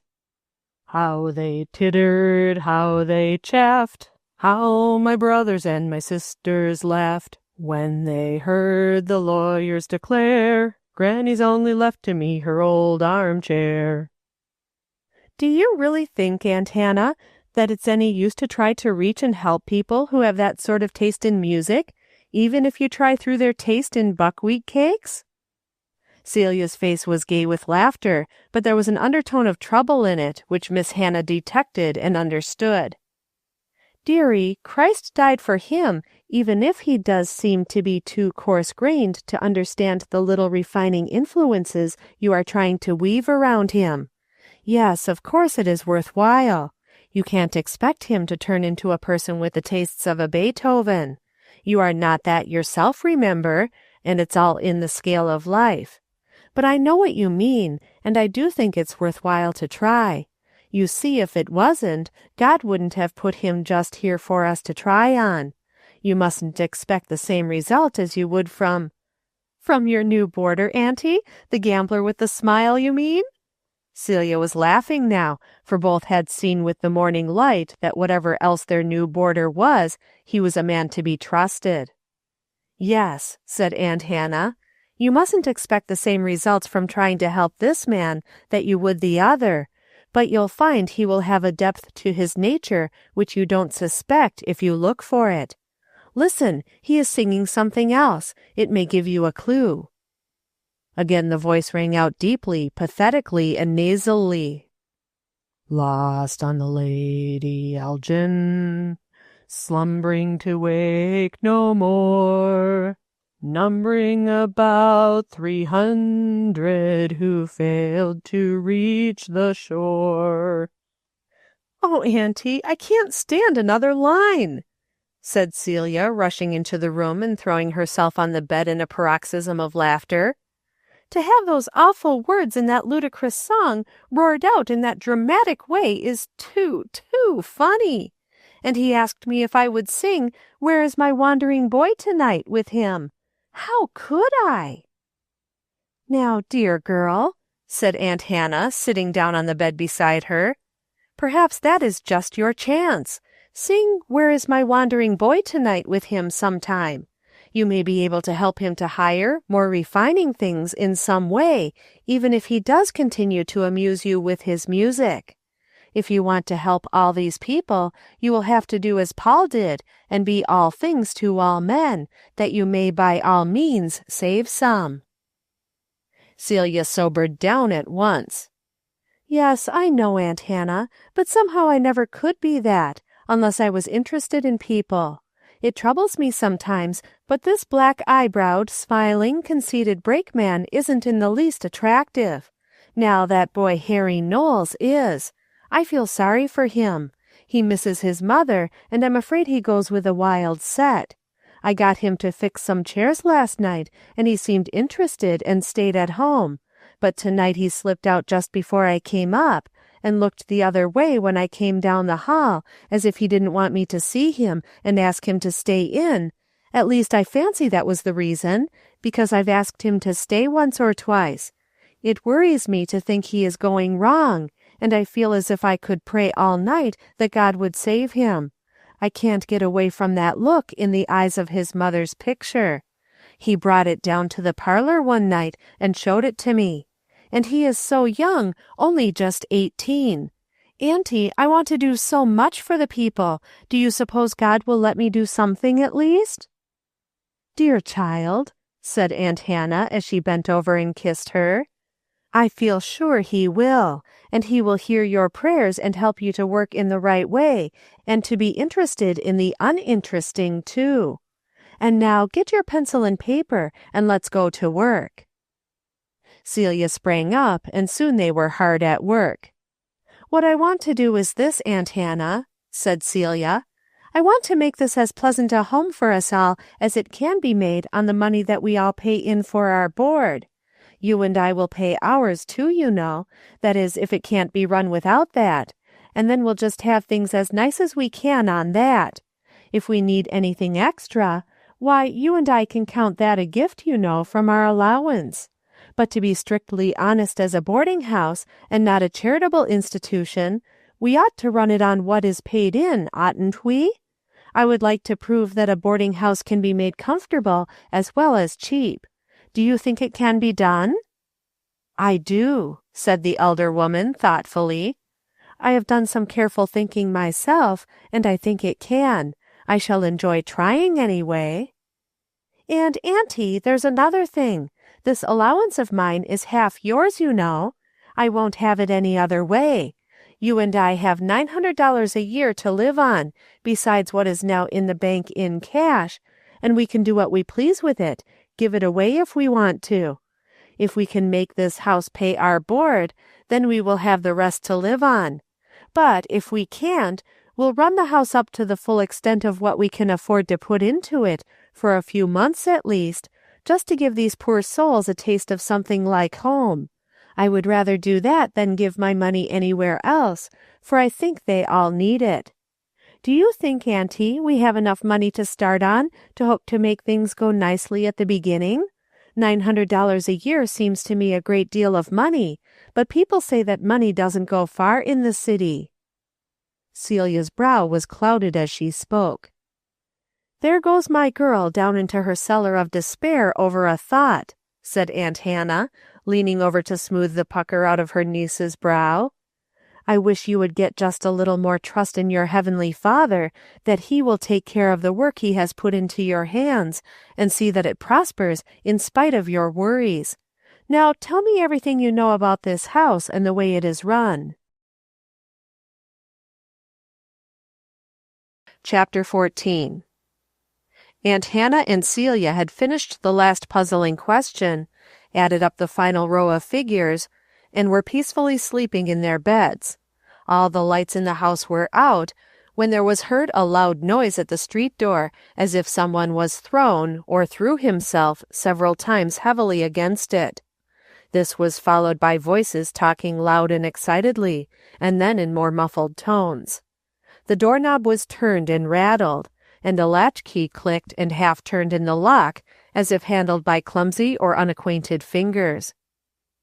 The minister heard the noise first, as his room was over the front of the house, and rising, he opened his window and tried to speak and quiet the disturbance.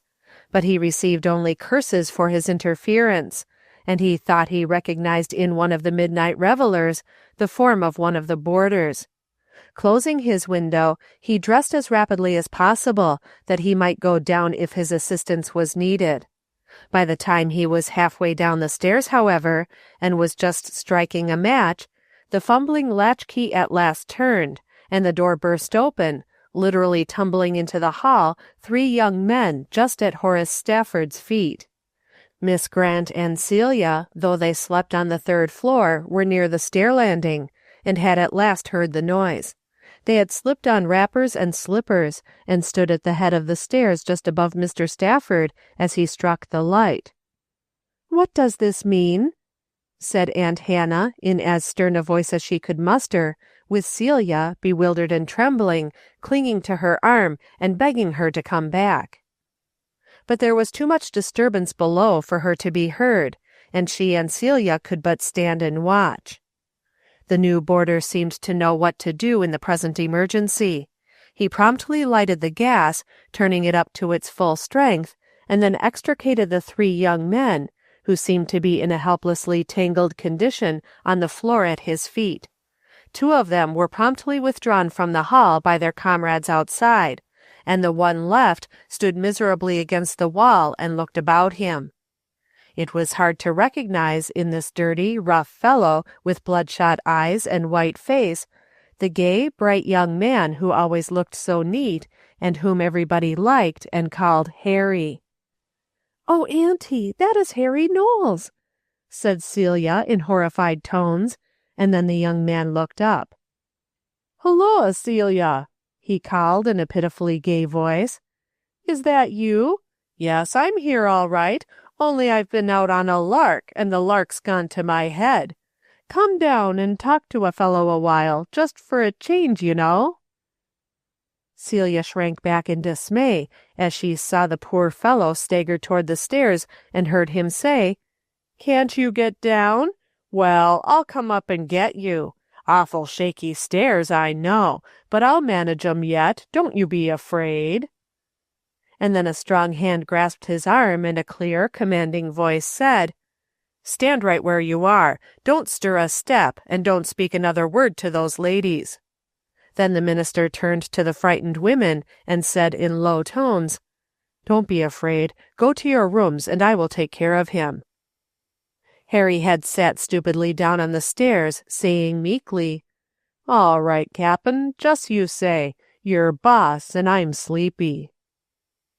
Miss Hannah took assurance from the calm face and powerful frame of her new boarder, and led Celia away, while the minister carefully and even tenderly helped the young man to his room, and took care of him as if he had been his own brother.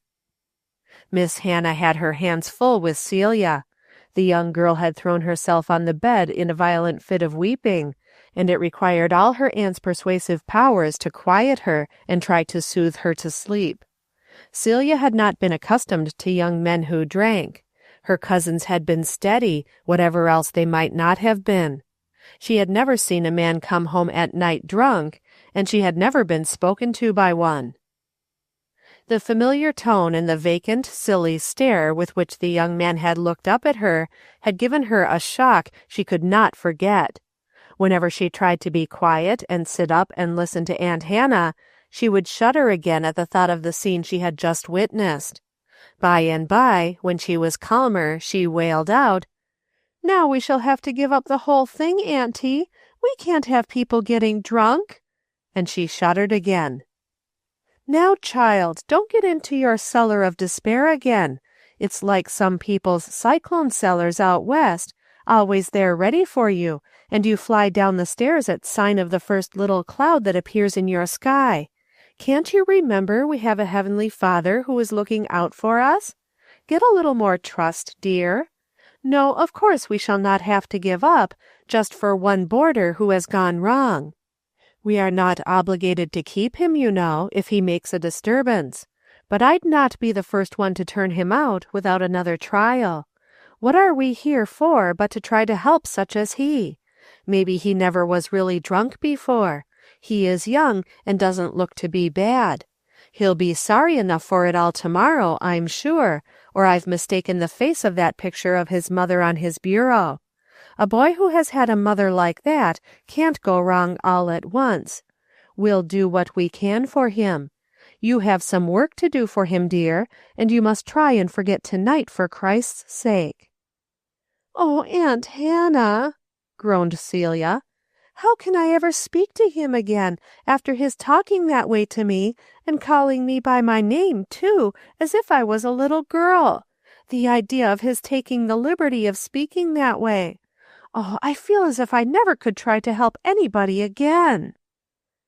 "Now, Celia," said Aunt Hannah, speaking rather sharply for her, "you must not talk that way. That wasn't Harry Knowles that spoke to you tonight.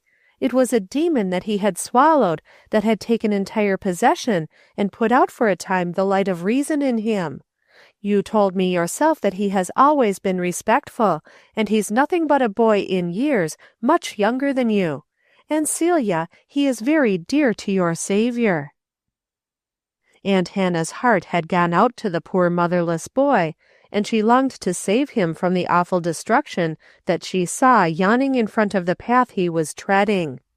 Celia knew her aunt was right, and by degrees she regained her composure and began to mount up into the first story at least of her faith, and believe that everything was not gone to destruction yet. However, she went to the store the next morning with a heavy heart. She had so great a horror of drunkards and drunkenness, and so strong a belief in the power of appetite, that she felt little or no hope of trying to save anyone from the awful end of a drunkard who had once commenced to tread that downward path. She went about all day feeling as deep sadness as if she had witnessed the terrible death of some friend. Miss Hannah had spent a long time in prayer that night, after she heard once more the regular breathing of Celia and knew she was asleep. She asked God's grace to help her do what was best for this poor homeless boy, and if it might be that he would honor her with bearing the message of salvation to his soul, she would give God all the glory. Her soul longed for the soul of the boy whose feet were astray, and she was filled with a kind of divine compassion for him, such as Jesus would have us feel, such as he felt, for those for whom he died. The minister, meantime, had put the poor boy to bed. He was docile enough, and almost grateful in a maudlin sort of way for the help given him, and he sank at once into a deep sleep. Horace Stafford turned the gas low and established himself by the bedside for some time, until he felt certain that there was nothing else the matter with the slumberer. Then he knelt beside the boy and asked God's mercy for him, and went to his own room. It was not until far into the afternoon that the sleeper roused. Horace Stafford had found out by judicious questioning, and without revealing his condition to the other boarders, who fortunately had none of them heard the disturbance in the night, where the young man worked. He had then gone himself to the store and asked for the head of the firm, giving his own card and explaining that the young salesman was ill and unable to come to work that day. The head of the firm had been very kind. He had recognized the name of the minister as well as that of the mission chapel which he mentioned in introducing himself, thinking the word of a minister might go further toward excusing the absence of the young man, and asked kindly how the work was getting on. He said he had meant to send in a contribution to that work, but had let it slip by without attention, and he handed the minister a crisp $10 bill. Then he promised to see that young Knowles's place for the day was supplied, and asked to be notified if the illness should prove serious, and there was anything he could do for him. He said he liked the young man, though of course he knew but little of him, but he feared he had not good health, as he looked frail. When Horace Stafford left the store, he had a better opinion of employers than he had been led to hold from some reading he had been doing lately. When Harry Knowles awoke that afternoon, he was conscious first of his physical condition. His head ached miserably, and he could not bear to stir. His throat burned as with fire, and all things seemed full of a ghastly horror. He opened his eyes, and the first thing he saw was his mother's picture. It stood on the bureau opposite his bed. Miss Hannah had been softly going about the room that morning, putting things to rights, and putting a touch of home here and there where she could do it in a few minutes.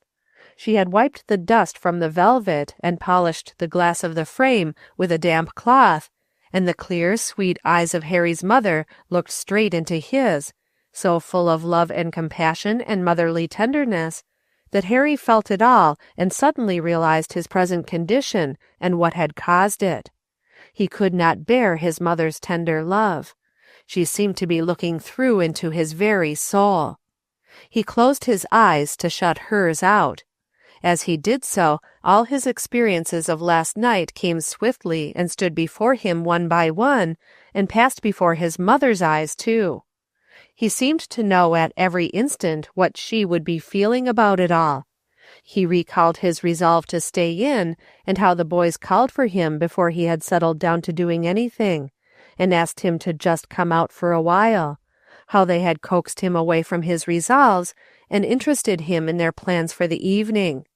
They had planned an evening at the theater and a supper afterward, and they made him feel that he was being considered mean not to join in and help with the expenses, since they had taken his coming as a matter of course and ordered a seat and a plate for him. They joked him unmercifully, and said they believed he had been going to Sunday school again and had promised his nice little teacher that he would be good. They called him a dear little fellow, and said they wouldn't bother him any more. He should have a stick of pink and white candy, so he should, and one of them actually bought it and presented it to him. He had knocked it into the street and declared that he had no intention of not joining them and bearing his share of the expense, and then they all seemed glad and turned his mind to enjoyment. "We didn't really believe you were getting to be a sissy boy," they said. His conscience had had no time to reproach him.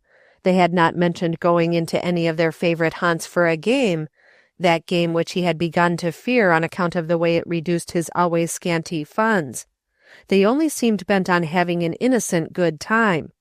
Oh, they had known well how to get him into the thing.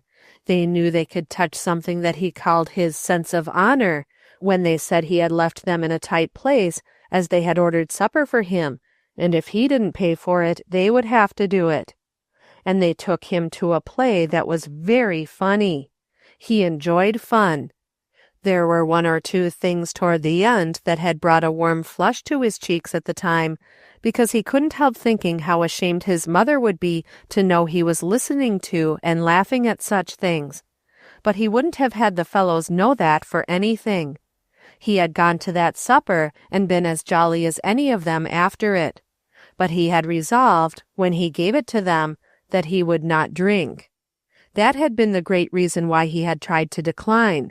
When people offered him drink, he could always hear his mother's voice saying, "Harry, dear, Mother hopes you will always have courage to say no if you are ever asked to drink wine or any strong drink."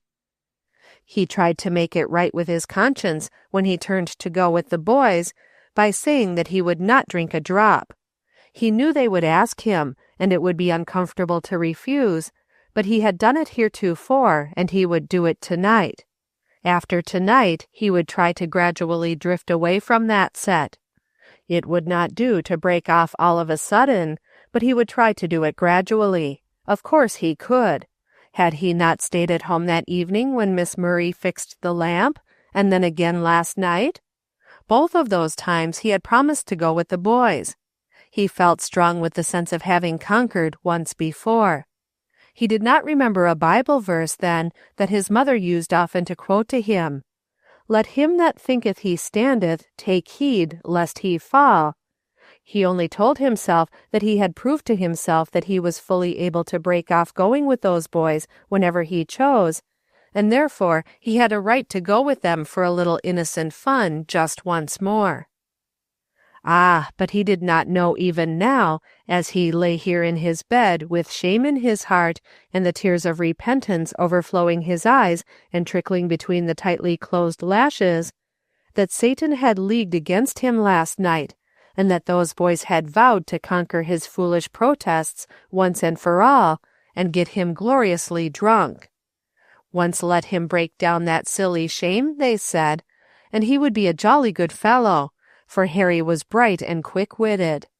Why they wanted to do it is not quite certain. Perhaps some of them were fiendish enough to want to drag him down as low as themselves, just for very love of deviltry. Others, perhaps, felt rebuked by his shrinking back at daring things which were proposed, and still others, older in their sin, liked him for his gay words and witty sayings, and were resolved to make of him a thoroughly good bad fellow whom they could enjoy. Their experience had taught them that when one such once goes astray, he will dare more than some who never had any scruples. Harry only knew that they had passed some cider first. They declared they had ordered it for his sake, as they knew his temperance principles, and they laughed and nudged one another as it was passed, and winked, and Harry felt goaded to do almost anything to prove that he was just as good, or as bad, as they were. Now, Harry was not fond of sweet cider. The few times he had tasted it, it had seemed insipid to him. He knew, indeed, that there were some people who went so far as to object to cider drinking. In a general way, he knew that there was a difference between sweet and hard cider, and that it would have been well for him that night if he had been possessed of a few decided opinions on the subject himself. He hesitated, and then took some, but his hesitation was noticed, and the boys had asked him if he were afraid of that, too. He had flushed crimson, and declared that he was not, and they had unmercifully passed his glass for more, and watched to see if he drank that. Then something else had been brought on. Harry did not just know what, whether wine or beer or something else. The cider had been by no means sweet, and must have gone to his head. When they passed by his chair with the wine glasses, he had caught the whispered words and laughs of his companions over him, and turning quick without a thought for anything than to prove his, what, cowardice? He ordered the waiter to give him some. A tremendous cheer had arisen from the boys, so loud it almost brought him to his senses. He drank that glass and another, and then he felt a feverish desire to swallow more, and they filled his glass again and again, he not asking or caring what it contained. That was the story. He did not know now, or stop to ask himself how he got there, to what he called home. He supposed it was in the same shameful way that some of the others were taken sometimes, the way that had hitherto been a strong barrier in the way of his joining in their drinking festivities. Whether any one saw or knew, he did not dare to ask. He only knew that he lay here, and that his mother's eyes were over there, and that God always seemed to be near his mother, and that he did not dare to open his eyes again. He heard the soft movement of a woman's dress and a light step. It seemed like his mother's. He could almost think, as he lay here, that this was his home once more, and his mother was nursing him from some dreadful illness. only this bed was so hard. Oh, the shame and horror if this had happened at his dear old home with his mother in it. It would have killed her. He groaned aloud, and then he heard that soft step again and wondered. Was he dead? Was this where? The judgment seat, perhaps? For his mother surely was there, and God. Oh! Chapter 15. Someone stood beside him and put a large cool hand on his aching brow, and a woman's voice, gentle and low, said, "Drink this." Then, although his very being was filled with disgust at the thought of eating or drinking anything, he let himself be raised from the pillow and swallowed down the hot steaming coffee that was held for him. Miss Hannah gave his pillows a shake, and he settled back again with his eyes closed. He did not care for the coffee. He wondered that he could have drunk it, and yet he knew by the aroma of it that it was unlike any coffee he had ever drank in that house before, and there gradually crept over him a sense of relief from the drinking of it. It was not that the throbbing in his temples was any less, but perhaps he felt a little better able to bear it. Miss Hannah brought a clean linen cloth and a large soft towel, and washed his hot face and hands, just as his mother used to do when he was sick, and gently smoothed his tumbled hair. He did not look at her. His eyes were closed tight, and he was trying with all his might to force back the hot tears that were surely burning their way out beneath his lashes. The tears came, and Miss Hannah saw them. She stooped and kissed him softly on his forehead, and said in that gentle, pitying voice again, "Poor boy," and then she slipped away and left him alone. If Hiram Bartlett had been there, he would have said that Aunt Hannah was encouraging drunkenness by giving the young man so much attention. That pity was not what such a fellow needed. He ought to be soundly thrashed. He would get an idea that it was a fine thing to come home drunk if he were petted and taken care of for it. But Hiram Bartlett was not there, and Aunt Hannah was glad. She did what she felt in her inmost soul Jesus Christ would have her do if she could hear his voice telling her. When she slipped away and left Harry alone, it was to tap lightly on the minister's door and tell him Harry was awake. It was not the first time that day she had been to the minister's room.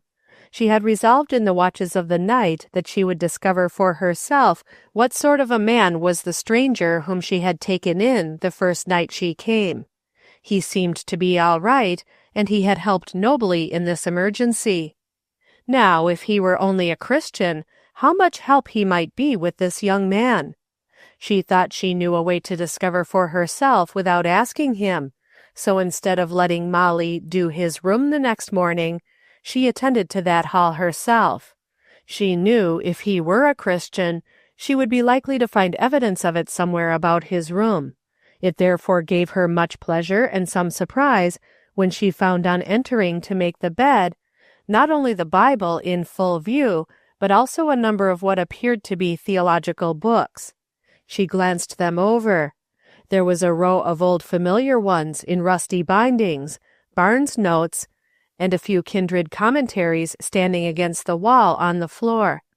There was a soapbox beside them containing other volumes yet unpacked, not many, but at the top lay two of F.B. Meyer's and Andrew Murray's With Christ in the School of Prayer. These were dear favorites and friends of hers, and she began to hope that perhaps she was entertaining a minister. This hope was confirmed a few minutes afterward when the postman came and brought several letters for the Reverend Horace Stafford. She made his bed and set in order that room with a light in her face then, for was she not serving one of her master's high messengers? When Mr. Stafford came in later, she had a short conference about young Mr. Knowles, and they agreed that he should go to the store, and after the young man awoke, he should have a little talk with him.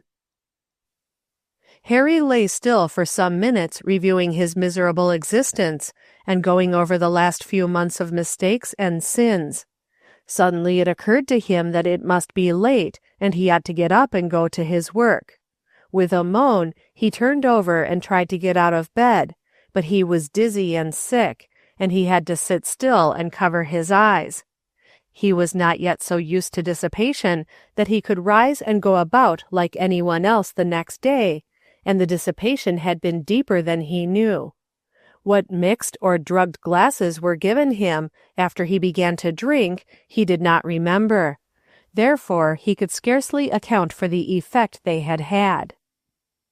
Just then there came a knock at his door, and Mr. Stafford entered. He had been listening for some sound, and was ready. He wanted to help the boy when he should fully come to his senses and realize his condition, and keep him perhaps from rushing out to drink again. Of course, he knew nothing about Harry's past life, but he judged from his appearance and from what little he could learn of his character that this was probably a first experience, or if not the first, that at least he was not yet a hardened sinner. "Do you feel any better?" asked Mr. Stafford in a pleasant everyday tone, such as he would use for any illness of anyone. Harry looked up, his bloodshot eyes and white face making a pitiful picture of wretchedness. "I feel worse than I ever felt in my life before," he answered, all the bright gaiety with which he was usually bubbling over gone entirely out of his voice. "Better lie down again," said his visitor. "You are hardly able to get up yet." "But I must get up," said Harry in a despairing tone. "What time is it? It must be late. I'll get fired if I'm not on time. They're terribly particular down there." "Never mind the time. You're not to go to the store today," answered the other quietly, in a tone that seemed used to commanding obedience. "Why not?" asked Harry sharply, looking at Mr. Stafford with sudden apprehension in his eyes. "Have they found out and sent me my walking papers already? What time is it? How long have I been here? Let me up. But it's no use if they've found out. I'm done for. I might as well go to destruction first as last." And he sank back with a groan and turned his face to the wall. "Listen, my boy," said the young minister, bending over him and placing a kindly hand on his shoulder. "Don't say that. You are not going to destruction. We won't let you. And you need not feel like that. You have not been dismissed. Your place is waiting for you when you are able to go back. The firm knows nothing but that you are too ill to be at your work today. It is afternoon, and you have slept all day. You are to lie still now until you are perfectly able to get up, and I'm going to take care of you. Is there anything you would like to have?" Harry turned over and opened his eyes in astonishment. "How do you know I am not to be dismissed? Has anyone been there?" "Yes, I was there this morning and had a good long talk with Mr. Prescott. He seemed very sympathetic and asked me to send him word if you were not better tomorrow." Harry closed his eyes and swallowed hard. He was almost overcome by the kindness that had been shown him. Suddenly he remembered dimly the scene of the night before. "Say," said he huskily, "where was I? That is, what did I do? Who was down there last night when I came in? How did I get here?" "I brought you up here," answered Mr. Stafford quietly in a matter-of-fact tone. Miss Grant was present. He thought it as well that Harry should not know that Celia had been there. It would do no good and would only add to his embarrassment. "You have slept ever since," he finished briefly. "Were the boarders around? Do they know?" "No." There was silence a moment. Harry was trying to recall some faint memory. At last he spoke. Wasn't Miss Murray there too? Did I talk nonsense to her?" The minister turned about and faced the young man and said truthfully, "Yes, she was there, and you didn't speak very respectfully to her, I must own." Harry groaned again. "Oh, she's been very kind to me," he moaned. Then, after a pause, "But yet they didn't turn me out of the house. If they had turned me out, I could have stood it, but I can't stand being treated this way. I haven't been treated kindly since Mother died." Then his weakened nerves gave way, and he cried as if he had been a girl. Horace Stafford let him cry for a few minutes. He thought it might do him good. He had no mind to minimize the offense. It was grave and serious and must be realized. Presently he began to talk in low, grave tones, and the young man on the bed ceased moaning and showed that he had been listening. When he was quieter, Mr. Stafford drew from him as much of the story of the evening before as he could remember. He talked with him long and seriously about life and the true meaning of it, about the wonderful trust that God gave each one when he put him upon the earth and gave him the responsibility of doing the best he was capable of. He drew him on to speak of his mother and his boyhood life. He did not talk too long. This man who was a fisher of men had been gifted with rare tact. He seemed to know just what to say and when to say it, and, what is sometimes much more important, he knew when to keep still. He gave just the right note of warning to the young man before him, but he knew enough of human nature to see at once that here was true repentance and deep humiliation, and that lesson did not need to be further impressed this time.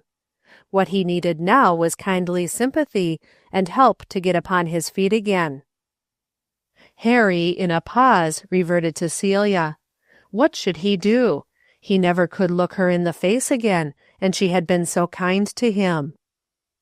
"Tell her so," said Mr. Stafford promptly, as if it were just the easiest thing in the world to do.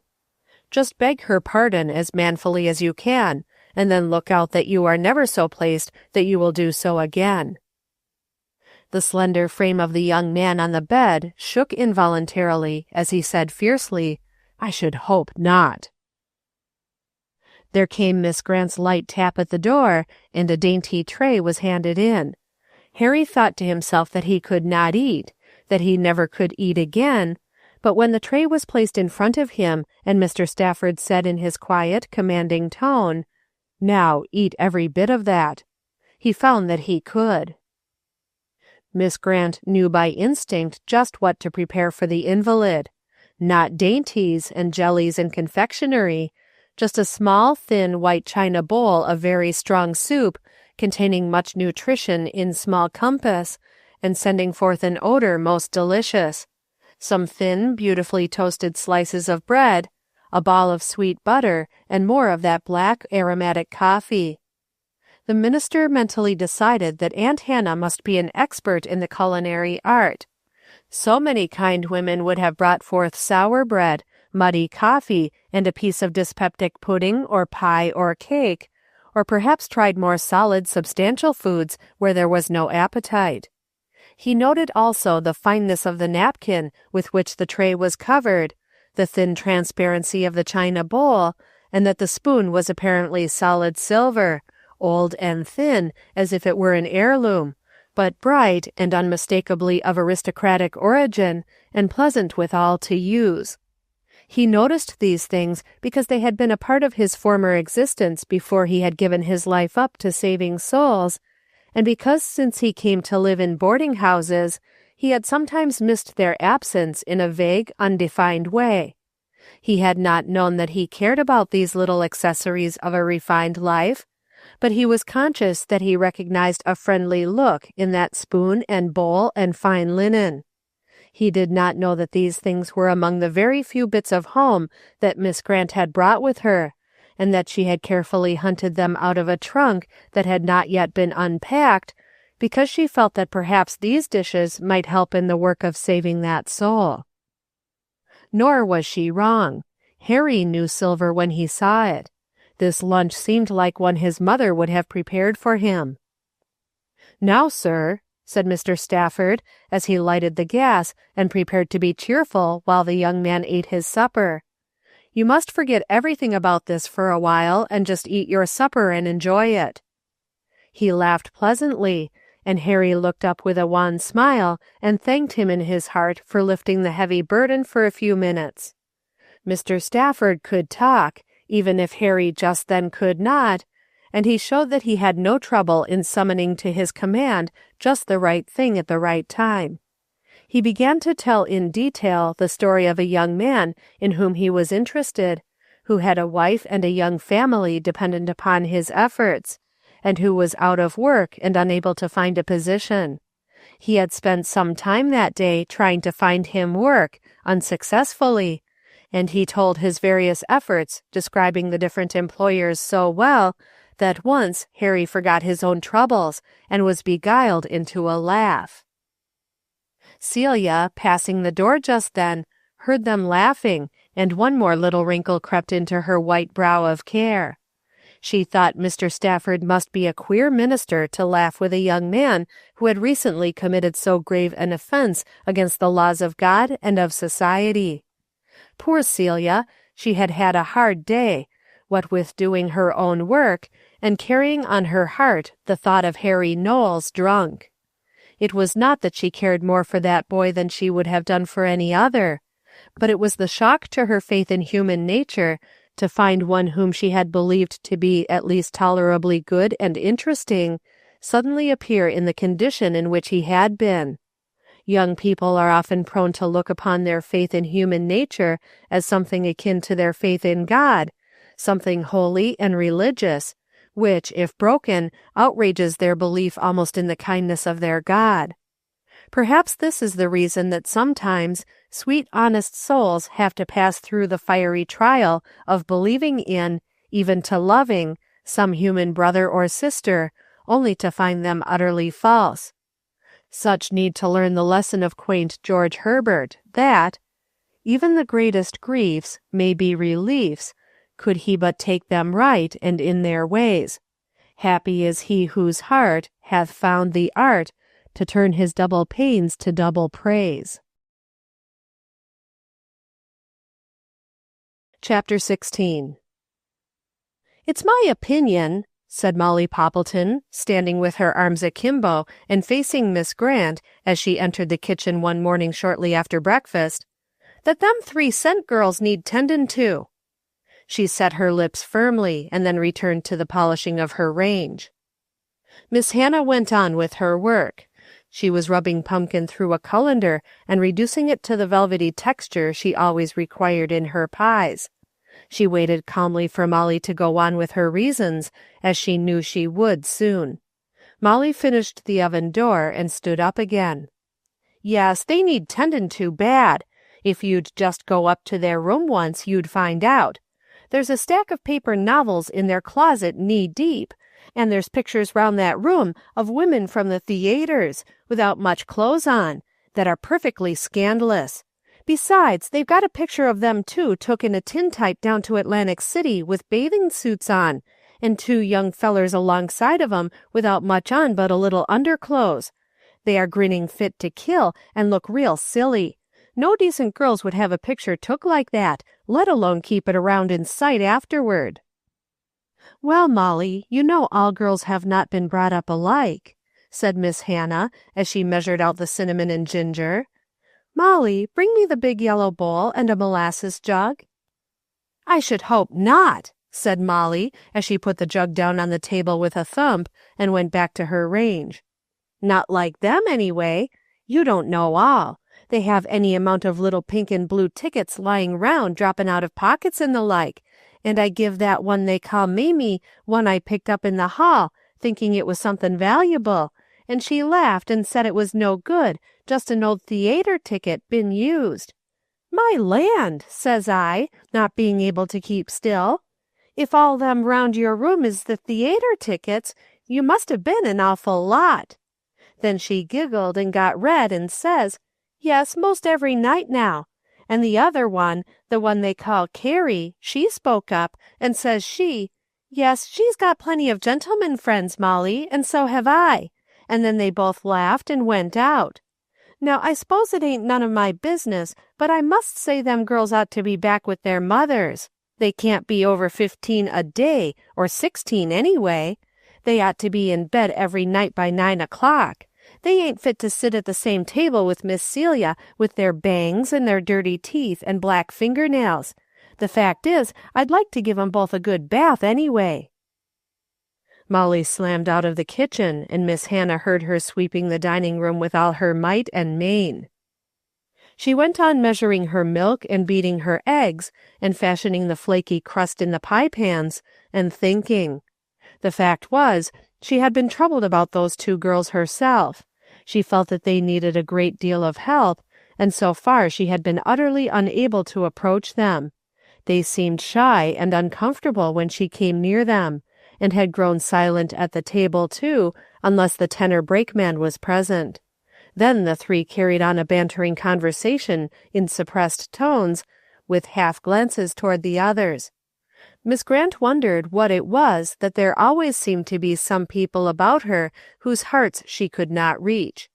It was just so with Nettie. She never could make any headway in training that child. As a little girl, she had been sullen and silent when she was remonstrated with by her aunt for any fault, and as a young woman she had been impertinent and cold for days after any attempt on the part of Aunt Hannah to change her plans. With Hiram, too, Aunt Hannah had felt the same repellent influence, and she wondered why it was, though she had prayerfully and conscientiously longed to be to these people what God wanted her to be, that she did not seem able to reach their hearts in any way. Now these two girls weighed heavily upon her. She had watched them for days and had determined to make them move pretty soon. She felt sure there was need of help for them, and urgent need, far beyond what Molly had bluntly expressed. And while Aunt Hannah weighed and measured and baked and thought, she was making in her mind a plan for the salvation of Mamie Williams and Carrie Simmons. She had noticed Mamie several times lately when Celia came to the table, and she knew that she watched Celia intently and admired her afar. At least she admired her in so far as outward adornments were concerned. Even during the few weeks since Aunt Hannah had come to Philadelphia, she had noticed the gradual change in Mamie's dress, from gay and fussy and frivolous to a style somewhat more subdued and neat. She had reduced the baggy bunches of frizzy hair that used to project over her forehead and loop far down over her ears, till they were more like Celia's graceful braids, with a stray curl slipping out here and there. She still wore her many-colored finger rings, but there were other little changes about her that showed she was to a certain extent making Celia a model just now. Aunt Hannah's brow cleared. She thought she knew a way to Mamie's heart, and perhaps through hers to Carrie's. Celia had an influence, and she could help. But how to bring that about in the wisest way, that was Aunt Hannah's puzzle, for Celia was very much disgusted with the actions of the 3 centers, as she called them. She never noticed them in any way, and her dignified bearing at the table was always meant to be a rebuke to them. Celia did not like those 2 girls, and while she was willing that their lives should be made more comfortable by their sharing in the good food that Aunt Hannah now provided for Mrs. Morris's old boarders, still Celia would not have felt badly to have had them leave, that their places might be occupied by more interesting people. Celia was getting to be a sort of puzzle anyway. She did not enter into some things as her aunt had supposed she would. Instead, she held aloof, and seemed troubled about something. She did not even make friends with the young minister, in whom Aunt Hannah saw growing possibilities of a valued friendship for them all. He and she had talked together on themes of mutual interest, and he had shown that he was a man of culture and education. Aunt Hannah was not a matchmaker, and did not immediately think of every young man in the light of a possible husband for her dear Celia, but she did have ambitions that Celia might have friends who would be helpful in every way to her, both spiritually and mentally, and she felt that such a friendship, though it were nothing more than occasional converse on some literary theme, would be excellent for the young girl whose ambitions and abilities were so far beyond her opportunities. But Celia only smiled and remained quiet and distant, and told Aunt Hannah that the young minister belonged to her, and she must not expect her niece to take him on faith. Nevertheless, she knew that no movement or word of Mr. Stafford's at the table escaped Celia. It was evident that she was measuring him.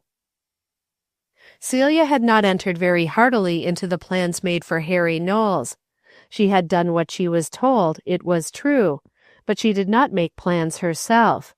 She seemed to have received a setback on the night when Harry came home drunk. There had been much to do in the evenings, however, and her aunt had not had time to have a good long talk with her. She felt that it ought to come at once.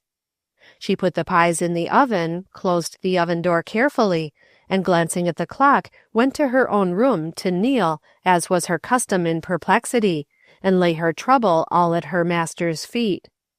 Then she came back to her work about the house with calm brow and untroubled heart, feeling sure the way would be opened and words given her if she must speak.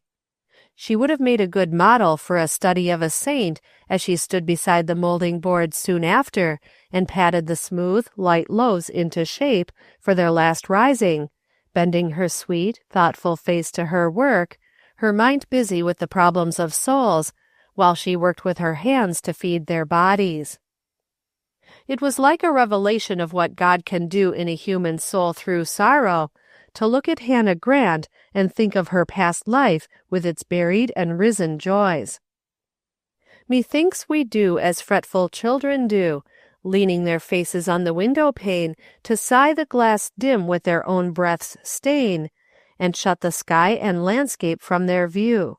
And thus, alas, since God the Maker drew a mystic separation twixt those twain, the life beyond us and our souls in pain, we miss the prospect which we're called unto, by grief we're fools to use. Be still and strong, O man, my brother, hold thy sobbing breath, and keep thy soul's large window pure from wrong, that so, as life's appointment issueth, thy vision may be clear to watch along the sunset consummation lights of death. Auntie, who is the youth in the parlor so redolent of Hoyt's German cologne and cigarette smoke? Asked Celia gaily, coming into her aunt's room just after dinner that night. You opened the door for him. You ought to know. I do hope he is not a new boarder, for I'm morally certain he couldn't be any help, and I think we have enough heathen to work for at present, don't you? Now, don't tell me you called me up to ask my permission to take in that oily-looking youth, Aunt Hannah. Aunt Hannah laughed and then grew grave. No, dear, not that, she said, and then she drew the little rocker close beside her own and said, Sit down, dear, I want to talk to you. Why, Aunt Hannah, what have I been doing that's naughty? Said Celia, pretending to be scared. This sounds like old times. But she settled herself comfortably and nestled her head lovingly on her aunt's shoulder.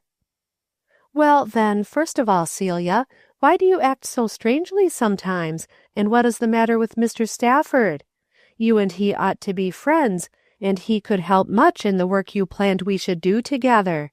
You seem to me to have lost your interest in the house and everything in it, and I do not understand it.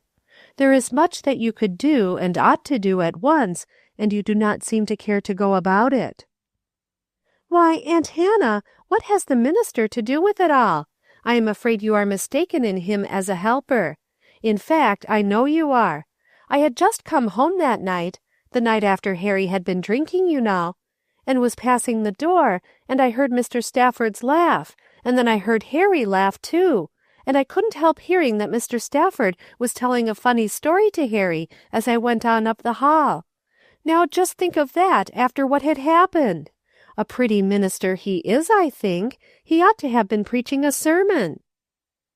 Celia, take care how you judge without knowing. You cannot tell what may have been the pointed moral of the funny story, and you do not know but the Lord could use a laugh just then to help that young man better than anything else, and he doubtless put it into the heart of his servant to know that. I believe that man has rare tact in winning souls. Be very careful, and be very slow ever to criticize the actions of a minister. His office brings him nearer to God than most men. Celia's cheeks flushed a little. She was slightly annoyed to have her aunt speak that way, but she respected the elder woman's opinion too much to resent the words or refuse the lesson. After a moment she said, Well, Aunt Hannah, maybe I have been wrong. I'll try to be good. And in her heart, Celia had another reason for her dignified coldness toward the minister.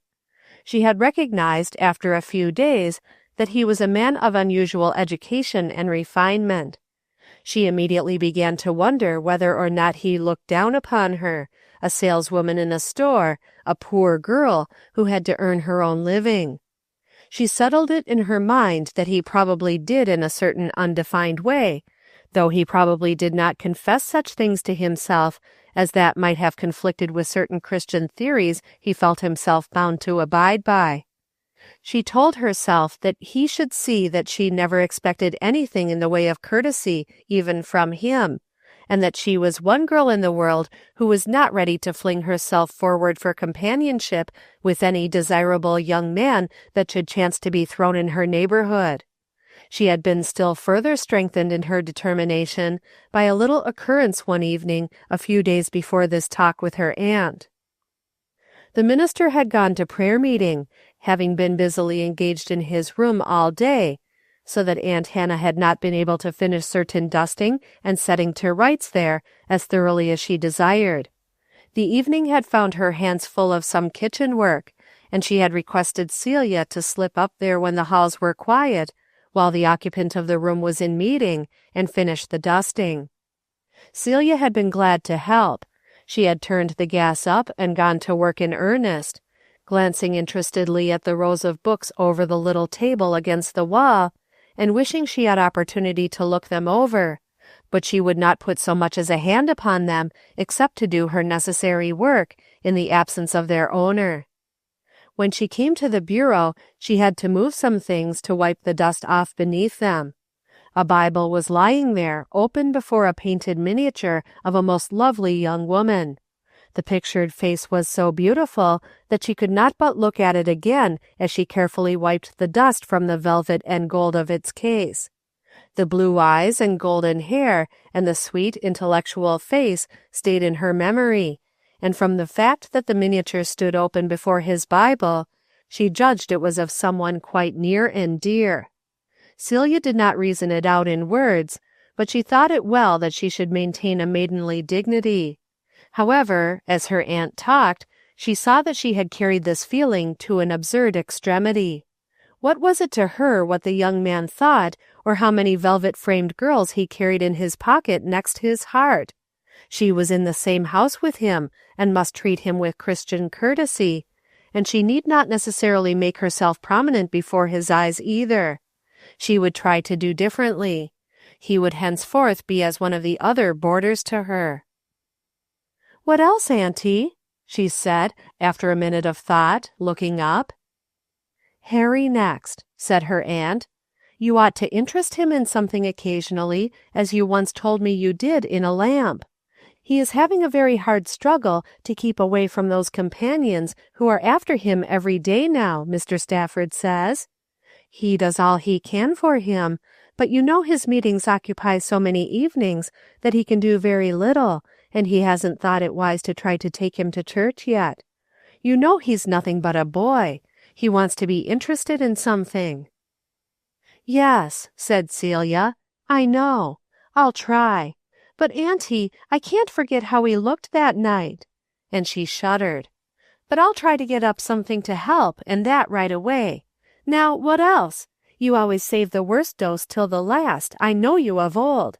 Which is it, Miss Burns or the tenor brakeman? Or, oh, Auntie, now it isn't those 3 centers. Don't tell me to try to do something for them, for I can't." And the girl put up her hands in mock horror.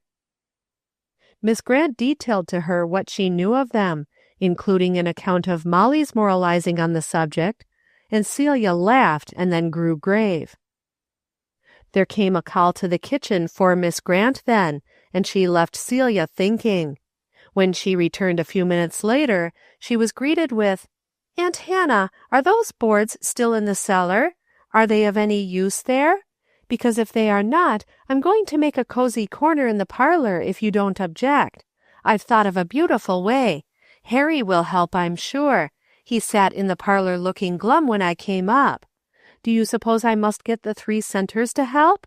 Would they come, do you think? And say, by the way, Auntie, Who did you say that oily youth in the parlor was?"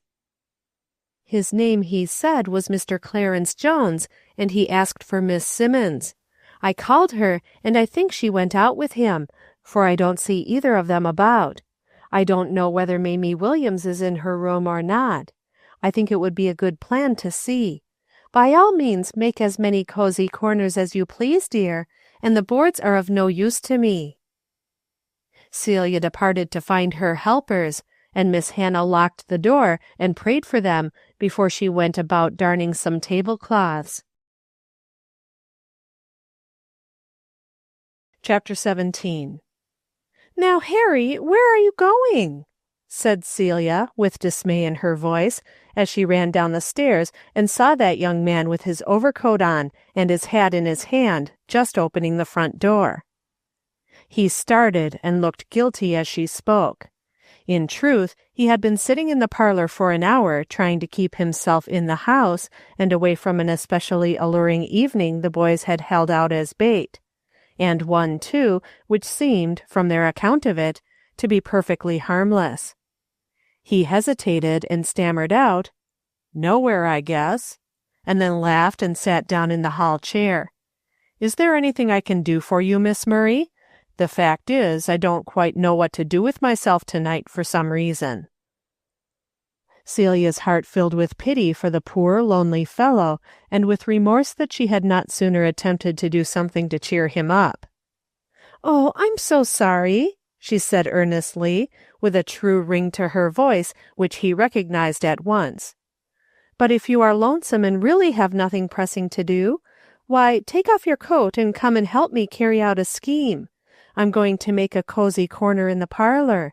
In fact, I think I'll make two, one in the bay window and one over there by the organ. Will you help? You are such a good carpenter, you know, and this parlor does look so bare and desolate." "All right, I'm with you," answered the young man, taking off his overcoat with alacrity. "Only tell me what to do. I don't know the first thing about cozy corners, but if you know as much as you did about lamps, I'll be willing to say they'll be a success. Let's have a half-dozen of 'em if you say so. Now, what'll I do first?" "Bring that lamp and come down into the cellar. Wait, I don't know whether you can do it alone. They are pretty heavy, and there are a good many. Perhaps Mr. Hartley or Mr. Osborne would help a minute in bringing up the boards. I'll show you what we want first, and then you can pick out the right boards. You see, I want a good firm seat here in the bay window to fill the whole place to the edge of the window frames either side, just a foot from the floor, so. And then I want another over here, to reach from here to here, so wide, and the same height from the floor. There is my tape measure. Now you can pick out your lumber." Celia moved about the dull, uninteresting parlor, furnishing it with gesture and imagination, till the young carpenter was quite interested. He called the two young men upstairs, who had come willingly, and helped for a few minutes, showing not a little interest and curiosity in the undertaking.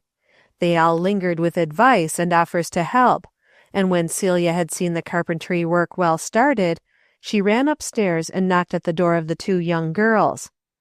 "Come in," drawled the voice of someone chewing, and after a moment's hesitation she entered. Mamie Williams lay across the foot of the bed, the two pillows and a comforter under her head, the gas turned as high as it would go, and a paper-covered volume in her hand. She was chewing gum. When she saw that it was Celia who had entered, her tone of indifference changed to one of pleased surprise. She sat up quickly and hid her book beneath the pillows.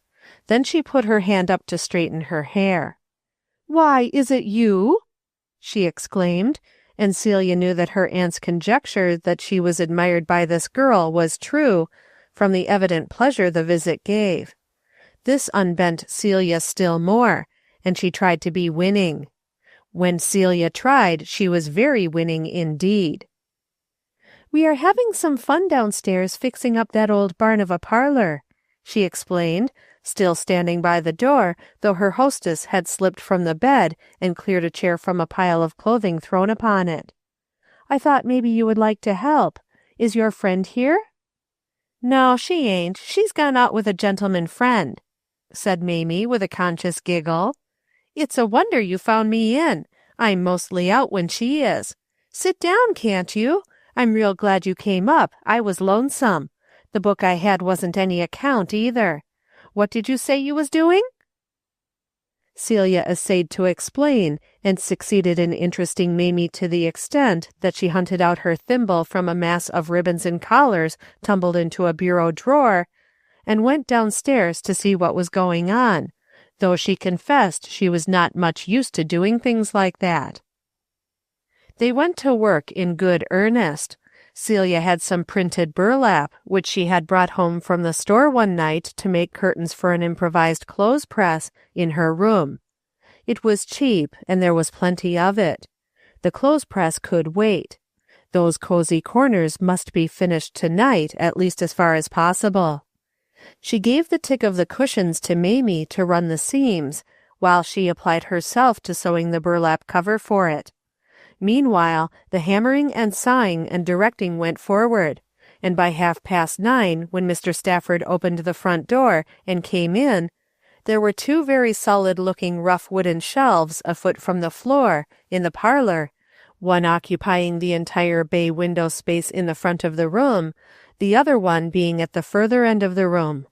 To the sides of this, Harry Knowles was just nailing some more boards to serve as ends, under the supervision of the other 2 young men, while Celia and Mamie were upon their knees in front of the bay window, tacking the dark blue burlap printed in a heraldic design in a pleated valance. A nearly completed cushion lay beside them on the floor, but not tied as yet. Mr. Stafford, attracted by the unusual noises, entered the room and stood behind them looking at the work a moment. Then, as Celia turned from the valance and attempted to thread a large needle with a cord, and then vainly endeavored to pull its short proportions through the thick cushion, which had been stuffed with excelsior and a layer of cotton on the top, he said quietly, "You need an upholsterer's needle for that, Miss Murray. I think I have one upstairs that we used in fixing up the pulpit chairs at the mission. I'll go and get it." Celia was pleased that he entered into the work, and thanked him. As he turned toward Harry, he said, "Knowles, why don't you put springs in? It would be twice as comfortable." "Springs?" said Harry, jumping up and facing round. "Do you expect us to turn into upholsterers the first night?" And he laughed good-naturedly. "No, but indeed it isn't a difficult job," explained the minister. "You just have to tie them down firmly. I'll show you if you don't mind running out with me to that little upholsterer's around the corner. I think it's open yet. It was when I came by. The people live over the store, and they don't shut up shop early." "By all means, let us have springs," answered Celia to Harry's look of inquiry. "I didn't look for such a luxury as that, but we will take what grandeur we can get." Her cheeks had grown red with excitement, and her eyes were shining. The minister, as he turned to go on his self-appointed errand, was reminded of the first evening he had come to that house. Harry and Mr. Stafford were soon back with several sets of springs, and the 3 young men, with Celia demurely in the background, took a lesson in putting in springs, which they found to be not such a very difficult matter after all. The minister had not forgotten to get some small dark blue cotton upholstery buttons when he was out, and Mamie and Celia soon learned how to use the queer double-pointed needle and tie the cushion with the little buttons. Altogether it looked very pretty, and quite like real upholsterer's work when it was finished. In spite of the proverbial many hands and light work, it was nearly 11 o'clock when the 2 seats were finished, and a light framework over the seat in the back end of the parlor erected. Miss Hannah had come down to send them all to bed, but found them in a state of childish enthusiasm to see their work completed. Celia had remembered that she had upstairs 2 or 3 pieces of plain and printed denim and some turkey red calico.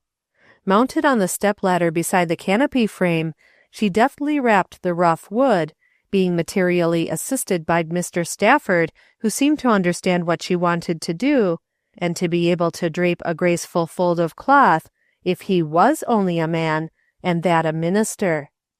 He, by way of contribution, brought down a Chinese sword made of coins, which the Chinese use as a talisman for the purpose of frightening away evil spirits, and hung it above the drapery. This roused the others to emulate his example. The university student thought he knew where he could get a couple of Arabic spears to help out that canopy drapery, and Harry Knowles declared that he would hunt around and find one of those dull old filigree bullseye lanterns that hang by long chains from the center. Mamie said her contribution should be a couple of sofa pillows, and Celia promised to make some more. Miss Burns, coming in just then looking weary and worn, brightened as she came into the parlor and exclaimed over the new furnishings, "They are simply fine, aren't they, Miss Grant? Indeed they are. What wonderful taste and skill has been exhibited here. I declare it is simply marvelous, simply fine. Indeed it is." She giggled wearily. She asked permission to contribute a pillow also. "Now we need a low bookcase running along that wall and turning that corner," said the minister as they turned to go to their rooms. "Can't you manage that, Knowles?" And Celia's eyes sparkled over the idea. The minister evidently understood aesthetics anyway. The bookcase would be a great addition. She went upstairs so excited over her new work she could hardly sleep. She had almost forgotten her 3-cent protégé till Mamie squeezed her hand over the stair railing and said, "Good night, Miss Murray. I've enjoyed myself ever so much. And say, would you mind coming into my room a few minutes tomorrow night? I want to ask you some questions very particular." Celia promised readily enough, though the prospect was not a pleasant one, but she had made up her mind to try to help this girl, so she might as well accept the situation and the opportunity together. But Aunt Hannah sat up that night till nearly 1 o'clock, and looked over the stair railing till she heard the night key click, and saw the befeathered hat of Carrie Simmons as she came airily in. "Poor child," murmured the watcher, as she turned out the hall light and went to bed. "Something must be done. Out till 1 o'clock, and with that kind of a young man." The next morning she noticed that Carrie had dark rings under her eyes, and was developing thin, sharp lines about her nose and mouth, which did not add beauty to her pert, weak face. The next evening, as Celia started for Mamie Williams's room, Carrie having again departed with the aforementioned youth, Aunt Hannah called her. "Celia, dear, 2 things," she said, with her hand on Celia's arm. "Don't forget to pray before you go, and if you get a chance, mention soap and water. Don't forget that cleanliness is next to godliness. Perhaps in this case it comes first." Celia laughed and said, "All right, Auntie," and went back to her room to take the first advice given. Reinforced by a turning of her heart to her Heavenly Father for guidance, she went to her unpleasant task, her mind more than half full of the new bookcase and some other plans she had for the adornment of the parlor. The minister seemed to have taken Harry Knowles away with him immediately after dinner, so she had no one to help her carry out any parlor schemes just at present, and she could not help being disappointed that she must turn aside to another piece of work. Mamie was evidently expecting her this time. She had given the room some semblance of a clearing up. That is, she had picked up Carrie's old store dress from the floor where she had left it, and tumbled everything that was out of place on the bureau and table into a drawer, for the confusion of some future hour of need. She seemed to be in earnest, and plunged at once into her subject when she had seated Celia. "Say, I thought maybe you wouldn't mind telling me how you do it.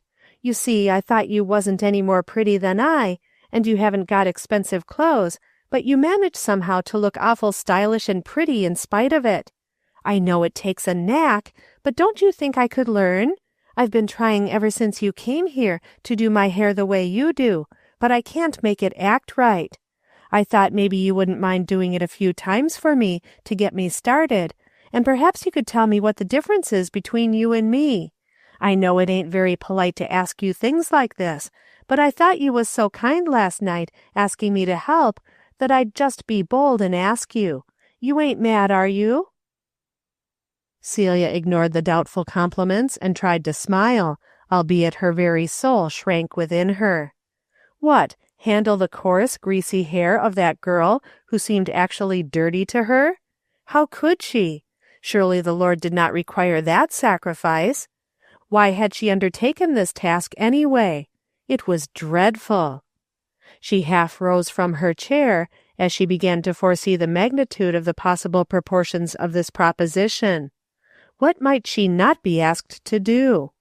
Then she remembered whose she was and whom she served, and sank back again in her chair, putting up a petition for help to her Heavenly Father. What is prayer? 'Tis the telegraphic cord, holding converse with the Lord.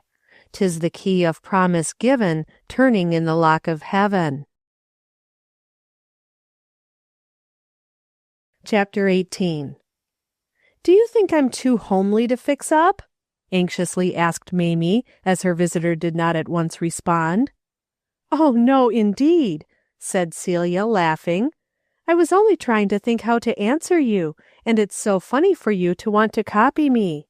I've never tried to be pretty, as you call it. I only tried to be clean and neat and have things look as nice as I could without spending much money. But now that you've asked me, if you really want to know how you could improve your appearance, in my eyes at least, I'll try to tell you a few things. What is it that troubles you most? We'll begin with that." "Oh, my sakes!" giggled Mamie. "There's so many things. Well, my hands and my feet. They're so big and in the way. My hands are red and rough and bony, and my face is always breaking out in little ugly black pimples, and my hair won't get into any shape I want it to, and my teeth aren't pretty, and then of course my clothes, and I just wish I could walk across a room like you," she finished with a sigh. Celia laughed and began. "Your hands," she said. "Let me see them." She turned up the gas and surveyed them critically a moment, while Mamie waited in breathless anxiety, comparing her red, beringed fingers to Celia's small white ones.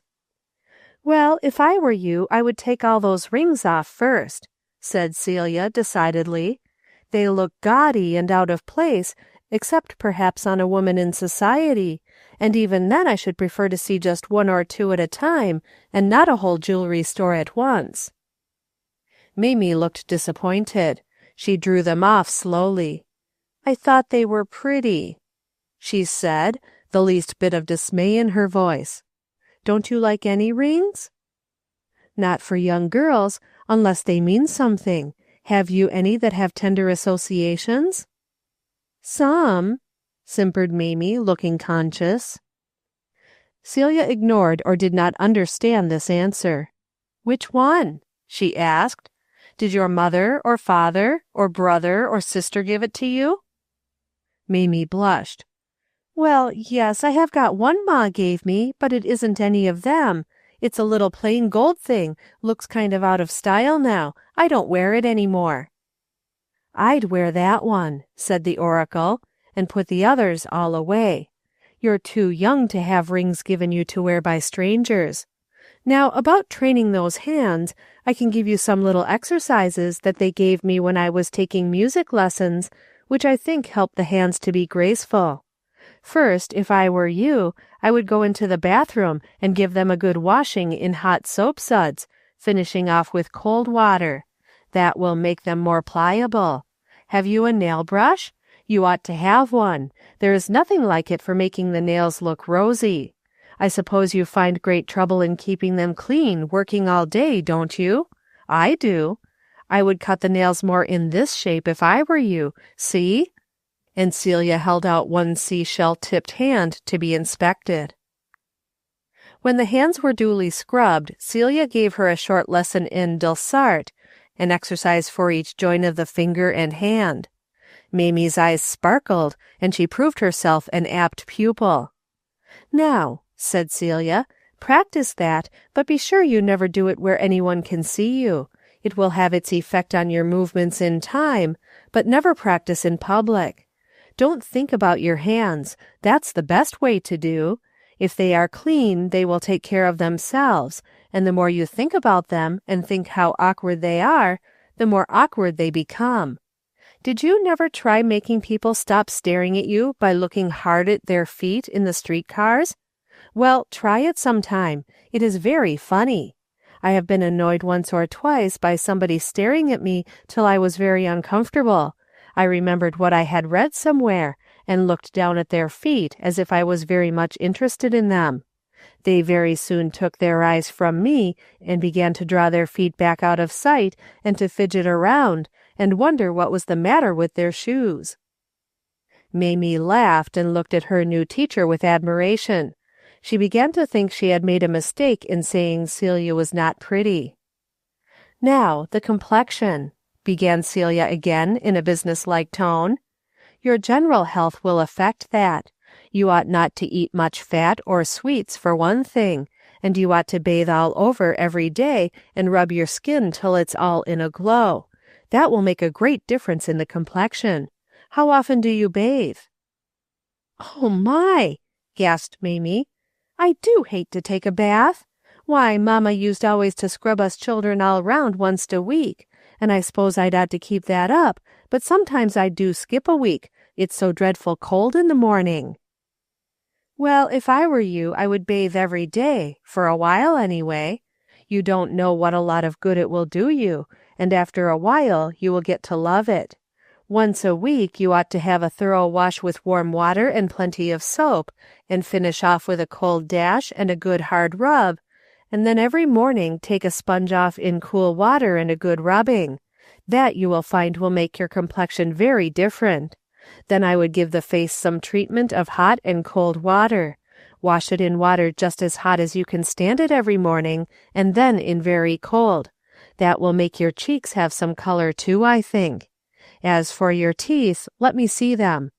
Oh, Mamie, it's too bad you let such nice even teeth get into such a condition.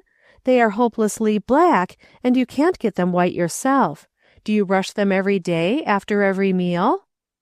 "Oh, my land, no!" exclaimed Mamie. "What an awful nuisance that would be! I never had a toothbrush but once, and then Carrie used it to scrub the ink off her fingers when she was going to the theater." Celia could scarcely repress the exclamation of disgust that arose to her lips on this announcement, but Mamie was luckily too interested in her own words to hear. "Don't you think I could ever do anything with my teeth?" "Why, yes, you must go to a dentist at once and have them attended to. They need a good cleaning, and while you are there you ought to have him go over your teeth and put them in first-class order. It doesn't pay to let your teeth go before you are a woman yet. He will tell you how to take care of them. You ought not to eat much candy or to chew gum. That injures the teeth." "Oh," said Mamie in a sort of despair.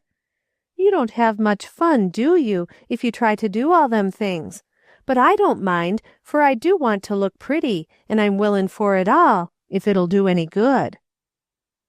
Celia's pulses quickened, for she thought if this girl would do so much for the outward adorning, perhaps she might be able some time to persuade her to do as much for the beautiful inward adorning of a meek and quiet spirit, which is in the sight of God of great price.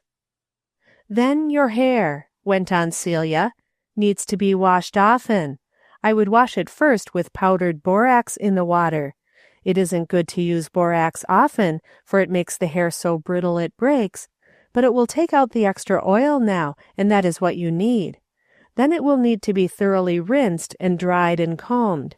After that, you can do almost anything you want with it. I'll let you watch me do mine once, and then you will see how it is done. That is the best way to learn. And then about your dress, why, that is a long subject. You will need to take a lot of time for that. You'll have to decide things one at a time. One rule I go by in buying.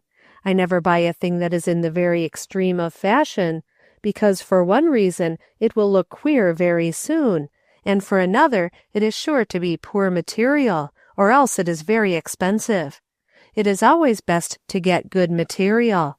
The plainer things are the better, you can be sure, as a general rule. Then you ought to study your complexion and eyes and buy things to become you. You will excuse me if I mention the necktie you have on. I don't think you ought ever to wear that color. Cerise may be becoming to some people with dark eyes and a very clear complexion, but it ought not to be worn by blue-eyed people with light brown hair. Dark blue would be more becoming to you. Then, too, I think a necktie is an unbecoming thing on you anyway. You would look much better in a close, round collar. Mimi looked down at her cherished silk scarf, to be able to buy which she had gone without new stockings for some time. Her mind was something akin to the maidens, about whom our grandmothers used to tell, who said, "I can wear my palm leaf and go barefooted, but I must have a bosom pin." Celia's zeal was perhaps on the eve of getting the better of her wisdom. She was growing interested in making over this girl as her aunt was interested in making over Mrs. Morris's boarding house, and she forgot that there were probably a long line of prejudices to be overcome before the girl would be willing to walk in the way laid out for her, even though she had asked to be directed in that path. It would look thorny to her at first. "Mamie," she said, seeing the downcast expression on the girl's face, "don't get discouraged with all these new things. You can't do every one of them right at first, but, do you know, I think it makes a great difference when people try to be and look the best that is in them. You must not think you are a homely-looking girl. You are not. You were meant to be a pretty one, and I think you can make yourself look ever so much prettier. I do indeed. Now, I wonder if you would be willing to do something just to please me." "Why, of course I would," said Mamie, readily enough, and brightening up at the encouraging words. "What is it? You've been awful kind to me, and I shan't forget it, Miss Murray," she added. "Well, then, it is this. You see, out in Cloverdale, where I used to live, I belonged to a little society of girls.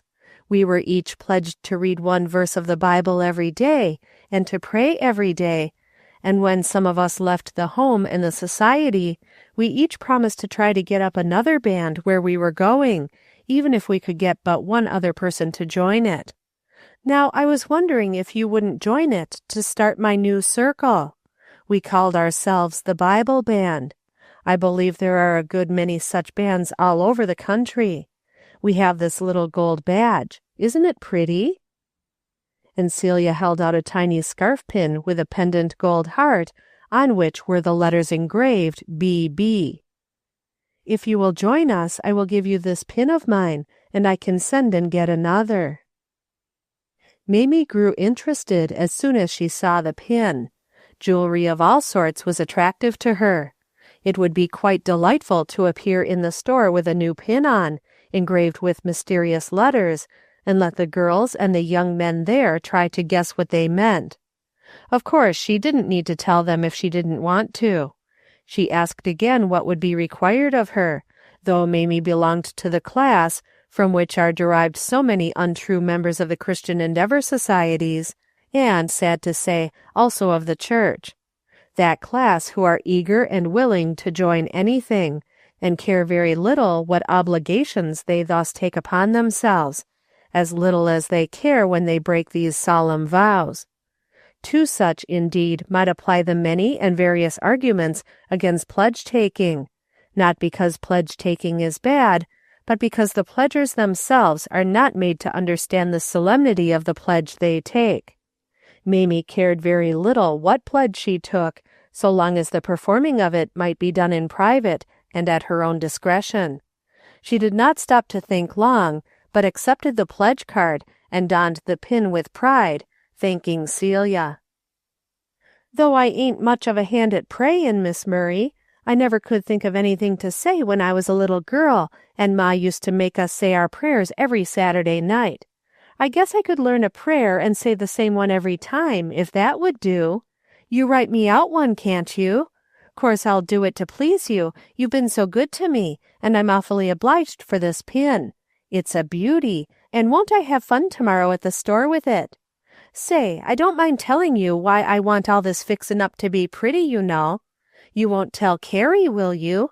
I wouldn't have her know, for the first you'd see her settin' up to the same thing.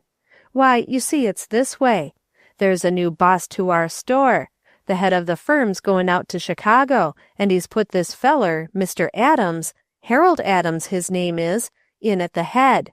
He's only just 19 or 20, though he made them think he was 21, but he's dreadful smart. His father's been at the head of a 3-cent store in Baltimore for a long time, and he kind of growed up in the business. He's handsome, too, and everybody likes him, and the girls will just stand on their heads to please him. And you see, he's been payin' me attention for 4 weeks now, takin' me to theaters and gettin' me flowers and candy, and all the other girls was hoppin' mad. They've just done everything they could to get him to look at them, but he never did till there come a new girl to the china teacup counter. She has gold hair, and I believe she paints her cheeks, and she's awful stylish, and has the littlest mite of a waist, and he's just gone clean crazy over her. He's nice to me yet, but she gets half the flowers now, and I want to get him back. You see, I don't mind telling you I'm in love with him myself, and of course I ain't willin' to just give him up without tryin'.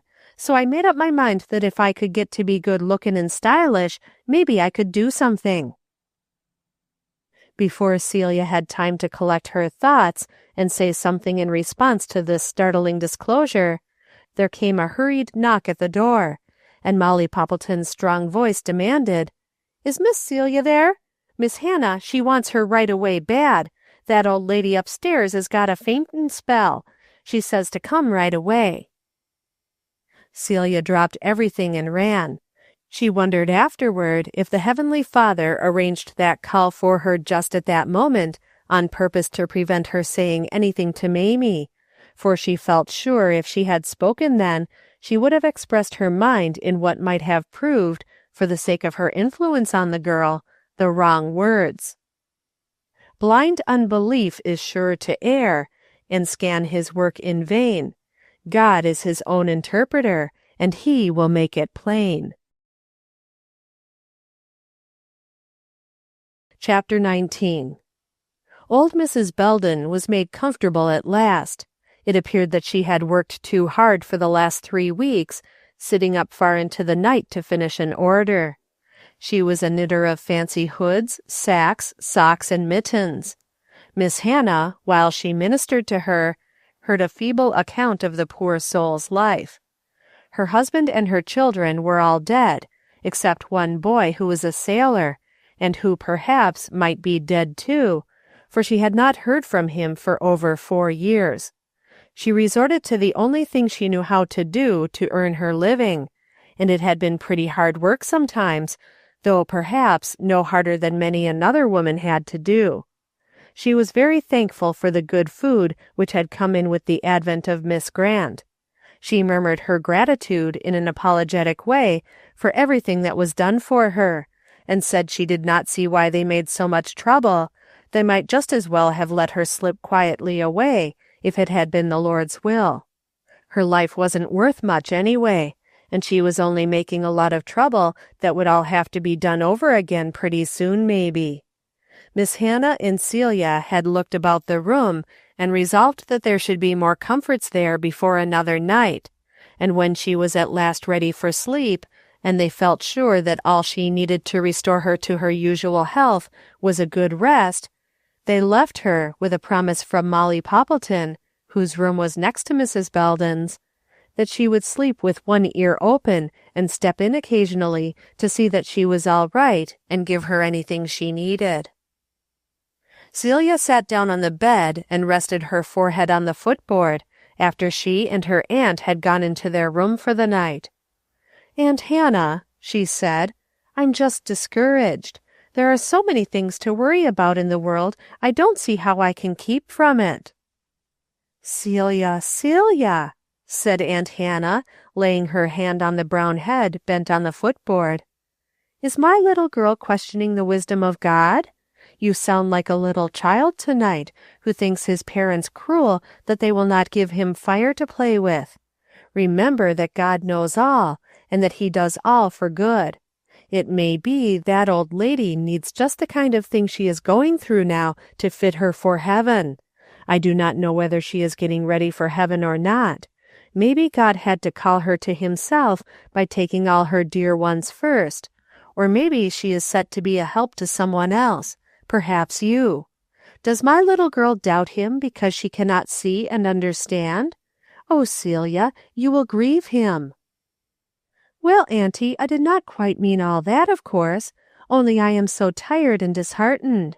I meant to try to plan a grill work for the parlor tonight, and I couldn't find Harry at all. I am afraid he has gone out again with those dreadful fellows. What is the use in trying to do anything with setbacks all the time? But your Heavenly Father had another plan for you tonight, and the parlor can wait, you know. As for Harry, I think he is safe in his room by this time. He went out with the minister, and while you were up with Mrs. Belden, they came in with a lot of boards and screws and a saw and hammer and a pot of varnish, and they went to work in good earnest. The other young men went down and helped, and in the morning I think you will find something new in the parlor.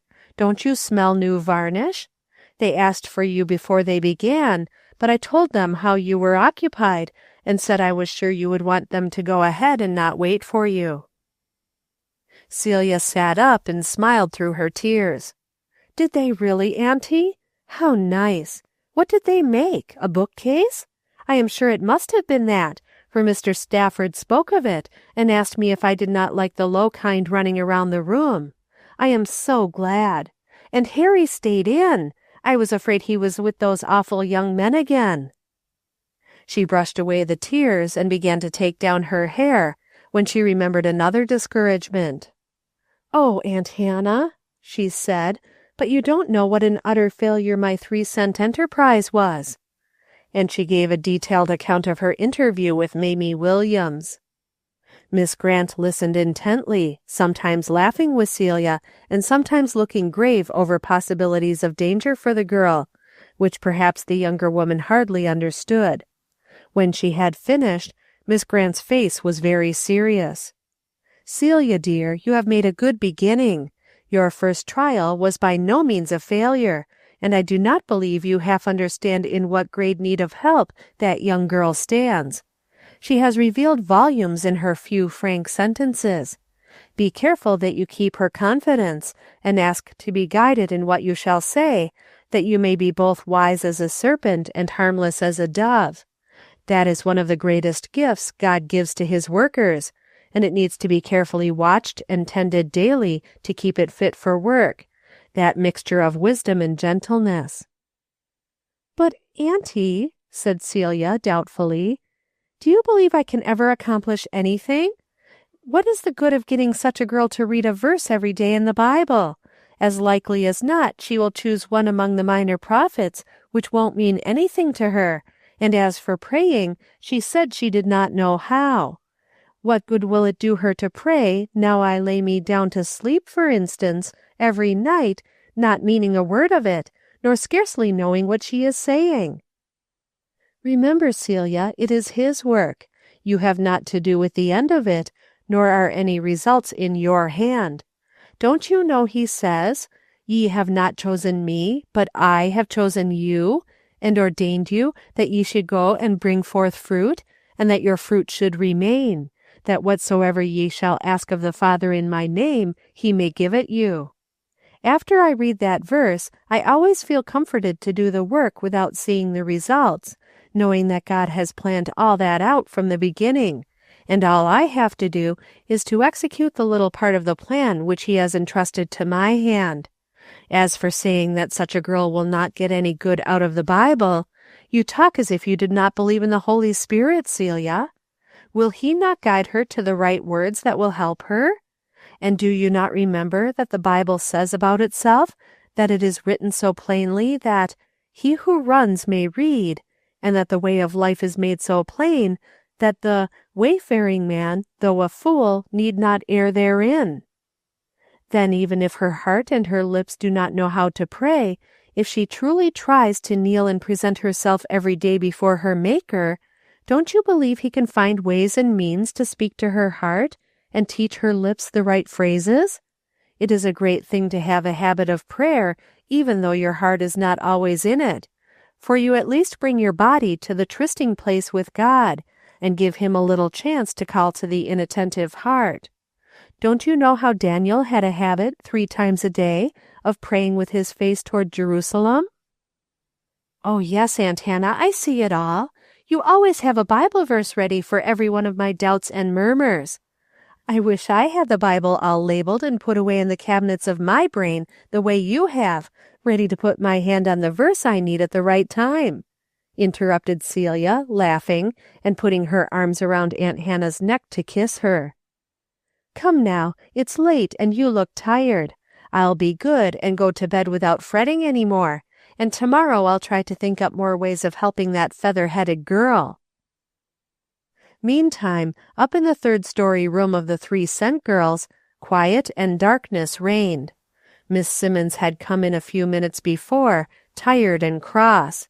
Her mind was wrought up by a play she had just witnessed, and she had been quarreling with her escort about something which she did not deign to explain to her roommate, so they had gone to bed at last without the usual giggling confidences, and Mamie lay there in the darkness thinking over her evening and the advice given her, and wondering what the adorable Mr. Harold Adams would think of the changes in her when she had been fully made over to suit her new guide.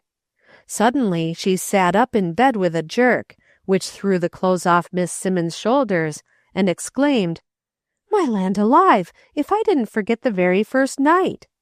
And with that she flung herself out of bed, and striking a match, relit the gas. "What in the world is the matter with you, Mame?" said Miss Simmons, pulling the bedclothes up angrily. "I was fast asleep, and you woke me up. Turn that gas out and come back to bed. Come, we won't be fit to get up in the morning if you keep rampaging around all night." But Mamie imperturbably proceeded with what she was doing.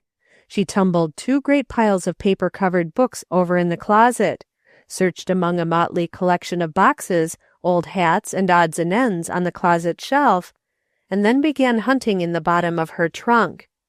It was some minutes before she succeeded in finding what she wanted, and by that time Miss Simmons was asleep. Mamie drew forth from an entanglement of soiled ribbons and worn-out garments a small, fine-print red Bible with an old-fashioned gilt clasp. It was stained on one side and blistered as if a tumbler of water had been left standing wet upon it. Mamie remained seated on the floor beside her trunk while she turned over the leaves rapidly, intent upon keeping the letter of her promise in as short a time as possible, for the furnace fire was low for the night, and she was beginning to feel cold. She opened near the beginning of the book and chanced upon a list of long, hard names which she could not pronounce. Perhaps her conscience would have been eased as well by a verse there as anywhere, but it was too much trouble for her unaccustomed mind to pronounce the words to herself, so she opened again at random toward the end, and letting her eye run down the page in search of something attractive and brief, she was caught by this verse.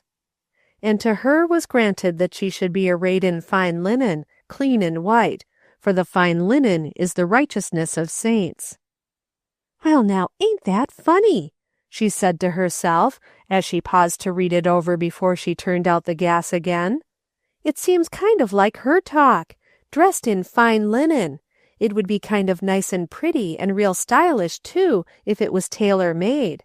I saw a girl on Chestnut Street last summer in a tailor-made white linen that was awful pretty. It sort of rustled as if there was silk underneath, and her hair was all gold and fluffy under a big white hat with chiffon on it. She looked real elegant. It would take an awful lot of washing, though, to keep her in fine linen, clean and white." She glanced at the verse again, with her hand outstretched to turn out the gas, and read it over once more, and then got into bed. "For the fine linen is the righteousness of the saints." "Well, it does seem a sort of saint-like dress, now that's so, And to come to think of it, Miss Murray, she's got a sort of a saint face. I knew it was something kind of strikin', and I couldn't think what, 'cause you couldn't exactly call her pretty, and yet she ain't the other thing. And some folks, most folks maybe, would like it better than to have her pretty. Maybe it's because she's got the righteousness this talks about. She does look like a saint, that's certain. Anyway, she will when she's as old as Miss Grant. Miss Grant, now, she's a saint sure. And she would look nice in a fine linen dress, all white, too. I wish she'd put one on sometime, so I could see. How funny it is to have the Bible talk about dress. I suppose the Bible thought clothes was wicked. I'm sure the Sunday school teachers always say you mustn't think about 'em. Well, that's a pretty verse anyhow. I wonder who it was that had that fine linen dress granted to her, and if she wore it all the time, that is, clean ones every day, all fresh and crisp. My, I wish 'twas me. Wouldn't I be happy, though? I guess this reading's going to be real interesting, maybe. I never thought there could be any verse in it like that. Most things I've read before was about sinning and dying in heaven, and scary things like that. Anyhow, I've kept my promise. Why, no, I haven't either, she exclaimed aloud, and suddenly bounced out of bed again, to the detriment of her bedfellow's temper. She knelt down beside the bed, and her thoughts paused a brief moment while she tried to put her mind in praying frame. She tried to think how to pray aright. She wanted to feel the satisfaction of having performed this duty that she had felt in her Bible reading. She must ask for something. She was conscious of a vague wish in her heart that she were good enough and had friends great enough that this that she had read of might be granted to her, to be arrayed in spotless, neat apparel, beautiful, and given by the love of someone who cared for her above others. How to put such a thought into fitting phrase, or even if this were done, whether it would be a proper wish to express in prayer, she did not know. At last she whispered, "Oh, God," and paused, and waited and tried to collect some better words, and then murmured again, "Oh, God," and then, "Amen." When she lay down to rest again, it was with a sense of awe upon her which would not let her sleep for some time. She had been near to the great God, and touched, as it were, the hem of his garment, with curious, perfunctory fingers, like a child who had been dared to do a certain thing, and coming, curious, unthinking, heedless, had touched and suddenly felt the power and greatness and beauty of that which he had touched, and had stolen away ashamed. Altogether, Mamie Williams was not as satisfied with her first effort at prayer as she had been with her Bible reading. But yet, in heaven, it was recorded, "Behold, she prayeth." Chapter 20. The next day was Sunday. Celia had wakened early in spite of the fact that she was up late the night before. She lay thinking over the changes that had come into her life and wondering how things were going to work out. Somehow there seemed a cloud over what she had been trying to do. She had not accomplished much with Harry.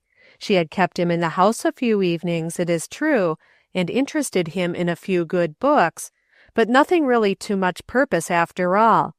To be safe from all the temptations that beset his path every day, he needed to be anchored on the rock of Christ. She did not feel that she knew how to help him in that way. He was such a gay, bright fellow, so ready to laugh. She thought of the minister and the influence he seemed to have over the young man, and felt half indignant at him for not exercising it in a religious way instead of merely a personal one, and then she realized that she knew nothing at all about what influences he was using, and ought not to judge him. For aught she knew, he had spoken to him many times. How unjust she had been! Then she remembered what her aunt had told her about the improvements made last evening in the parlor, and jumped up to dress and run down to see them. Aunt Hannah had already completed her toilet and gone down to the kitchen to help Molly Poppleton, and to direct the new waitress who had been in the house but 3 days. Celia was delighted with the bookcase. Somebody had an artistic eye and constructive ability. The bookcase was exactly the right height, and filled the long, bare wall on one side of the room beautifully. It was finished with a neat molding of natural wood, and the whole nicely oiled. There were a few books piled on the floor beside it, waiting till the shelves should be perfectly dry to receive them, evidently contributions to the new case. She stooped to read their titles, and was astonished and pleased to find among them several new books by best authors which she had been longing to read, but had as yet not seen. They were nearly all in new bindings, as if fresh from the bookstore, though one or two had the name written inside in fine, strong handwriting, Horace L. Stafford. Celia drew back, a slight flush creeping over her face. She was grateful for the books thus loaned or donated. The newcomer was evidently bound to be helpful, and seemed to know how to do it. Now if they could have a few games under the lighted lamp on the table, perhaps some of the young people might be kept in evenings. Would such things reach Mamie Williams and her friend, she wondered? And she sighed, and feared that Mamie was too much interested in other things to be reached so simply. She remembered that Mamie had been reading the other night. Perhaps some of these delightful stories would reach her. There were one or two religious books, small and daintily bound, which looked attractive. Celia picked them up and turned the pages, her expressive face kindling with a thought she read here and there. Then she went to the small cozy corner by the organ and sat down. She looked about her at the few changes they had made, and remembered the night when she had looked around on that parlor waiting for the postman. How much difference a few little things had made! She could see other changes that might be made to improve matters, and she resolved to try them as soon as possible. Then she sat down at the organ. She had never tried that whining instrument since she had been in the house. It had pained her sometimes to hear it groaning and wheezing under the bold touch of the tenor brakeman as he ground out an accompaniment to some of his solos. Celia did not like a cabinet organ. She longed for a piano, but there was no piano, and here was this organ. What could be made of it? Perhaps it might be tuned, and answer for singing occasionally. Certainly, if it was to stay there and be used, it would conduce to her own comfort to have it put in order. She touched the keys softly to see how bad it was, and went on playing chords gently. She was not a finished musician, but she had learned to play a little for the home pleasure, and now instinctively her fingers sought out some of the old favorite tunes. Safely through another week, God has brought us on our way. Let us now a blessing seek, waiting in his courts today. Her conscience pricked her as the words rang themselves over in her mind. She had not been going to church very regularly since she came to the city. She had wandered around from one church to another, feeling forlorn and lonely at all, not going often enough to one place to become noticed as a stranger and welcomed, even if the people had had the disposition to welcome her. Since Aunt Hannah had been there, she had made an excuse to stay at home with her if she was not able to go out, and at such times when her aunt could go, she had taken her to the different churches nearby in rotation, that she might choose where they should go. The elder lady had not as yet made any choice, nor indeed had she expressed her mind concerning the places of worship they had visited. Celia thought of it now, and wished her dear old church from Cloverdale could be transplanted bodily. It was so desolate to go among strangers and not have any place or work in the church home. She sighed and made up her mind that she must go more regularly, and perhaps offer to take a class in Sunday school or something of the sort. Of course, it was not right to live this way, but her heart was not in her resolve. She played on, not realizing what tune she had started till she began to hum the words in a low, sweet voice. The day of rest once more comes round, a day to all believers dear. The silver trumpets seem to sound that call the tribes of Israel near. Ye people all, obey the call, and in Jehovah's courts appear. She broke off suddenly and played a few stray chords. She knew that the next verse began, "Obedient to thy summons, Lord, we to thy sanctuary come." It was strange that all the words were on that subject. She would choose something else. She thought a moment, her fingers lingering on the keys. Then she began to sing, "Father, in thy mysterious presence kneeling, fain would our souls feel all thy kindling love.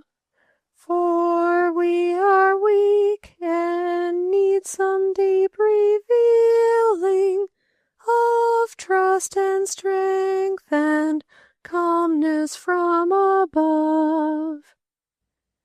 She felt the beauty of the words and the depth of meaning, and sang with her heart, each word as a prayer. Her voice grew fuller and sweeter as she went on.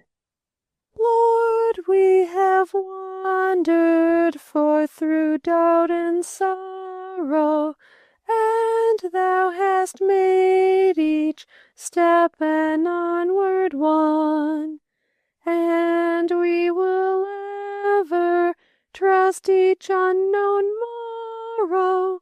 Thou wilt sustain us till its work is done." She had not heard the step upon the stairs, and did not know that someone entered the parlor and sat down on the divan near by, until, as she commenced the third verse, a rich, sweet tenor, full of cultivation and feeling, joined with her in the words, "Now, Father, now in thy dear presence kneeling, our spirits yearn to feel thy kindling love. Now make us strong, we need thy deep revealing of trust and strength and calmness from above." Celia's voice trembled at first, but the stronger one sustained the tune, and she kept on, the pink color stealing up her cheeks and to the tips of her ears.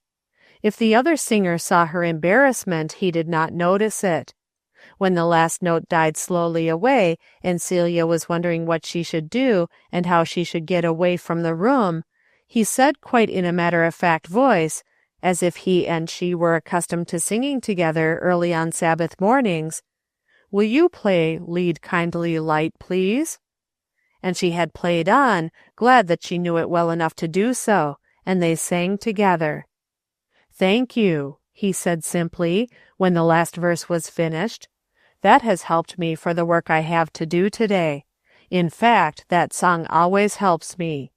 Do you sometimes come to a place where you want to look ahead and see whether things are coming out as you wish? Isn't it blessed to think He leads the way, and makes the gloom for our sakes, that we shall not fear for what is to come, while perhaps if we could look and see the blessings in disguise, sometimes we might turn and flee. You belong to Him, do you not, Miss Murray? I thought I could not be mistaken. I want to thank you for this pleasant bit of morning praise. It has been like home." Celia had raised her eyes in one swift, glad glance of recognition of their kindred discipleship when he had asked her if she was a Christian, and had answered, low and earnestly, "Yes, I do," feeling in her heart how very wrong she had been in calling this man unspiritual. Her heart longed to reach that high plane of trustful living where he seemed to move. She lifted her eyes again and timidly asked, "Do you think it is possible for everyone to feel that perfect assurance where they cannot see the way? I wish I knew how to trust that way and not worry over things." "It is hard sometimes, isn't it, to just lay down the burdens at the Father's feet and realize that we need not carry them. But isn't it strange that it is hard?" And he looked at her with that peculiarly bright smile which she had noticed the first night he came to the house. "One would think that we would be only too glad to get rid of the burden and the worry, when He, so strong and willing, offers to take it. Perhaps that is one reason why I like that hymn. It seems to help me to remember whose I am and who is my Savior. I am prone to forget, when I think, for instance, of some dear one whom I see fading day by day and know cannot be long upon this earth, that the night ever will be gone, and with the morn those angel faces smile, which I have loved long since and lost a while." A deep sadness had settled over his face as he looked up to her and repeated the lines of the hymn they had just sung, and her heart was filled with pity for some sorrow she felt he was bearing. Instinctively she remembered the sweet beautiful face in the velvet case, and while he seemed set apart and sacred in her thought of his sorrow, she let a shade of her old dignity creep back into her voice, which had fallen from it for a few moments. The breakfast bell had sounded, and the boarders were coming downstairs. With one accord, the two rose and went toward the dining room, feeling that they did not care to have the quiet confidences of the few moments they had spent together intruded upon or misunderstood. Celia thanked Mr. Stafford for his words a little stiffly, as one, as a matter of form, might thank any strange minister for a good sermon, and perhaps the young man wondered a little at her seemingly variable moods. It was after breakfast, and the church bells were sending their various calls to worship through the clear, cold air of the city. Celia stood ready dressed for church, waiting for her aunt in the front hall. Miss Grant had been called back by Molly Poppleton just as they were starting out of the door, and Celia tapped her foot impatiently on the hall oilcloth, and wished Aunt Hannah would hurry. Not that she was anxious to go to church, but she wanted to get the duty done with and come back, for Mr. Stafford had slipped a most inviting little book into her hand as he passed her in the upper hall after breakfast, saying, "Have you read Daniel Quorum? If not, it will interest you perhaps. It is along the line of our talk this morning, and it has helped me to trust him where I couldn't trace him." She had read a few pages while Aunt Hannah tied her bonnet and put on her gloves, and had already grown deeply interested in the quaint phrases of Daniel in his story of his little maid. She wanted to get back to it. She stilled her conscience when it pricked her for not caring to go to church, by telling it that the book would probably do her more good than a sermon in a strange church, but her conscience was too well trained to let her forget that God had promised to meet her in the church. Someone was standing in the shadow of the parlor curtains. Celia did not know who. She thought that perhaps it was the brakeman. He had returned the night before, and was off duty for the day. She unfastened the door and breathed in the clear, sunny air with delight, then glanced up the stairs to see if Aunt Hannah was coming. But just then came Miss Grant's voice, as she leaned over the stair railing, and Celia saw that her gloves were off and her bonnet untied again. "Celia, don't wait for me. I am not going this morning. I have made up my mind my duty is with Mrs. Belden. She is feeling very despondent. Go on without me." "Isn't there someone else you can go with?" she asked, as she saw the look of dismay on Celia's face and heard her exclaim, "Oh, Auntie!" Then the figure that had been standing in the shadow of the window curtain in the parlor moved forward, and Harry Knowles stepped out. "Miss Murray, would I do?" he asked humbly. "Or would you rather not go with me?" There was a hesitancy and shamefacedness about him which was not like his usual manner, and he seemed anxious to have her accept.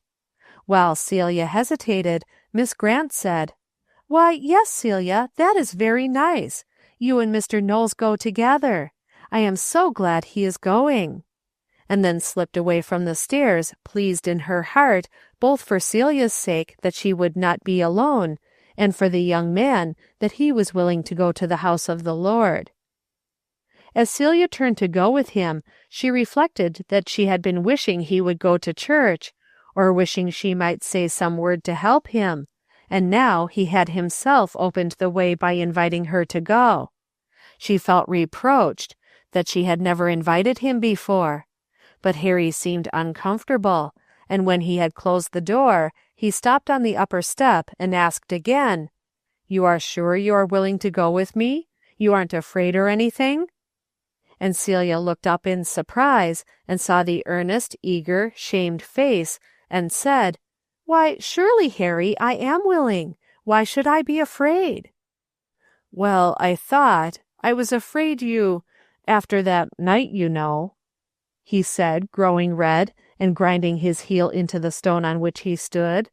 "I cannot forgive myself, Miss Murray, that's all, and I thought you didn't like me asking you."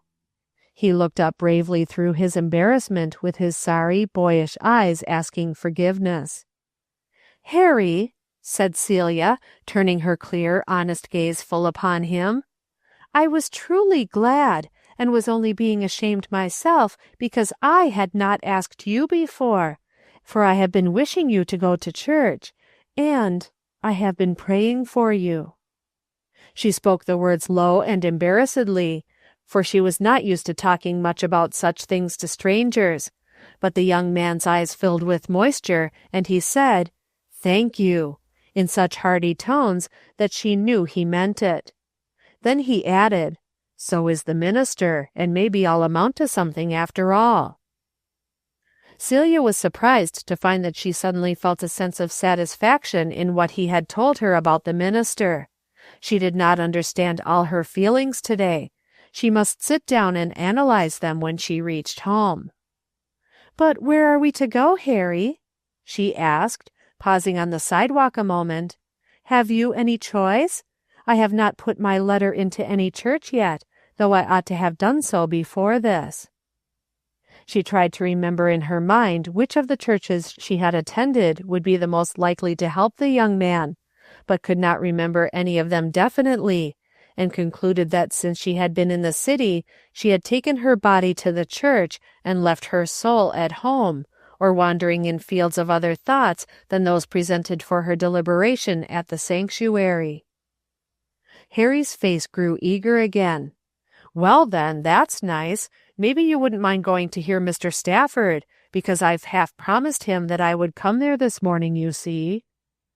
"Oh, of course we will," said Celia, wondering why it was she had never thought to go and hear him before, and why it was that the thought of hearing him preach had suddenly become so pleasant.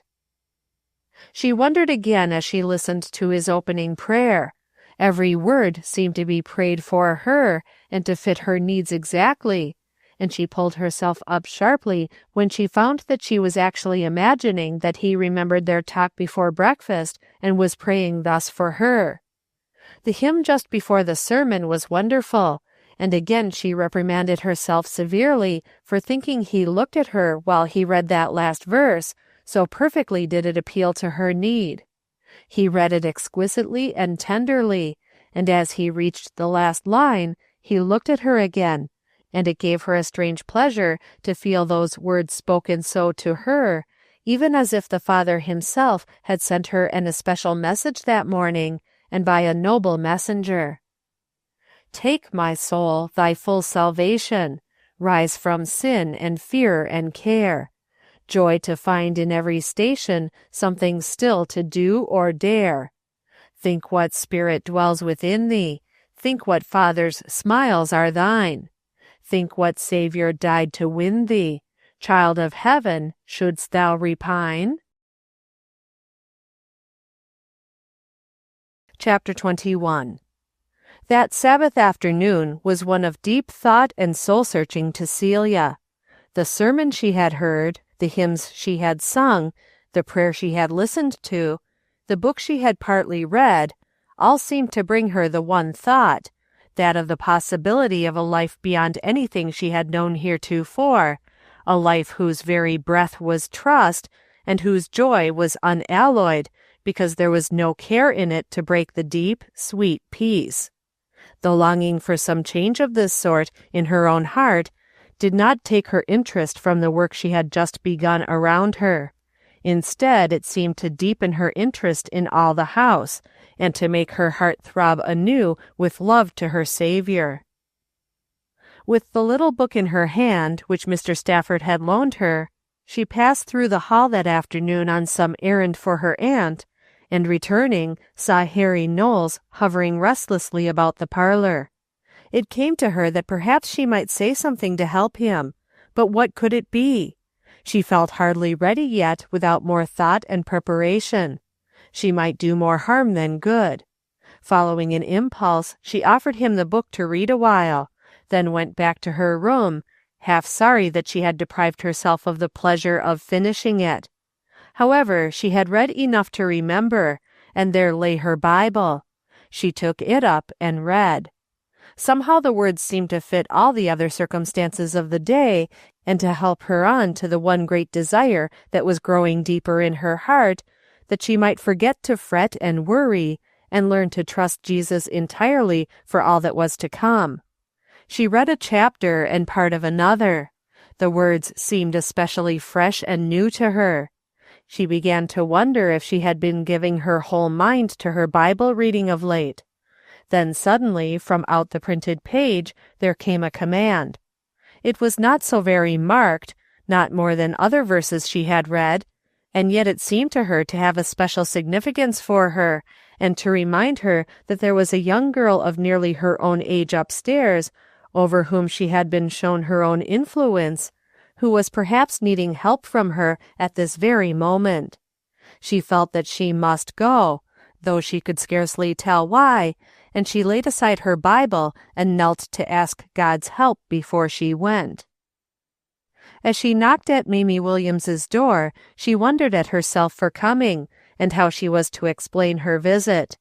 She decided that if anyone answered, she would say she had come to ask them to go out to church with her that evening, though she had hardly made up her mind before that to go herself. She felt much embarrassed at herself in that 1 minute after she had knocked, and heartily wished herself back in her own room. But she had not long to wait. The door was thrown open after a moment of what sounded like scuffling inside, by Mamie herself, this time without gum in her mouth, but with rather red cheeks, and her hair floating in wet strings down her back over a towel. Her face and hands were a brilliant, tender pink, giving strong evidence of the severe scrubbing Celia had recommended the night before. She instantly recognized what it meant, and her heart sank that at her advice this girl was spending her Sunday afternoon in such a way. Perhaps the angels knew that by making herself sweet and clean, she was coming nearer to the kingdom of God than she had ever yet been. The other roommate occupied a comfortable lounging spot on the bed. Her hair was tumbled and her dress loosened, and in her hand was a paper-covered book. Celia had opportunity afterward to observe that it was the same one that Miss Williams had been reading the day before. Miss Simmons did not rise from the bed, but she greeted the intruder with a languid surprise, and withal a show of pleasure that made Celia feel as if she was not unwelcome, and told her to sit down. She was munching cheap candy from a box which lay beside her on the bed, and she held it out at once to the guest, saying, "Sit down, have some candy, do. I had it give to me last night." This with a significant giggle interpolated into her natural drawl. Then, looking at her roommate, she said apologetically, "You must excuse Mame. She's took an awful fit of cleanin' up. I don't know what she's getting ready for, but she's made herself a sight. Her nose is as red's a beet. Did you want something, or did you just come in to kill some time?" Celia accepted the chair, declining the candy as graciously as possible, saying she seldom ate it, and made known her request that they would go with her that evening to meeting. She bethought herself of the service she had attended that morning, and that possibly it might interest these two to go and hear the minister who lived under the same roof with them, and urged that as an incentive, describing the pleasant room, the good singing, and the perfect friendliness she had met, with an enthusiasm that surprised herself. "I can't go," said Miss Simmons promptly. "I'm expecting company." There was the same conscious drawing in of the breath when she said this, evidently meant to express a certain and a special kind of company that Celia had noticed in Mamie's talk the night before. It made her heart sink with the utter uselessness of trying to work against such odds, till she remembered her new half-formed resolves not to look ahead for results, but to do the work, trusting the rest to God. Mamie's cheeks had grown redder, if that was possible. She was sitting on the edge of a chair with the hairbrush in her hand. She seemed a trifle shy. "It's awful nice of you to ask us," she said, "but I don't know but perhaps I'm going to have company too. It wouldn't do to be away, though I ain't just positive, you know." "Couldn't you bring them along?" said Celia promptly, as if it would be the most natural thing in the world to do, though her heart misgave her at the idea of taking the oily youth she had seen in the parlor waiting for Miss Simmons not long before. "Oh, no, indeed," snickered Miss Simmons. "He wouldn't go a step. He ain't that kind. And besides, he'd be mad, for he said he might be going to bring another fellow along he wants me specially to meet. He wants to see me very particular tonight anyway, so I couldn't think of going out." And Miss Simmons retired behind her book. Mamie had meantime been puzzling over the problem of how to please herself and her new object of adoration at the same time, and seemed to have arrived at a solution. "I don't know but I might go after all," she said slowly, looking down at the toe of her shoe. "Say, Carrie, if he should come, would you be sure to tell him I had gone out with somebody else? You could tell him it was a very special friend who had invited me, you know, and he would think it was another fella. That might have a good effect on him, you know. I believe I'll try it this time anyway. I'll go, Miss Murray, if you want it so much. It's a good thing to get people jealous once in a while, don't you think? Say, was that you down in the parlor singing this morning early? It was awful sweet. Who else was there? It didn't sound quite like Mr. Yates, yet I didn't know any of the others sang. It wasn't Harry Knowles, was it? He's too young for you anyway. You don't say it was the minister? My, he's awful talented, ain't he? Wouldn't it be romantic if it should turn out you was to marry him sometime? Did you ever know him before? I've heard of stories like that lots of times." Celia's cheeks rivaled Mamie's in hue, and her anger had risen rapidly. She did not dare trust herself to rebuke this girl, for her desire to do her good was still strong. She quickly looked about for a turn to the conversation. "Are you fond of singing? Then come downstairs and let us sing now. I think some of the others are down there. We can have a very pleasant time, I'm sure. I have some gospel song books. Put up your hair and come." She walked to the door, trying to steady her fluttered nerves, and still that queer beating of her heart, half indignation, half something else which she did not understand, and which she did not wish to countenance. "My land!" said Mamie, beaming. "I'd come in a minute, only what'll I do with my hair? It's about dry, but it'll take me an hour to do it all up after washing, it's so tangled and slippery. Perhaps you will fix it for me. Do, that'll be nice. And then you can show me how you do it like yours." Celia was dismayed. She would scarcely have chosen Sunday afternoon for a lesson in hairdressing, but how could she refuse on that score, as the request had been put in answer to one of her own? To handle another person's hair at any time was to her a sore trial. She shrank from contact with anyone except her nearest and dearest. But how was she to refuse? How was she to get an influence over Mamie if she let her see she was unwilling to do what she asked of her? For a minute her repugnance of the coarse girl, with her coarse hair, red face, and loud, grating words, was so intense that she almost yielded to her desire to turn and flee from the room, and shake the dust from her feet, and tell her Aunt Hannah to take her away from the horrible boarders, and never let her see any of them again. Then she gained control of herself, and though her cheeks were still red at memory of the careless words of the girl, she consented to undertake the hair, and even the deeply absorbed Carrie, on the bed, who had been furtively watching the stranger during all, never suspected what a trial she had quietly taken upon herself. Having undertaken the task, she did it well.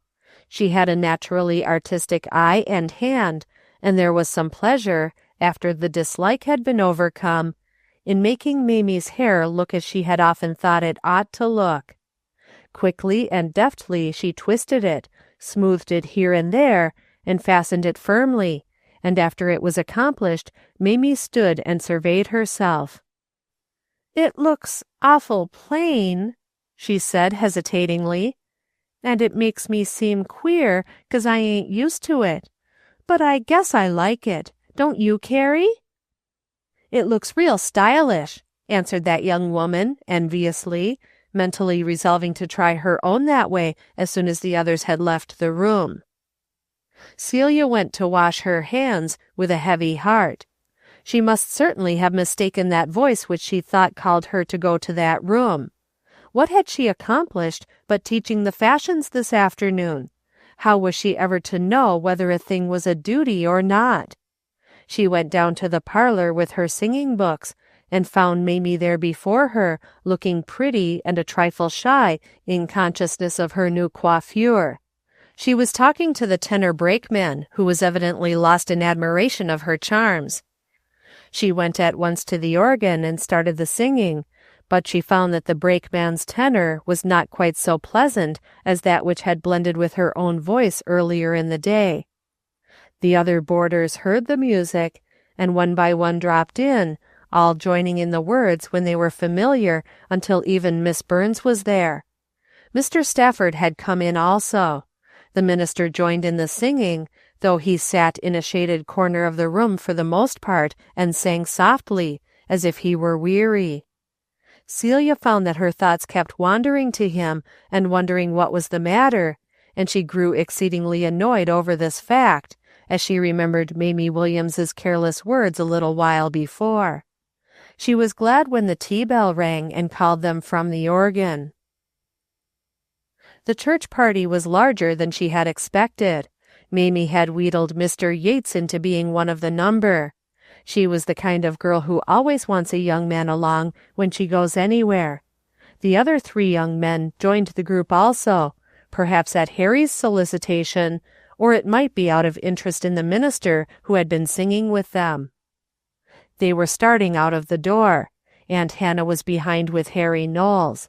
Miss Burns had volunteered to stay with Mrs. Belden during the evening.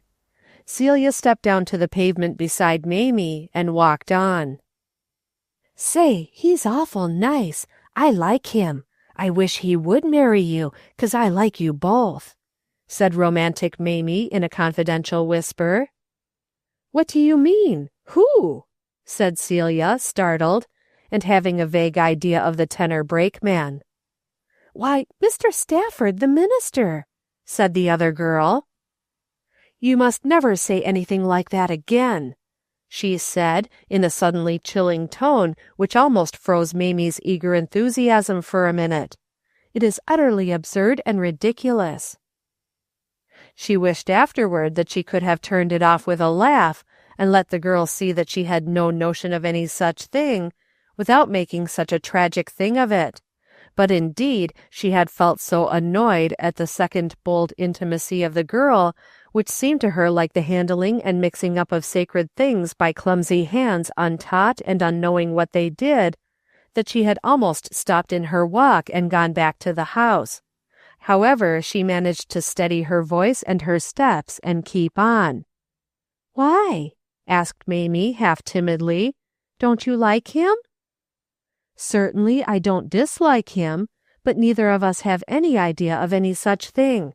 It is very annoying to have it suggested. He is simply a boarder." She said it freezingly. "Oh," said Mamie in a frightened tone. "I didn't mean any harm. I just thought it would be nice, that was all." After that she dropped behind with Bob Yates, who had come up, and Celia walked with Aunt Hannah and Harry Knowles. "She's an awful queer girl in some ways," confided Mamie to her escort a few minutes later. "I just said she and the minister would make a nice match, and she got just as mad as a hornet. My, she scared me so I didn't know but I'd cry." And then she giggled in a way Bob Yates much admired. Celia sat in the meeting too much annoyed to rally her spirits and enjoy what was going on. She scarcely heard the hymns or realized the sermon. The voice of the minister, cultured, earnest, tender, loving toward his people, awakened in her the knowledge that she was much more interested in this man than she wanted to be. She did not wish to hear his voice and like it, and his sermon she knew she would enjoy, and therefore tormented herself with her annoyance, so that she did not hear it, and saw between the lines in her hymn book, ever and anon, a sweet pictured face in a velvet frame. She called herself a fool, and wondered that there was anything about a man whom she had so short a time ago not even heard of, to make her feel so uncomfortable. Then she turned to watch Mamie's face, and her heart sank again as she reflected how useless it had been to try to do anything for her. True, her hair was becoming and neatly arranged, and the black eyes of the young man beside her were admiringly turned toward her occasionally, but perhaps that was only another source of harm to the poor girl. After all Celia's resolves, her day seemed to be ending most miserably. How could she know that at that very moment the young girl beside her was listening to the minister with undisguised amaze, as he read the words of his text, "And to her was granted that she should be arrayed in fine linen, clean and white, for the fine linen is the righteousness of saints." She did not know about the hurried getting out of bed to read the promised verse the night before, nor how the verse itself had impressed itself upon the young girl's mind, perhaps the more because it was about dress, the one great theme of all themes of interest to her mind, unless perhaps one might except those of love, courtship, and marriage. If Celia had been told all this, it might only have discouraged her the more that the Bible itself meant no more to Mamie than a fashion book might have done, and so it was a wise thing that Celia could not see and know until all God's plan was worked out to the finish, and she was given eyes perfected through his teaching to understand the whys and wherefores. The sermon which followed was simplicity itself. If Celia had not been so taken up with her own uneasy heart, she would have recognized the skill of the preacher, as he plainly and simply drew the meaning from what might have otherwise been to many minds before him an empty and meaningless passage. Even the feather-brained Mamie was able to understand and to carry away with her the few facts she had wished to know when she first read the words, together with their deep spiritual meaning. She had felt a pang of disappointment when she heard that this incomparable person, this child of luxury here spoken of, was the church, Christ's bride, and she told herself, half enviously, that she had nothing to do with the verse at all, of course. But immediately the preacher made it plain to everyone in the house that he and she individually did belong, ought to belong, by right were members of that church for whom Christ died, and that it was only through their own wills that they deliberately put themselves outside its pale, that really, to everyone present, it had been granted as a privilege, and it was their own fault that they did not accept and wear it.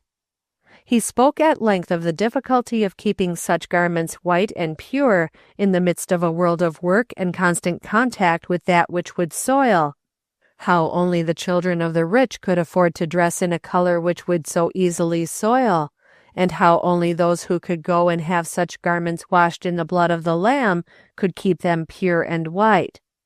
Then he talked about that righteousness of the saints until even Bob Yates dropped his eyes from the earnest, eloquent face of the speaker, and began to look into his own heart and wish that he might some way be different, and Mamie's cheeks glowed and her heart beat fast. She had forgotten for the time Mr. Harold Adams, and even the admiring glances of her escort to church that night. She even forgot the new arrangement of her hair, and ceased to feel the back of her head to discover how perchance it might be affecting those who looked upon her from the rear. She resolved, in some way, to discover for herself how she might wear this fine linen, and when the closing hymn was announced, she stood up with the others and sang in a loud voice the words, meaning them in her heart more than any words she had ever sung before. She felt a strange, sweet thrill of longing, new and faint, but real, as the hymn went on. O Jesus Christ, the righteous, live in me, that when in glory I thy face shall see, within the Father's house my glory's dress may be the garment of thy righteousness. Mamie felt for the first time in her life that night that she had really a strong determination to go to heaven when she died. The white linen could be worn then, if not before. The minister had said it might be worn now also. Well, perhaps. Her heart was softened, and on the way home she confided the coincidence of her verse the night before and the minister's text to Mr. Yates, who was deeply interested and impressed. Celia would have been surprised, perhaps, if she could have heard the brakeman telling Mamie at the door that she had helped him, that he wanted to be better than he had been, and he was glad that she was that kind of a girl. As for Celia, the minister himself had walked home with her. She hoped that Mamie had not seen, and her cheeks burned red, and her embarrassment did not lessen during the entire walk. He asked her to help him in his Sunday school work, and she accepted the class he offered her, after much hesitation, but she was stiff and unlike herself, and Aunt Hannah wondered greatly why Celia seemed so cold and uninterested in things. She sighed as she went about preparing for the night, and wished that Celia's mother had lived.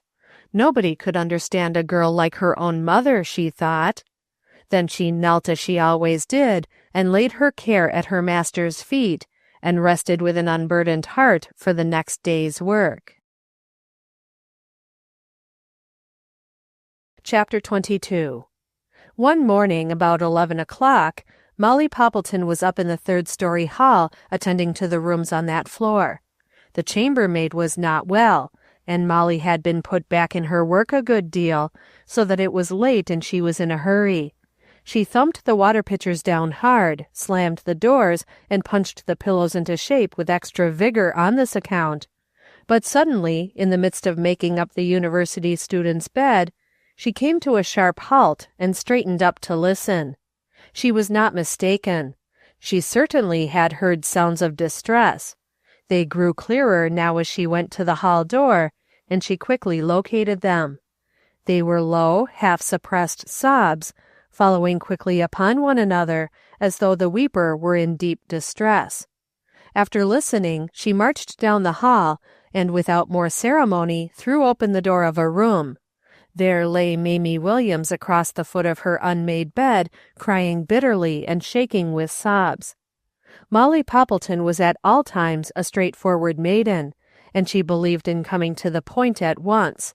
It was the way she had been brought up. So, without apology for intruding into the young girl's trouble, she demanded what was the matter. Mamie raised her head long enough to show a red nose and blurred eyes, and to see who had come in without knocking. Then she went on crying harder than ever. Molly shut the door with a slam and said, "For mercy's sake, do tell me what's the matter. Are you hurt? Do you want a doctor? Or are some of your friends dead?" Mamie shook her head and finally controlled herself sufficiently to sob out, "No, Molly, it's my heart. It's broke." "Oh, well, if that's all, you'll get over it. They always do. I've been there myself, and I know that state won't last long. You better get up and wash your face while I make the bed." And Molly proceeded energetically to throw open the windows and shake up the pillows. "Oh, Molly, you don't know. You never was crossed in love," wailed the miserable girl without stirring, and then she sobbed the harder. Molly turned irately from the bureau where she had begun to dust. "Crossed in fiddlesticks," she said sharply. "You'll find you ain't near so hard hurt as you think for. And as for me, I've had my chances in my time like other girls, and plenty of 'em at that, and I preferred to live single.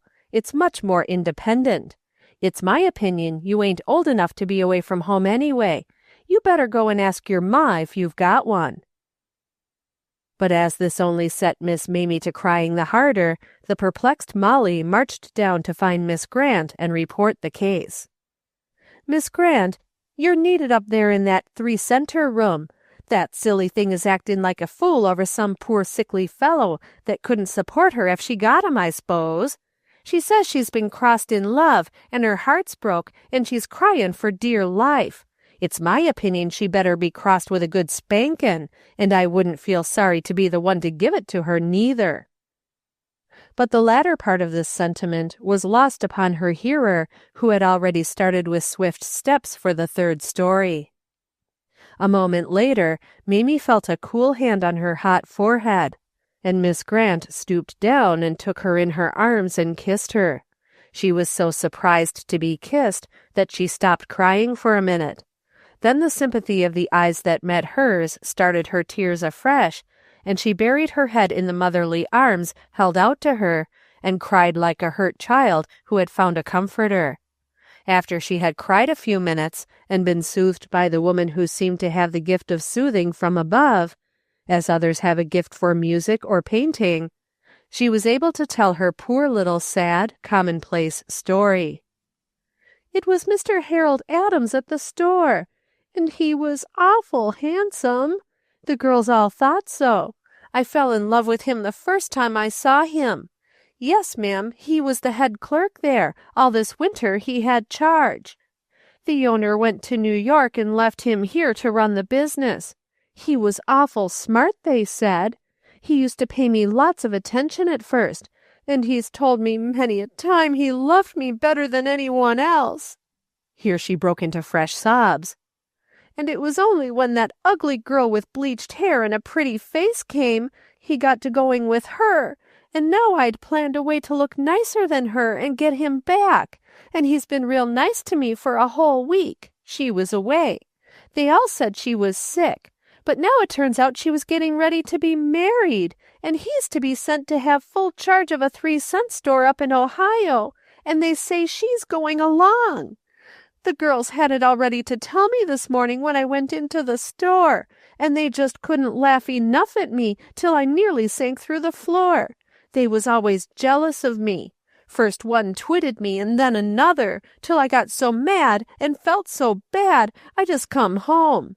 He's a-going to marry her, they say, and it's all been no use after all, and, oh, my heart's just broke." It is commonly supposed that women who do not marry and have no children cannot enter into the feelings of young people and are not able to sympathize with them. But God had somehow given this woman a sweet insight into natures in distress, which helped her to be able to give comfort wherever she went, to say the right word and do the right action. She bent down now and kissed the tear-wet face. "You're awful kind," moaned poor Mamie, "but you don't know how it is yourself. You ain't never been crossed in love." A shadow of the passing of a great, dark cloud, tipped with brilliant light, went across Miss Grant's face, leaving the reflection of the light there ere she spoke again. "Listen, Mamie," she said, and her voice was very sweet and tender, and her eyes looked soft and dewy, as though she knew things beyond the range of human vision. "I want to tell you a story all about myself." Yes, she actually went back to those dear, bright days so long ago, when she had found a kindred spirit and had lived in a sweet Elysium of hope, and dreamed those rose-colored visions of youth. Some women would have counted it a desecration to the memory of her dead hopes and sacred love before the eyes of a vulgar girl who wept over a man 100-fold more vulgar.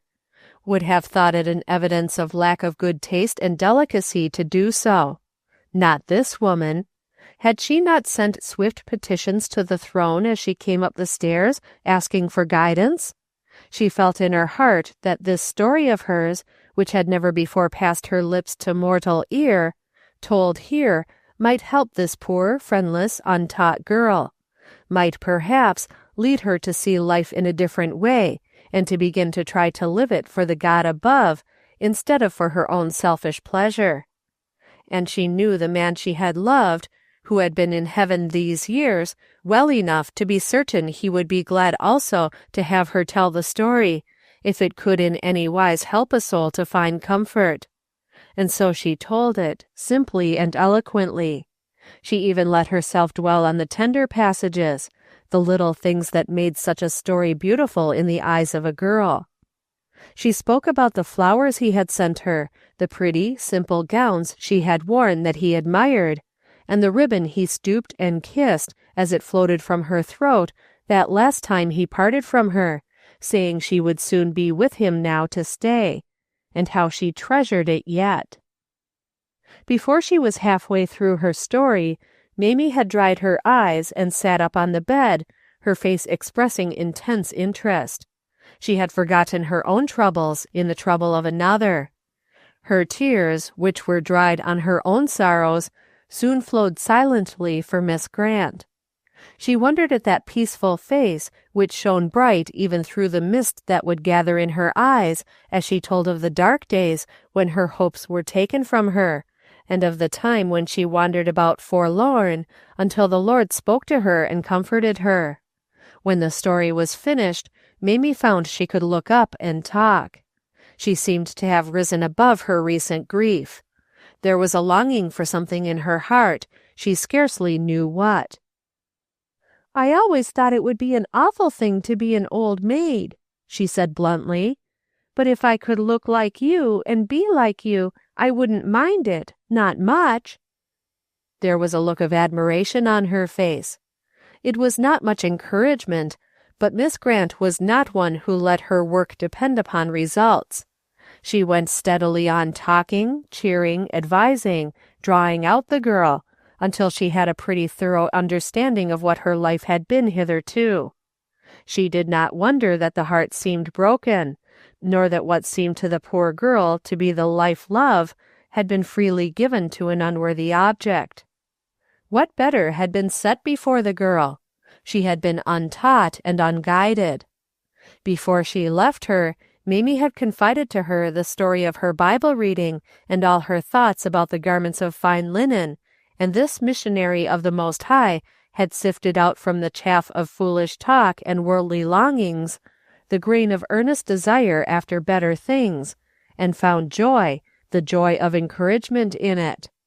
She even knelt beside the girl with her arm about her waist, and prayed for her as Mamie had never heard herself prayed for before, and then, instead of sending her back to the atmosphere of selfish strivings and silly thoughts of what should be noble things, she advised her to stay away from the 3-cent store, at least for that day, and come down in the kitchen, as she had some work for her there which might take her mind off her trouble for a little while. It was true that Molly sniffed when she saw her come into the kitchen with her red eyes washed and a white apron on, but Miss Grant wisely sent Molly back to work in another part of the house, and herself carefully inducted the awkward novice into the mysteries of making some most delectable cake, to be used in the celebration of Miss Burns's birthday that evening. It spoke well for Miss Grant's ability to read human nature that she chose cake to teach Mamie. If it had been a lesson in bread-making, or how to cook potatoes, it is doubtful if the girl would have been interested. Cake now, somehow, seemed sort of stylish, and belonged to the festive side of eating. Therefore she enjoyed learning how to make it nicely, and she came to the dinner table that evening beaming with satisfaction over the cake which she had iced and decorated with smilax and candles herself.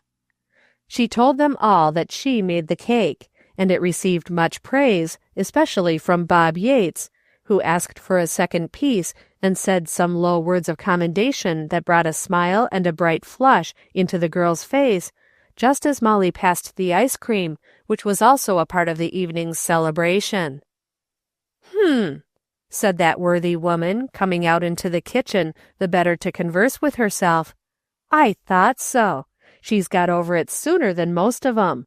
It generally takes overnight at least just to let the glue dry, but she must have used some lightnin' stuff. Her heart ain't more'n skin deep anyway. Chapter 23.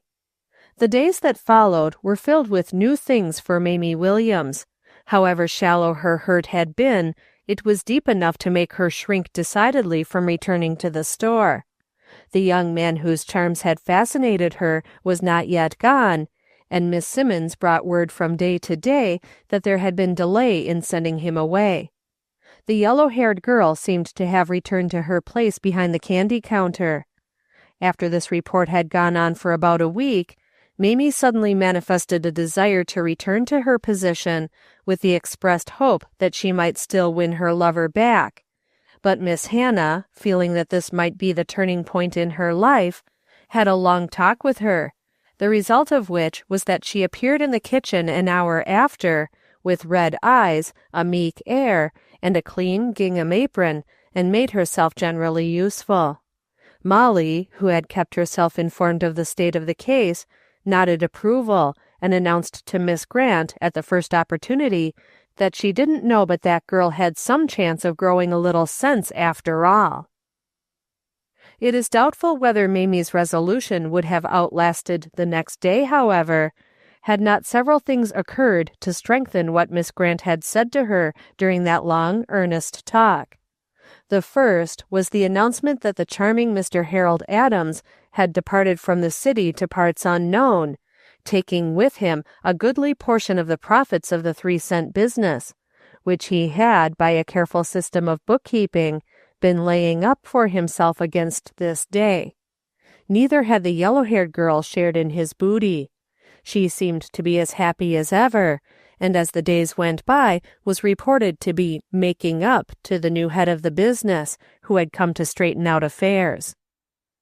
Mamie, on the announcement of this news, betook herself to her room for a whole morning, where she cried and was angry alternately, and from whence she came out a wiser and a meeker maiden, quite ready to do what Miss Grant should ask of her, and to look for another position.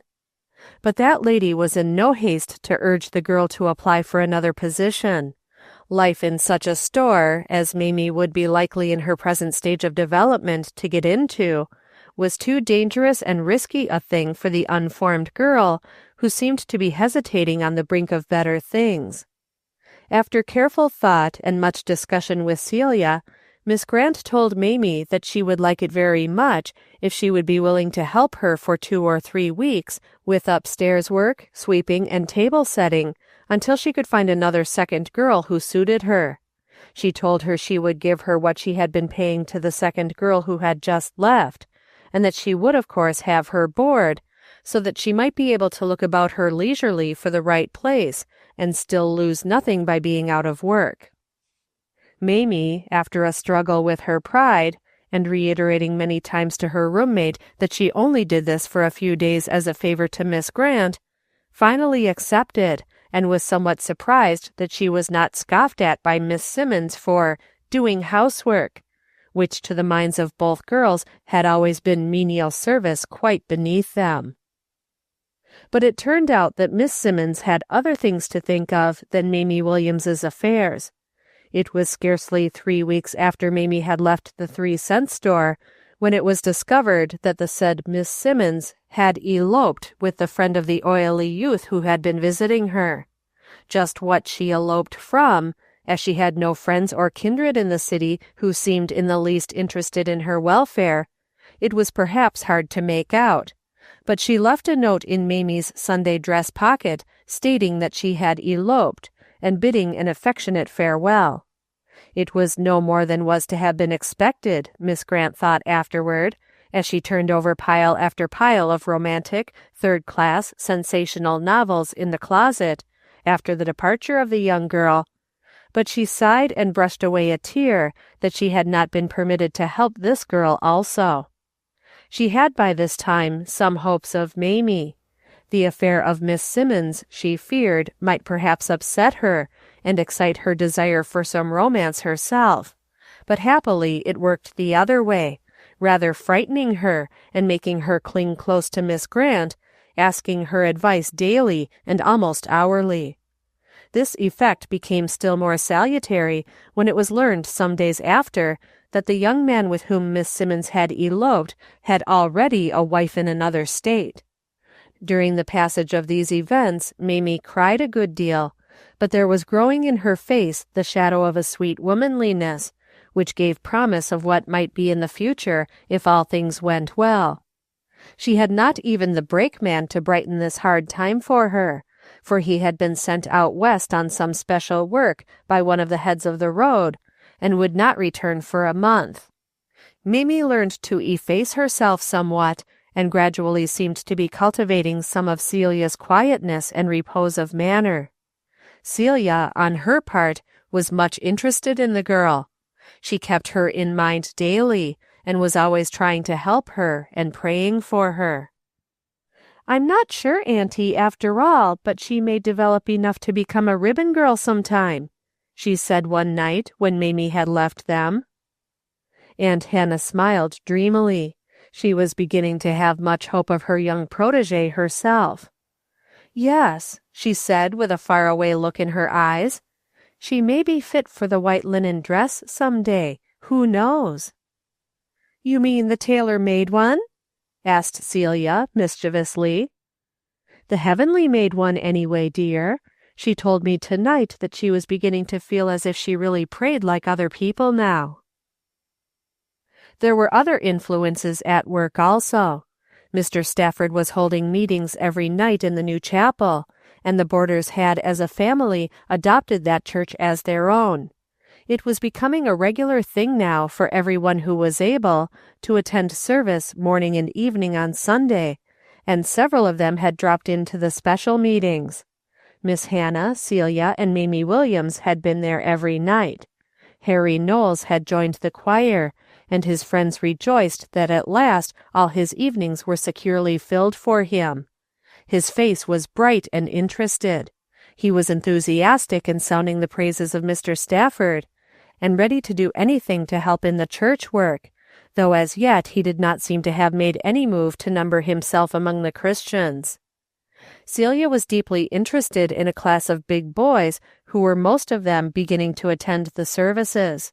She kept herself in the background with them as much as possible. No one could say of her that she was trying to get the attention of the minister. She tried with all her might to keep away from him, insomuch sometimes that he noticed it and was puzzled and troubled. He sometimes sat with his eyes shaded by his hand up in his room when he was weary with his work, and thought about it. Did she dislike him?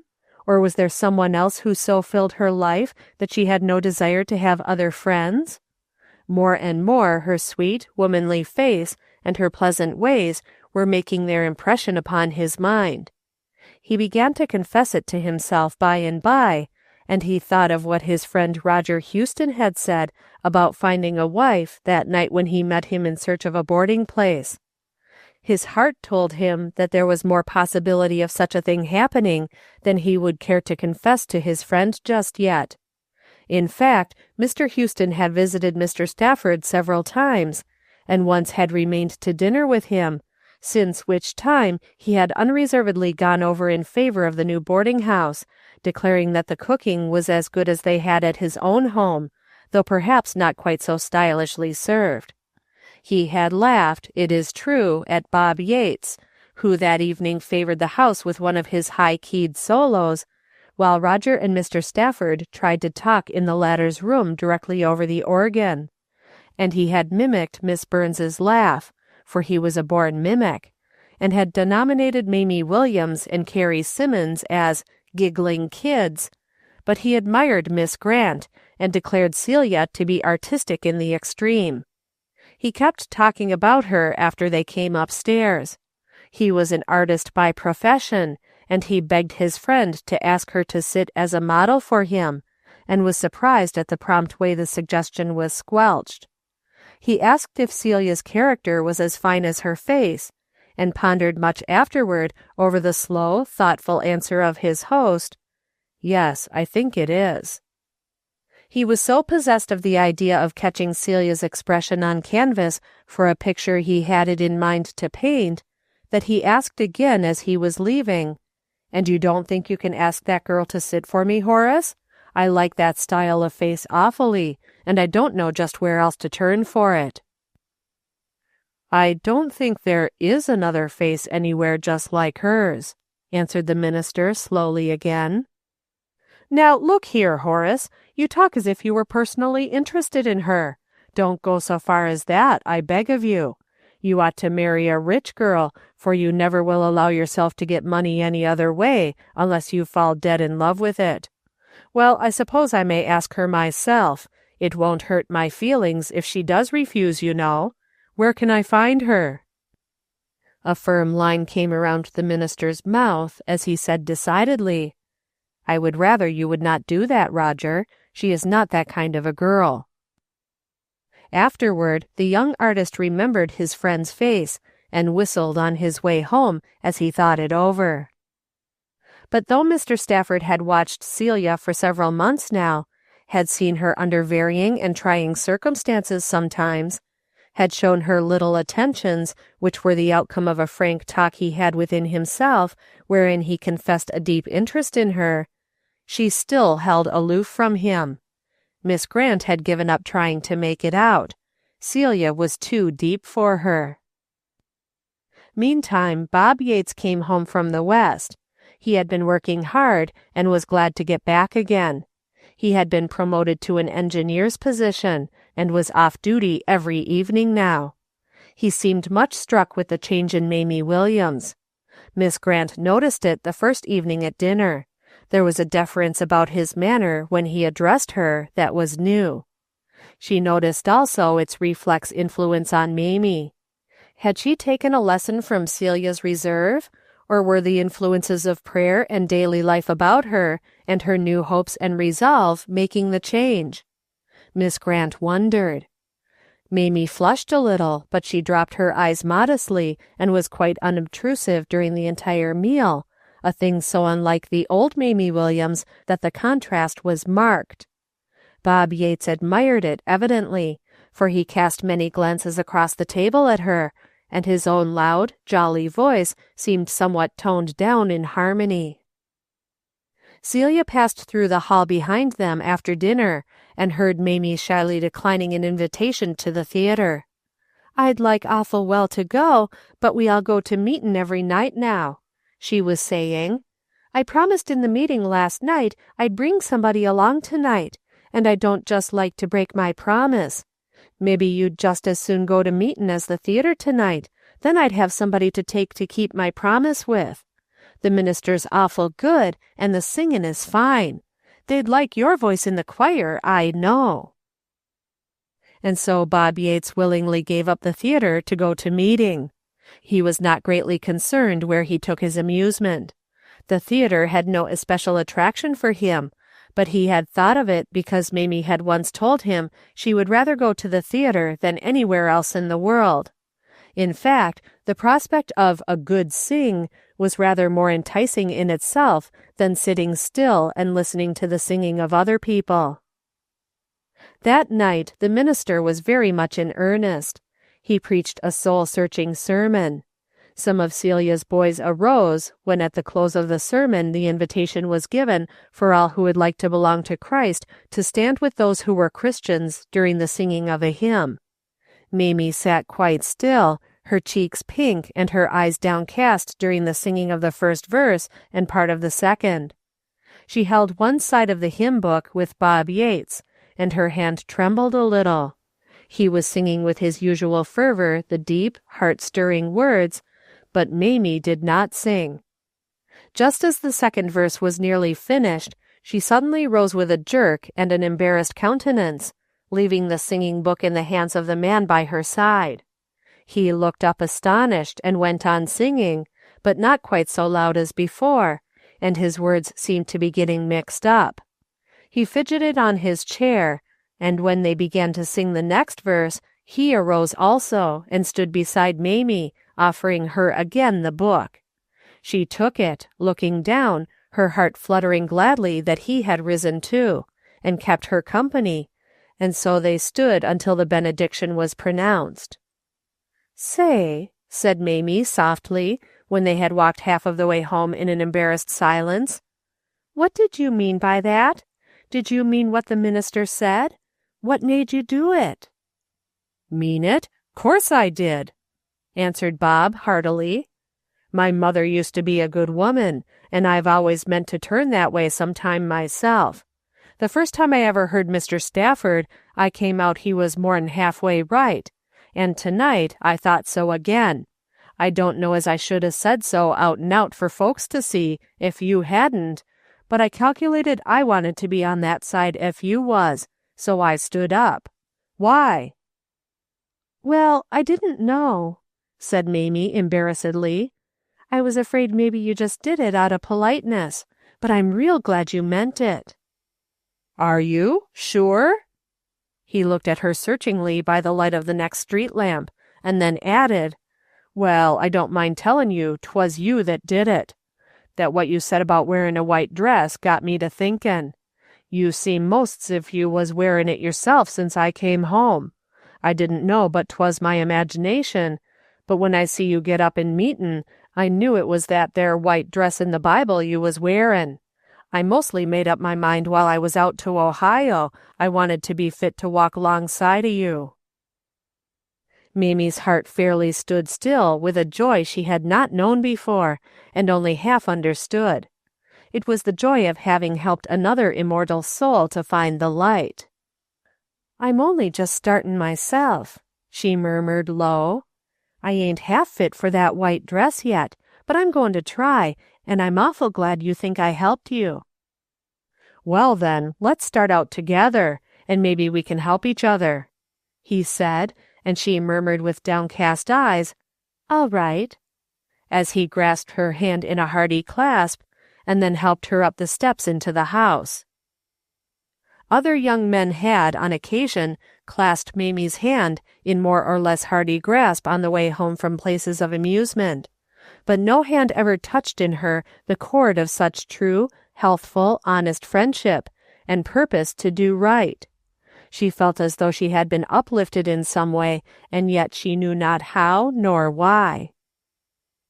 A little later, Harry Knowles sat in Miss Grant's little private sitting room, his head leaning on his hand, his whole attitude indicative of deep thought. "I tell you, Miss Grant," he had been saying, "it was that 3-cent girl. When I saw her stand up there all by herself, right in the middle of a hymn, too, when no one else was rising, it made me ashamed. Here was I, who had been brought up to pray and read the Bible and know how to be good, and had a good mother, sitting still, and that girl, who never had any bringing up to amount to much, I guess, coming right away as soon as she was asked. I can't stand it any longer, and I wanted to talk to somebody about it, so I came to you. I knew you would help me, and it would seem like having mother to tell it to. I've made up my mind to be a Christian. Yes, I'll tell the minister by and by, but I wanted to talk to you first, and he was busy anyway. But I don't know as I'd ever have done it, if it hadn't been for Mamie Williams tonight."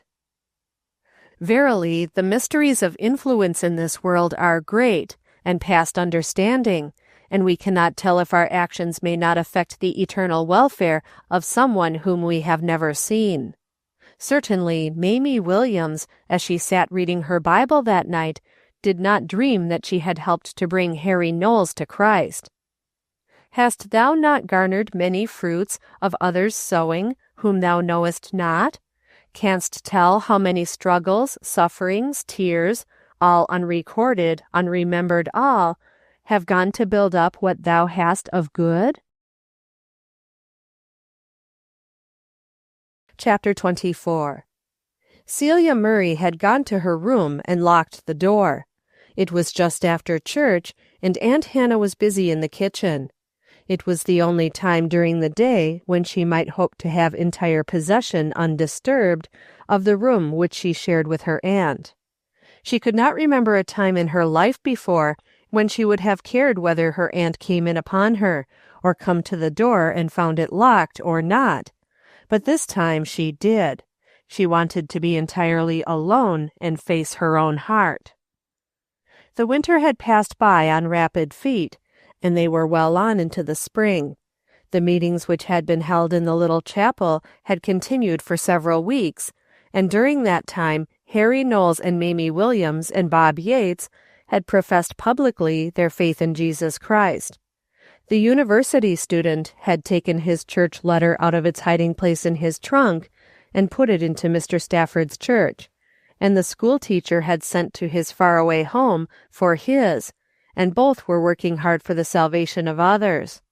Family worship had been established daily in the boarding house, not in the morning, because the coming and going of the boarders was at such different hours that it could scarcely have been possible to get them all together, but in the early evening, just after the 6 o'clock dinner, while they still sat about the table. No one was obliged to stay, but all chose to, unless called away by something urgent. Mr. Stafford conducted it, and read a very few verses and prayed. Once or twice, when he had been absent for a day, Miss Grant had read part of a chapter, and asked Harry Knowles once, and once the brakeman, to pray, and they had each done so, stumblingly and with few words, it is true, but Miss Hannah had been glad, and gone about her daily work feeling joy at the place in which the Lord had set her. They had grown to be a very pleasant family, in spite of the various elements of character and upbringing which they represented. They talked about their abiding place as home, and each one felt it to be that in the true sense of the word. Miss Grant had taken care to observe each birthday with some little unusual festivity in the way of eatables, and at Christmas and other holidays they made merry enough to forget, most of them, that they were away from their own kindred. Mr. Stafford had grown to be a part of the household so fully that it would have brought dismay to each one if there had been a thought of his leaving. Even Celia had unbent, and he and she had become good comrades in a way, though there was always a dignified barrier which Celia kept up, which prevented his showing her any of the ordinary attentions which young men like to show to the young women whom they admire. Having quieted her conscience by keeping up this wall of conventionality, and excusing herself from anything of a social nature which he offered her, she shut her eyes to consequences and enjoyed his presence in the house. How could she do otherwise? She read the books he loaned her, and conversed about them with him afterward, and she visited the poor and sick for him sometimes, and took them little delicacies. There had been times, it is true, when it troubled her that she let herself enjoy his society as much as she did, but she had been learning during the winter months to put this aside and think no more about it. Occasionally she prayed to be delivered from a trouble which she sometimes saw hovering like a shadowy cloud over her own life, and looking at Aunt Hannah, resolved to trust the Lord to make her what he would have her to be, even if it must be in spite of sorrow, as he had done with her aunt. But now a time had come when Celia must face her heart and understand herself. If it was to be that she must come out of the ordeal bowed in spirit, then she must face it and accept it, but she must understand herself now. It had come to a sudden crisis in this way. Mr. Stafford had been away for nearly 2 weeks. A telegram had come to him when Miss Grant was out.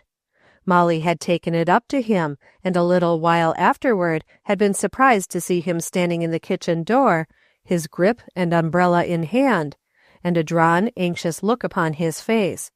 He told Molly to tell Miss Grant he had been called away by tidings of sudden illness, and did not know how long he would be gone. They had heard nothing from him until Saturday evening of that week, when his friend Roger Houston had called to get some church notices from Mr. Stafford's room to hand to the minister who was to supply the pulpit the next day. It was Celia who opened the door for him and showed him to the second-story front room. With a possible view to prosecuting his petition that she would give him a sitting sometime, he lingered a moment. "It is very sad indeed," he remarked to Celia, as though she knew all about the matter. "You knew there was no hope for her life? Oh, haven't you heard?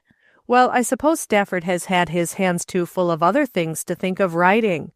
He gave me no particulars, only said all hope was gone, and she could linger but a few days longer at most.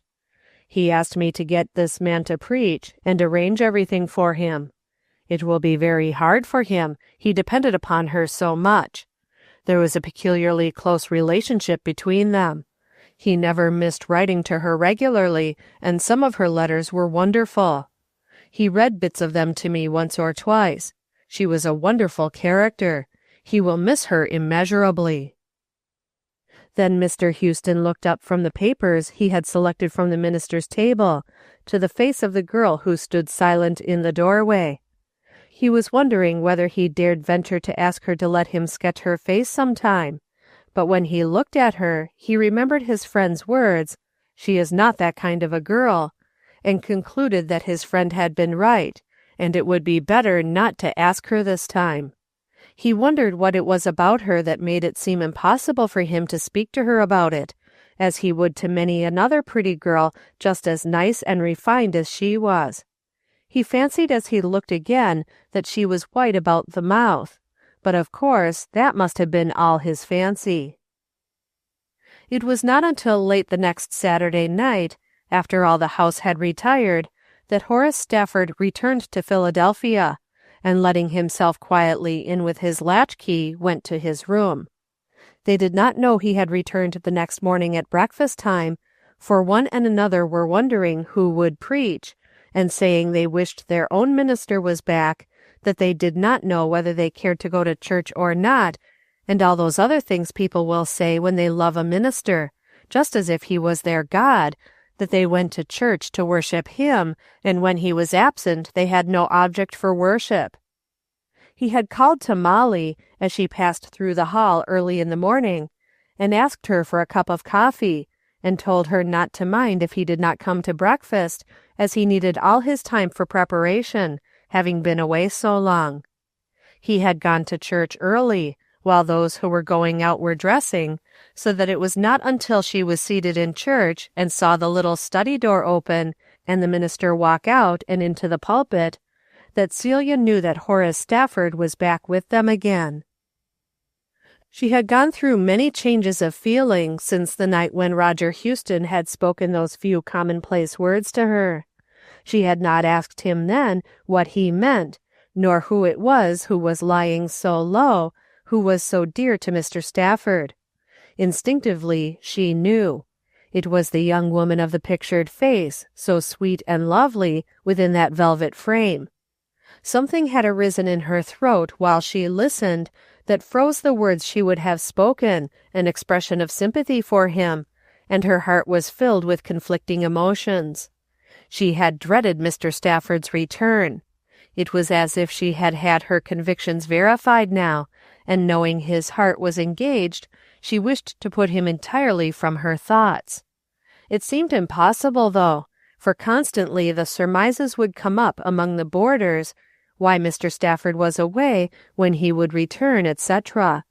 She obliged herself to repeat a few of Mr. Houston's sentences, a very few, it is true, so few that the boarders were left in doubt as to whether the one who was lying so low and keeping the minister away was man, woman, or child, and when Miss Burns asked if she knew whether it was one of the family, his mother perhaps, Celia answered briefly, he did not say, and then wondered if she had done wrong in not telling what she was so certain of, though she silenced her conscience by saying that Mr. Stafford might not care to have them know he was engaged at all.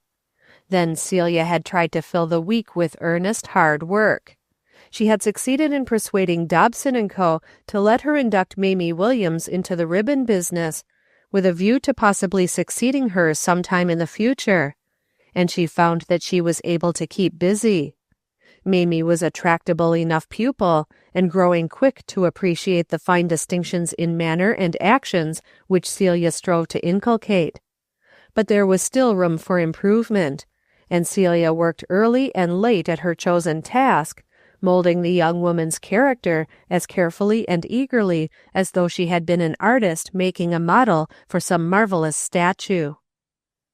"When you get her done, Celia dear, I'm afraid she will be too good for the engineer, and I can see he wants her," said Miss Hannah with a quiet smile. "Well, that's all right, Auntie dear," said Celia with a thoughtful sigh. "He'll make her a good husband, and I don't believe she'll be too good for him. It seems to me her influence on him has been wonderful. He seems to change as fast as she does. I never would have dreamed it last fall." "I thought so, dear. Do you remember the talk we had about him some time ago? There is more good in people than we suspect. You have to live with them a while to find it out," said Miss Grant. "You mean you have to live with them, Auntie, and I have to live with you to find out about them. I never would have found all these borders out in the world if you hadn't been here with your saint's eyes to read them." Miss Hannah smiled, but she watched Celia furtively and wished that she could read her, and understand what made the little cloud which seemed to settle down upon her usually bright girl and make her heavy-hearted these days. But to go back to church. Celia's heart throbbed painfully when she saw the minister walk into the pulpit. She knew by his face that his dear one was dead. It was not that his face wore a look of bitter grief, it was rather one of chastened exaltation. He preached a sermon about heaven that morning, which seemed as though it had been written by one who had recently been very near to the portals, seen them open and caught glimpses of friends and of Jesus within. Celia forgot her heart-throbs and listened, forgetting, too, for the time, who was preaching, in the absorption of the words he spoke. She had had a struggle to keep back the tears during the closing hymn when they sang, "And with the morn those angel faces smile, which I have loved long since and lost a while." She knew why Mr. Stafford had selected it. He sat during the singing with shaded brow and bowed head. Celia could not sing. She felt as if she were choking. She turned as soon as the benediction was pronounced and the solemn hush following it broken, to hide her tears by searching for her umbrella which had rolled beneath the seat. When she rose again and turned around, the minister was standing in the aisle beside her. He put out his hand and clasped hers, and a light of joy lit up his face, which looked pale and worn, as he said, "I am so glad to see you again." They were commonplace words. He might have used them to any member of his congregation. Yes, and with the same tone and look too, perhaps, she told herself as she hurried excitedly homeward.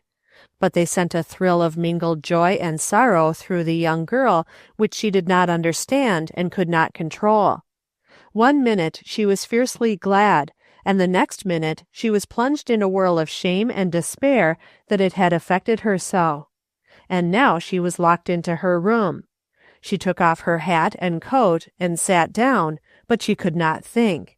She could only feel the joy and the certainty that it was not hers.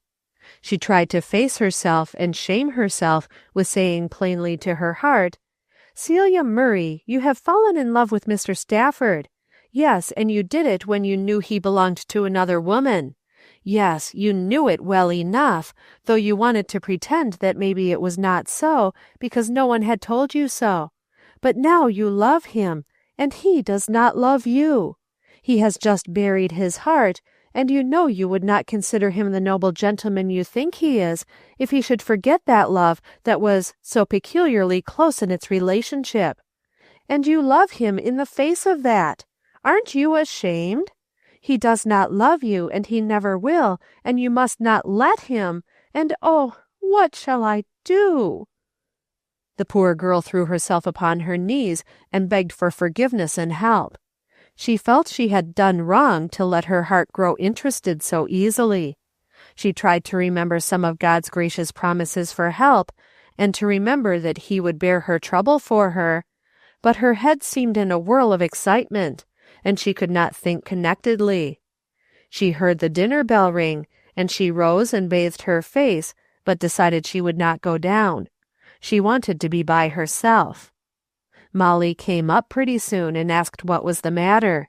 She told Molly to tell Aunt Hannah she had a headache and would not come down now, and then she bathed her throbbing temples and lay down to try and grow calm before Aunt Hannah should come, as she felt sure she would.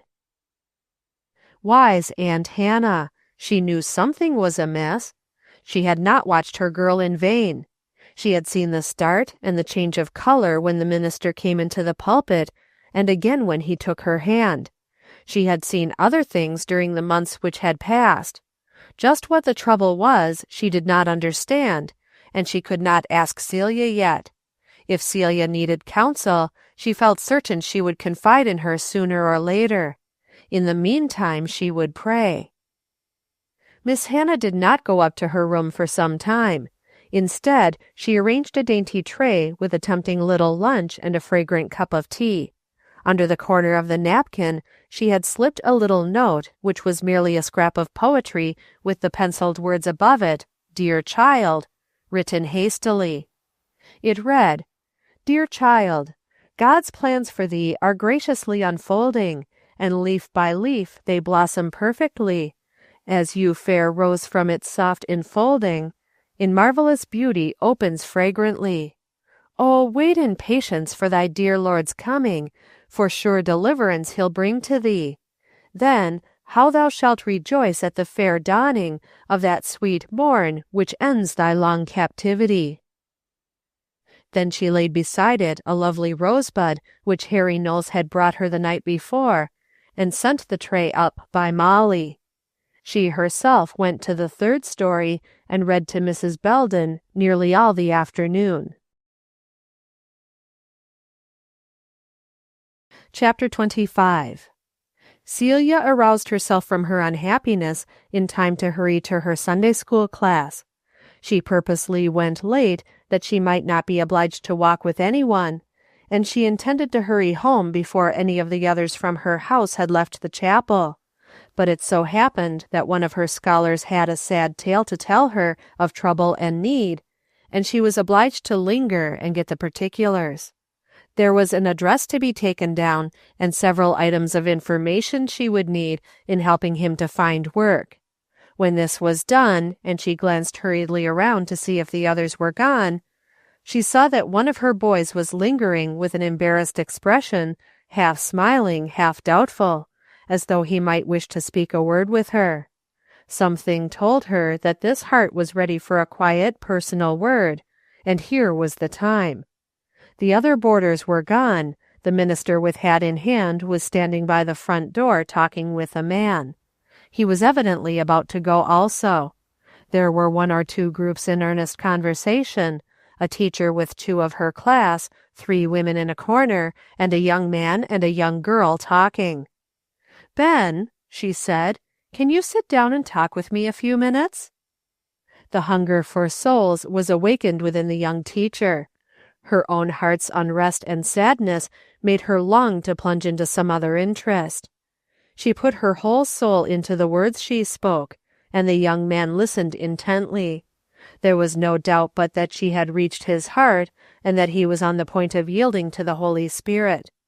Celia prayed as she talked, and forgot herself, forgot everything but her desire for this soul's salvation. She listened to his hesitating, low words in answer to her earnestly put questions with bated breath. She could almost hear her own heart beat while she waited for his final decision, as he sat minute after minute thoughtfully looking down at the toe of his rough, unblackened shoe, and trying to fit it between 2 nails in the floor, where the boards were somewhat torn away by the many feet that trampled over them. The decision was made at last, and the boy, with a furtive glance around him, drew his coat sleeve hurriedly across his eyes as he strode out of the room after having murmured an incoherent goodbye.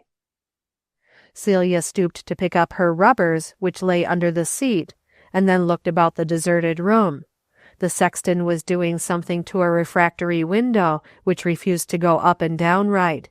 He was used to busying himself while lingerers kept the church open. Celia thought everybody else was gone, till, as she neared the door, the minister arose from one of the back seats and came toward her. "Would you mind sitting down a few minutes longer?" he said. "I want to tell you something, and it seems to me that I can tell it better here than anywhere else." Celia felt her heart throbbing and her knees suddenly grow weak, so that she sat down more because she felt she could not stand without tottering than because Mr. Stafford had asked her to do so. The day had been an exciting one for her, and her emotions had been stirred to their depths by the wonderful talk she had just had with the boy, Ben. What could be coming now? She could not understand, and yet she felt in some way that it would have to do with the things which had been hurting her so all day, and would probably hurt her more. She passed her hand across her forehead wearily, and tried to brace herself to bear whatever might be said. Perhaps he would ask for sympathy in his sorrow, and how could she give it? She sent up a swift prayer for help. Mr. Stafford must have seen the weary expression and the piteous baffled look in her face, for a troubled one came over his own, as he took his seat in a chair near her and asked anxiously, "Are you too tired just now? Perhaps I ought to wait.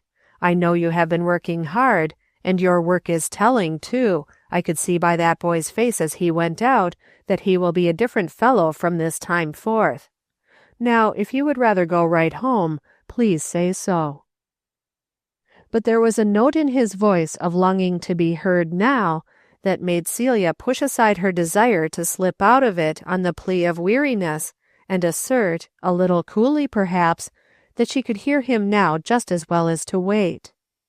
Her manner made his heart sink, but he began what he had to say with a frank, "Well then, I'll try not to keep you long. Miss Celia." It was the first time he had ever called her that, though several of the other boarders had adopted it from hearing Molly Poppleton address her in that way. "I do not know whether or not you know that I have been passing through deep waters during the past week. I have been by the deathbed and then by the grave of one who was very dear to me. I felt as though I wanted to tell you about her, not only because I need the sympathy which I know you can give, but because she knew all about you and your work, and was deeply interested in you." If Mr. Stafford had not been looking down and struggling to control his voice so that it would be steady and without the deep emotion he felt, he would have noticed that Celia's face grew swiftly white. It was worse then than she had feared. Not only was she asked to give sympathy, but this other woman had known all about her. They had talked her over together.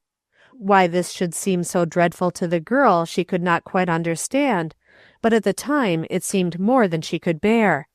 It was well Mr. Stafford did not pause for a reply, for Celia would have been incapable of giving any just then. "She had been ill for a long time," he went on, his voice breaking a little. "We knew she could not stay with us much longer, and yet you will understand that it was hard to part with her." He told in a few words of her beautiful life of sweet patience and cheerfulness in the face of pain that had endured for years, till Celia felt ashamed of her selfish jealousy, and longed to shut herself away from sight that she might cry in quiet. The great tears filled her eyes and fell unheeded on her hands. She felt herself the meanest and smallest of mortals, and this other one beautiful and good and bright enough to be, as she was, with the angels. And yet her heart was very miserable. She longed to speak a word of sympathy, but she knew that she could not, and blamed herself for it. "I want to show you her face," he said, putting his hand in his breast pocket and bringing out a little velvet case, which Celia knew even through her blinding tears. He opened and placed it in her hands, the lovely face with its velvet blue eyes looking into hers, as he said, "She was my only sister, you know, and she was so good to me." Then the strong man bowed his head on his hand and covered his eyes. He did not see Celia start as he said this, but he heard the difference in her startled exclamation. "Your sister? Why, I thought—" And then she stopped, and when he looked up, as he did at once, her face had changed from white to rosy red. He looked at her face, lovely behind its tears and blushes, and read the dawning sympathy, and was glad even in his sorrow. "You thought what, may I know?" "Why, I—" said Celia, embarrassed and hesitating, blushing deeply.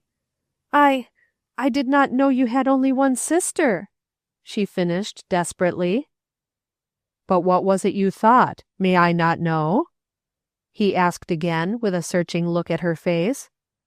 "No," said Celia, dropping her eyes to the picture and trying to hide her embarrassment by wiping away the tears with her handkerchief. "Then may I tell you, and you will say whether I am right?" asked the minister, a daring light coming into his eyes. "You thought that she was someone even nearer and dearer than a sister?" He looked at her long and earnestly, and seemed to be satisfied with the answer of her mute, drooped face. "Oh, Celia, did you not know that you were the only one who ever had or would occupy that place in my heart?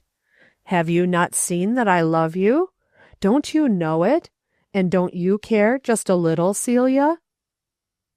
The front chapel door stood open, and the afternoon spring sunshine was flickering fitfully across the floor. They could see the people on the street passing, loitering and talking, some looking curiously in as they passed, but none seeming to notice them. Celia felt it all as she sat dumb in the midst of a whirl of joy and sorrow and shame, and she knew not what else. She could not answer. She could not look up.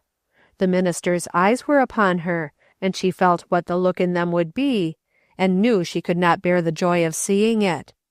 The silence was long and could fairly be heard. The sexton, who was growing hungry, came back from the little alcove where the primary class was held, and where he had been straightening the chairs for the evening service and distributing hymn books. He drew quite near to them now, and slammed books and put down windows significantly. Celia, feeling that she must say something, murmured low, still with downcast eyes, "How should I know it?" The minister laughed and then grew grave. "That is true," he said. "I never could tell you, because you would not let me. But she knew it, and she was glad of it, and loved you, and left her blessing for you." Then he turned suddenly to the sexton, a new tone in his voice. There was something about Celia that no longer discouraged him. "Thomas," he said, "I am going now. Will you kindly see if I left my Bible in the primary room?" Thomas went with alacrity to search the primary room. The minister watched the sexton until he had disappeared, and then he stooped swiftly and picked up Celia's gloves, which had fallen unheeded to the floor. As he handed them to her, he reverently touched his lips to one of her little, cold, ungloved hands. She lifted her face for a moment, and in that moment he got his answer from her eyes. The sexton was coming back without the Bible, which the minister suddenly discovered to have been lying on the floor under his chair all the time, and the two stood decorously apart, Celia trying to keep her cheeks from growing redder as she walked to the open door and looked out into the glad spring sunshine, gladder than any sunshine her eyes had ever looked upon before. Some little child, perhaps, had dropped a flower upon the steps, and as she stood waiting for the minister, she saw it. It was then she remembered the rose on her lunch tray and its sweet message of hope. God's plans for thee are graciously unfolding, and leaf by leaf they blossom perfectly. Her heart thrilled over the joy that this had come true, while she realized that her happiness was yet only in the bud, and she could see the promise of the day-by-day opening of it for her. Oh, why had she been doubting? Why could she not trust him perfectly? She lifted her heart in one swift breath of penitence and thanksgiving. She felt in that first gush of joy that she would never doubt her Lord again. Then she turned to walk down the glorified street and gaze on the familiar surroundings under a halo of joy. Chapter 26. It was noon and it was June, and there was to be a wedding in Mrs. Morris's boarding house that was. It was not the wedding, that is, the wedding nearest and dearest to Aunt Hannah's heart. That was to be later and in the new chapel, and about it most of the boarders had not even heard as yet. Later, when they knew, the bridegroom of the first wedding said it was a pity they had not fixed things up sooner so that they could have had a double wedding. That would have been real nice. And Celia and Horace Stafford had looked meaningly at one another and never hinted that such an arrangement would have been other than entirely satisfactory to them, provided things had been fixed up in time. They had their little quiet laugh over it, of course, and kept their secret. Meantime, the present wedding was a source of deep interest to every member of the household. Each one contributed something to the general plans. The parlor, that used to be so dismal, was itself in bridal array.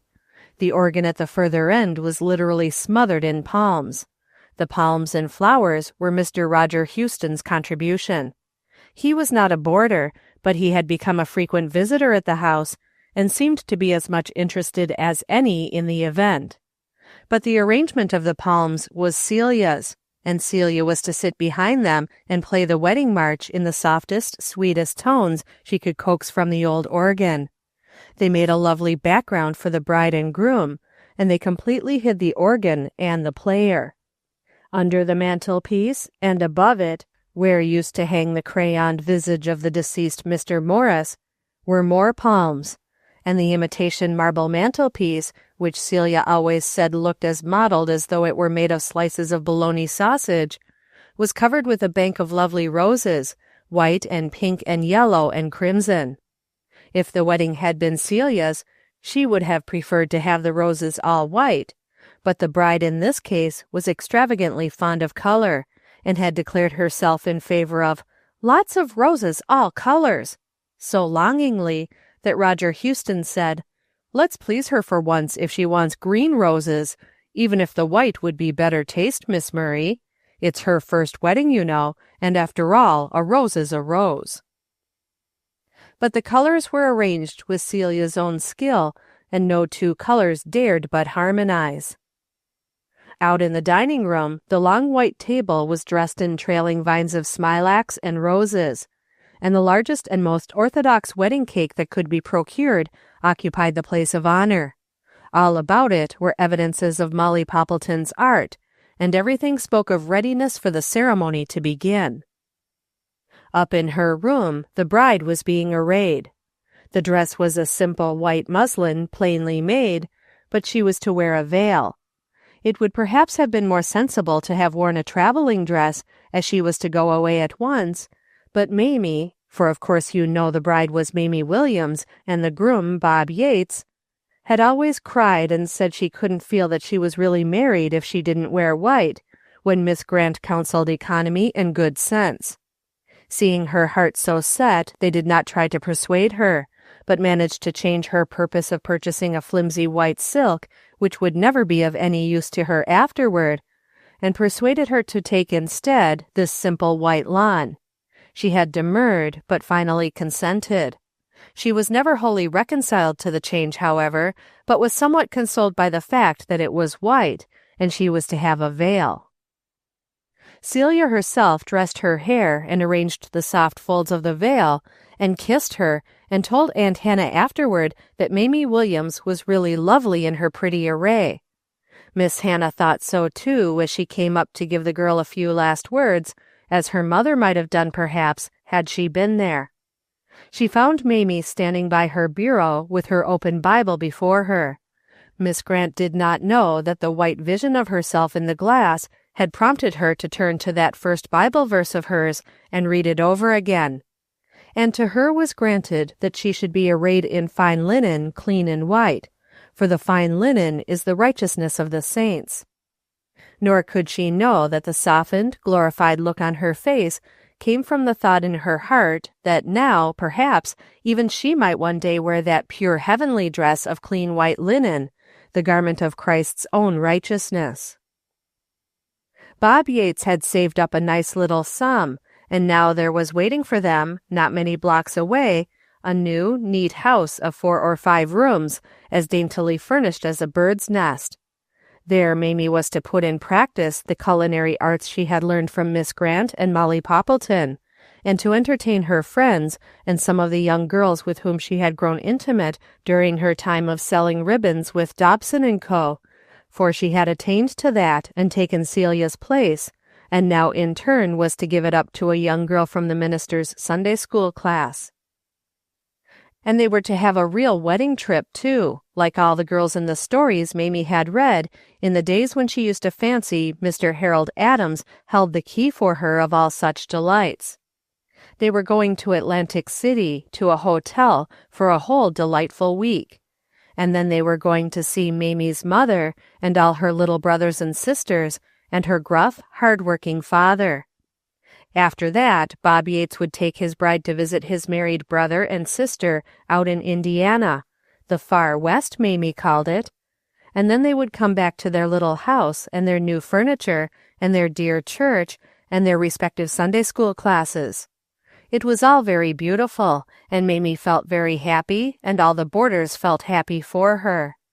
She went back in memory to the time when Mrs. Morris was there, and felt, rather than thought, how different her life was now, and in fact, how different everything was, and thanked God for the change. She thought of Carrie Simmons with a pang, and wished that she could have done something for her. Perhaps, if Miss Grant had come sooner, Carrie might have been saved. Mamie had so far forgotten her old pride that she actually felt a little glad that Carrie could not look in from all her own sorrow and misfortune and shame and misery, in which she had heard she dwelt, and see her own joy and happy surroundings. Miss Grant had gone down to the kitchen to watch things while Molly Poppleton got on her best gown for the ceremony, and everything was progressing toward the last exciting minute, when the doorbell rang. The second girl, who was setting chairs in the dining room in the best possible way to economize room, went quietly to the door, her neat blue and white striped gingham and white waitress apron and cap making a decided contrast to the slatternly Maggie who used to answer the door in Mrs. Morris's time.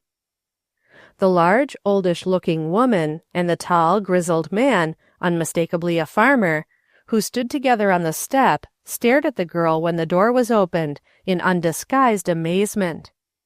"Why," said the woman at last, looking up at the number over the door as if mistaken in her whereabouts, "isn't this a boarding house?" "Yes, it is," responded the maid. "Won't you walk in? Miss Grant is busy just now. That is, she will be in a minute, but I guess she can see you first. Did you want to get bored?" She had ushered them into the bedecked parlor, which happened at the moment to be entirely uninhabited, as the boarders were all in their rooms donning their gala attire. But she saw that they had evidently not heard her question, so telling them to be seated, she went for Miss Grant. The strangers, however, did not sit down. Instead, they stood staring around. "For the land's sake!" ejaculated the woman at last, looking around her more and more bewildered. "Well, it's pretty nice, 'pon honor, Maria. I wonder how you ever gave it up for an old fellow like me." And he looked at her quizzically. But the look was lost this time. She was taking in the familiar pattern of the carpet, which somehow looked strangely bright, and noting all things new and old about the room. Then came Miss Grant with her soft gray cashmere, made more lovely by the cloud of white tulle she wore about her neck, which seemed to blend so tenderly with the creamy white of her hair. She stood a moment looking doubtfully at the visitors, seeing something familiar about the woman's face, but for an instant not recognizing her. "Miss Grant, don't you know me? I'm Mrs. Morris. Leastways, that used to be me name. I'm Mrs. Sparks now. I married out there in Ohio, and I'm real comfortably fixed. He," nodding her head toward the man, "has a farm and a nice house, and owns several houses in the town besides. But I couldn't rest comfortably no ways a-thinking of you and the hole I left you in, and at last me husband found out just what was the matter, and he just brought me on to see how you was getting along, and to say he'd help you out of it if you got badly stuck and pay some of the bills I left behind me. But when we got here, everything looked so kind of different, somehow I couldn't think 'twas me own house. You don't look as if you was hard up. What's the meaning of it all anyway? And what's going on? Are you expecting company?" Miss Grant's face shone with welcome, and her greeting was cordial, even in the midst of this busy time. "We're going to have a wedding in half an hour," she said, "and you're just in time. They will both be delighted to have you here, for they are two of your old boarders. And you can relieve your mind about me, for I'm not in any hole at all, and coming here was the best thing that ever happened to me in some ways. I'm grateful to you for giving me a full-fledged boarding house. I find every month that I am getting on a little more financially. It isn't great riches, but it is sure." "A wedding? For the land's sake!" said Mrs. Morris Sparks sententiously. After Miss Grant had excused herself in haste to answer a call from Molly, the guest called after her. "It must be that nice niece of yours, Miss Murray, but I didn't never think she'd take Bob Yates. She used to be so awful stiff with him, but land alive, you never can tell." Miss Grant smiled to herself as she hurried down the hall. She would not explain now, as the visitor would soon see for herself. That evening, after all the guests were gone and the bridal pair had departed, Miss Grant took Mrs. Morris Sparks, and slipping out the front door, let her in by a latchkey to the adjoining house, which had for months been closed, with a "For Rent" sign in the window. This, however, had disappeared. She carefully locked the door behind her, and turning up the gas, pointed out the place where wide double doors had been roughly drafted on the wall between the two houses. She also enlarged upon some other improvements, among them a wide bay window to be added in both first and second stories of the front of the house. Then she took her upstairs, and showed a suite of rooms beautifully furnished, and told the story of how the minister had bought this house and furnished these rooms for himself and Celia, and that the houses were to be connected, and the remainder of the room used to enlarge the boarding house, in which scheme their hearts were deeply interested. She told her, too, how with careful looking to the little details she had been enabled not only to make both ends meet, but to have a trifle over, and how she hoped in the coming year, with the enlargements and her present experience, actually to make it a paying business. And Mrs. Morris Sparks looked and listened, and shook her head, but all she could say was, "For the land's sake, who'd have thought of it?" Chapter 27. Hiram and Nettie Bartlett had been talking a good deal lately about running down to Philadelphia to see Aunt Hannah and Celia. Hiram was feeling that a little ready money in his business would enable him to get through a hard time which he saw ahead. Nettie was missing Aunt Hannah dreadfully, as the hot days grew longer. They had decided that it would be a good thing to forget and forgive, and open their home, and as much of their hearts as was necessary, to their relatives. Aunt Hannah would manage the kitchen, and Celia would manage the children, and Hiram would manage Celia's money. Having decided matters thus, and made some changes in the arrangements of the rooms to suit the new order of things, they began to feel very sure that it was to be. Of course, Aunt Hannah and Celia were thoroughly tired of living in a boarding house by this time, and would welcome the change, and they had but to speak the word, and they would fly back to Cloverdale. But before they came, it would be a pleasant change to take the children to Philadelphia for a visit. No sooner had they decided this than Nettie wrote to Aunt Hannah. The letter reached Philadelphia in the midst of plans for Celia's wedding. They read it together, Celia and Aunt Hannah, and looked at one another in dismay. Somehow, in the joy of the life they were living, they had forgotten to write Nettie anything about Celia's proposed marriage. Perhaps it was but natural, as Nettie very seldom answered Aunt Hannah's long letters, which had been written at regular intervals at first, until she began to feel that they were not desired. But now they both felt that Nettie must be invited. Celia summoned all the cousinly feeling she had ever possessed for Nettie, and wrote her a nice letter, putting into it a little touch of her sweet, girlish joy over the happiness that had come to her. She finished with a cordial invitation to them all to come on, though the addition to the family at this time would be extremely inconvenient. Celia did fret a little over their coming. Hiram would be disagreeable, and Nettie would want to manage everything, and the children would be always about when they were not wanted.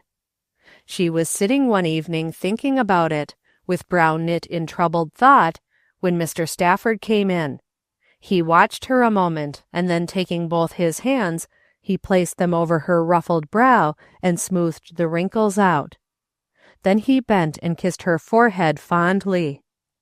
"What is the matter, dearest?" he said. "I mean to make it my business always to keep that troubled look away from your dear face." "Oh, Horace, how can I help it? I have tried and tried, but I do not seem to be able to conquer the habit. Indeed, I am ashamed of it. Can you not tell me how I can conquer it?" "Only by casting all your care upon him who careth for you. Listen, Celia, have you ever heard this? Wherefore should we do ourselves this wrong, or others, that we are not always strong, that we are ever overborne with care, that we should ever weak or heartless be, anxious or troubled, when with us is prayer, and joy and strength and courage are with thee." Then Celia opened her heart to him and told him the story of her winter, beginning with her birthday and the little bookmark Aunt Hannah had sent. "And I thought then, Horace," she went on, "after that money came to me, my daily rate for all the days of my life, that I would never doubt any more because I had money, and with that I could be able to relieve most of the other anxieties.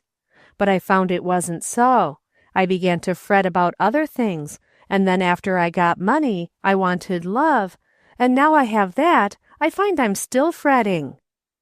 "It's because you don't remember that it's for every day, dear, and that means for every need of every day. You trust for one set of things, but you think you have to worry along and look out for another set. Here is a quaint old poem I came across the other day that I cut out and put in my pocketbook to read to you sometime. It fits in right here. Let me read it.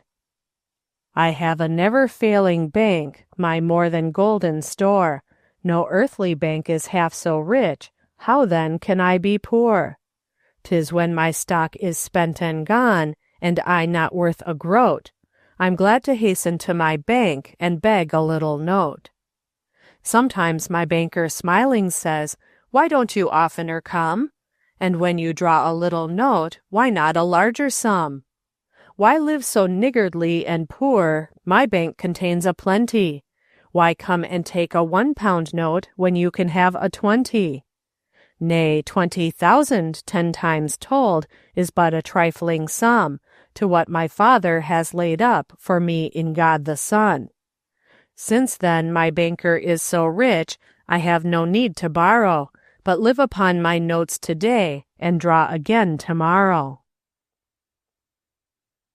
Nettie Bartlett settled herself for the homeward trip from Philadelphia with a discontented look. She slapped Johnny when he went to get a drink, which he did the first 15 minutes of the journey, because he stepped on her toes. She jerked the baby up, who was endeavoring to pick a piece of orange peel out of a pool of tobacco juice on the floor, and then settled into her discontented silence again.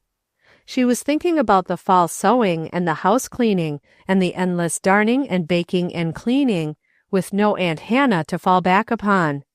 Occasionally she reflected upon the bride's pretty dress, or had visions of Celia in her cloud-like veil looking up with happy eyes into her husband's face, and a half-jealous feeling shot through her heart. She knew how Celia felt, or thought she did. She had felt so herself, but of course all such nonsense was past. She looked gloomily across at Hiram, who was staring stolidly out of the window with his inevitable newspaper lying across his knees. Then she curled her lip and told herself that Celia would soon have the sentiment taken out of her by the prose of everyday life. "You made a great mistake by not cultivating that minister cousin-in-law, Nettie," remarked Hiram snappily. "I talked to him every chance I got, but it takes women and compliments and that sort of thing to work on men, and especially ministers, I guess. You ought to have invited them to our house for part of their wedding trip. I'm dead certain he's rich. Did you see all that furniture he's fixed out for Celia? He'll spoil her the first thing off." "You made a great mistake yourself when you let Aunt Hannah and Celia, too, go away from our house, and you can't ever undo it. Yes, I saw the furniture, but his mother sent it, for Celia said so.